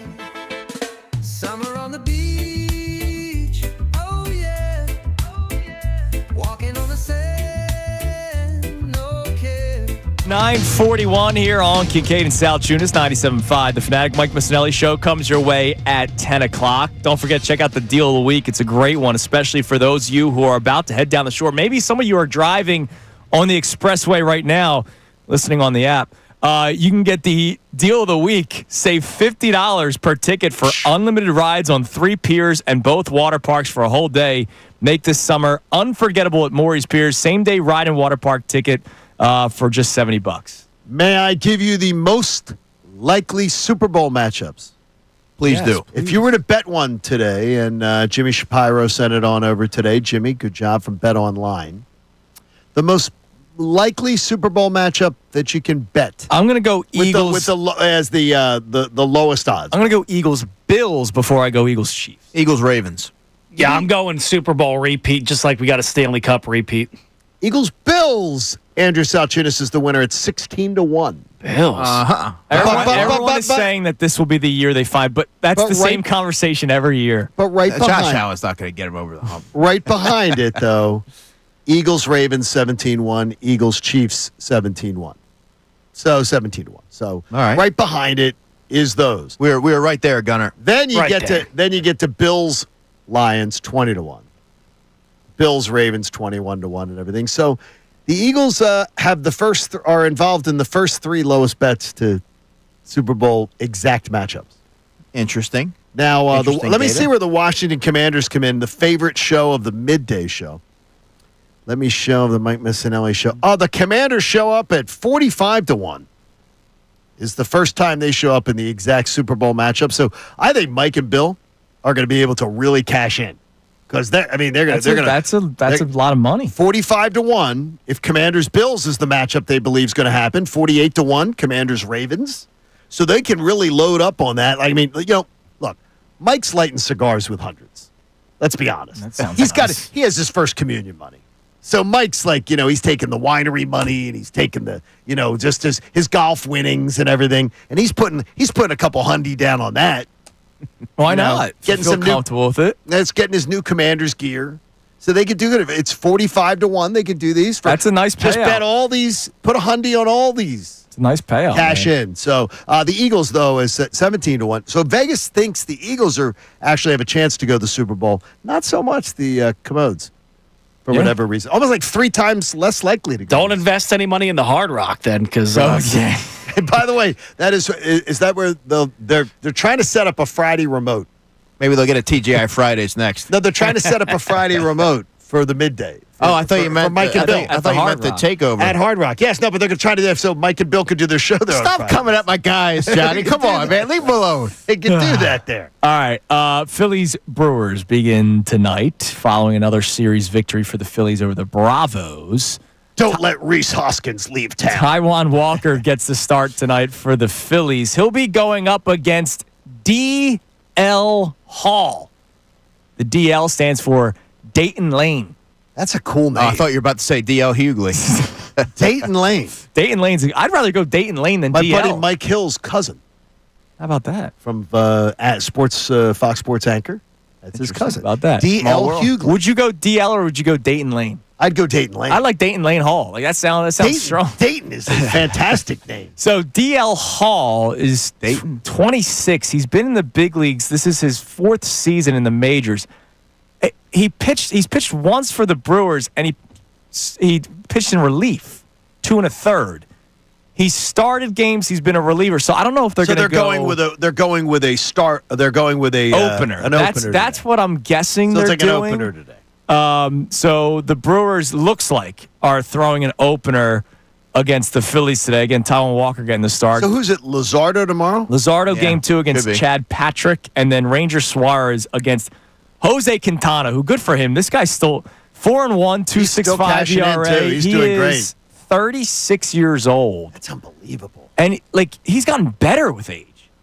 He's unreal. I remember, but he's a pitcher, not a thrower. Correct. He came up with the White Sox, and I remember was pitching pretty well. And then the Cubs won. So he crossed to the Cubs, and then he was abysmal. And then remember with the Mets, he was like really, really good with the Mets. He had a run. And he's bounced around. Pirates, he's been all over the place. Now he's with the Brewers, and he's having a good start to the season this year. So he's going for them game 3. But this is another series where you go, hey, Phillies, keep on piling up the wins. Yeah. I think Taiwan's going to fare all right tonight. I feel pretty confident in that. Yeah, Brewers lineup doesn't scare me. I worry about the weather tonight, though, as far as the it is going to be rainy. That one of those ones to in and out type of things. Maybe that's why they're going with DL Hall to start. Maybe that's a smart move. That could be. To do. Because he's got to change his name. That's not DL Hall. You're not liking DL Hall? That's ridiculous. I think DL Hall sounds. Yeah, but like I like Dayton DL Lane. doesn't ring off the tongue like that. Yeah. Like, it's not DL TJ, sounds like CJ. It's nothing like that. DL sounds like a. You sound like a baller. I think about the old intro list is when I hear DL. Yes. Yeah. Well, you can't say that anymore. You'll offend somebody. So D Hall. Remember Derek Hall? Everyone thought he was going to be like the next. Oh, remember they were begging for him. Remember Dante Hall? The yes. X Factor, yeah. No, but Dante do Hall. not let. I guarantee you there will be some show or some social media account that'll be like, do not let Reese Hoskins leave town. Oh, we got on text Sunday. messages on it. Oh, have we no, really? No, are you serious? Multiple I was doing text that messages. as a joke. Look, no, multiple text messages on it. He is a right-handed power bat. Sweep him, get him out of the division picture out there, and don't let him leave. Where do you put him? Where do you First play base. him? Bryce Yeah, goes out Harper to the goes out to the outfield. outfield. My gosh, Multiple texts from it, I swear. Are you giving him Carter Hart's old pads? I mean, seriously, at first base to Took block. the stand yesterday, I mean, that good honestly, old Carter Hart. I mean, come on, seriously. What are you going to do he can't play defense? So we got a lot of texts about. Really? Yeah, I'll pull one up. Oh All right, I'm curious. John is beat red. Look, there are people that it's the sentimental value, and he does fit a need in terms of right-handed power bat. But then you're moving Harper back to the outfield, who is open to it. Remember, but his elbow's not. John, he looks so disappointed right now that we got text on that. I didn't think it was real. Listen, we got Mike in Turnersville checking in. He said definitely can use a right-handed bat in the middle of the order. Milwaukee is a team to talk to. Reacquire Reese Hoskins and maybe Trevor McGill too. Also, you can talk to the Red Sox about Aroldis Chapman. But yeah, you cannot let Reese Hoskins leave after this weekend. You have to sweep them, and then you'll see what the Brewers do at the deadline. Gosh, love that, man. Jeez, I love it. I was joking. was just joking. Hey, as if Reese Hoskins doesn't go cold for 2 months at a time. Yeah, I know exactly. And swing it like he's a top. Look, golf. I love Reese though. I do. Like We all love Reese. Reese has a special place in our hearts. Not just the bat spike. Like he was. That was pretty much the bat spike. At the beat when this team was finally coming out of the drought. Obviously, Harper is the reason why that starts. But he was the longest tenured Philly. But yeah, like I'm not clamoring for a reunion. I don't think they've had the same energy since he left. Could be. They haven't. Or since Garrett Stubbs left. DJ AAA, man. Time now for the Kincade Salciunas Key 3 best minutes from today's show. Now, the Kincade Salciunas Key 3. Today's best. The Phillies win their series with the Atlanta Braves, which is something that we asked for. Had a chance to sweep, but they lost Game 2 of their doubleheader yesterday. Got beat up by the Braves 9-3 in Game 2. But the Phils win the series, and that's what we were calling for before the series started. It's another series win for the Phillies, and it's 2 more losses handed to the Atlanta Braves, who are now 3 games under 500. And if the goal is to win the division, the Braves are a team, much like the 49ers in the football season last year, despite all the injuries, despite all the warning signs, despite all the issues that they dealt with, you kept your eye on the 49ers the entire time because you're saying that's a team with pedigree and talent, a good head coach. I want them eliminated. Dave Dombrowski spoke to John Heyman, and he believes that the improvements to this lineup, to this roster, could be internal. And now he was not talking about AAA, AA. He was talking about the current roster that the Phillies have. Guys just need to start playing better. It could be GM speak. But all I know is last year, when the Phillies had a great record and the trade deadline came, they didn't make many moves. And I think Dave Dombrowski fell into a trap thinking that the team was good enough. He did not want to sell off any of the prospects that we are excited for, which I understand. You want to get younger. You want to have talented young players on your lineup that are cheap. But if you're talking about a window of trying to win a championship, you need to make some of these moves, even though it might be painful. And proven versus unknown, to me, I go proven all the time because I've heard of the thousands of prospects in Phillies franchise history that people didn't want to trade. They traded them away, and then they became nothing. Harper, Turner, things like that, or they're not in the front end of their primes. They're in the middle or heading towards the back end of their primes. Right. You cannot in any way spin this as, Well, this team's got plenty of time. The window's 3, 4, 5 years. That's a bunch of bull. You got to make a move. So somebody's upset with you on Twitter. Why? What's wrong? Apparently, you're in your feelings Why? Why am I in that feeling? because we're about to talk about Miles Teller. Oh, Miles? Oh, you mean Miles, big Philly fan? Big Philly fan? He was at the Knicks game last night. Front row. Which I have no problem with. That's good. No, he should go. You have all the money in the world. You got all the money in the world. You want to go to a game? This series has been theater. Would you or I turn down that seat? Absolutely not. Absolutely we would. Would you or I cheer for the Knicks? No. No. Brandon Gunn? Well, as a fake Villanova person? He would cheer for 3 people. I like the name on the back of the jersey. What do you always say? You root for the team on the front, but in this case, the back. You might be the wrong person to ask this of. I appreciate JT Realmuto very much.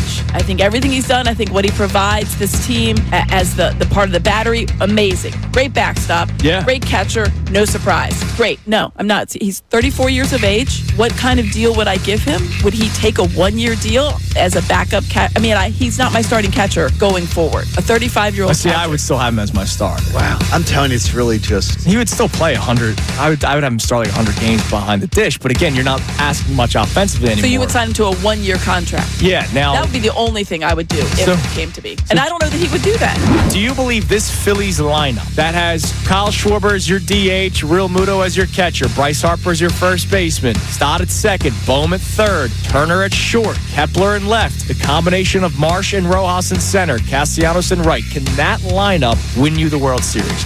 All right, that's the Kincade Salciunas Key 3 best minutes from today's show. I want to thank Amy Fadul, who came in today for an hour, and of course our man nice. Andrew DeCecco.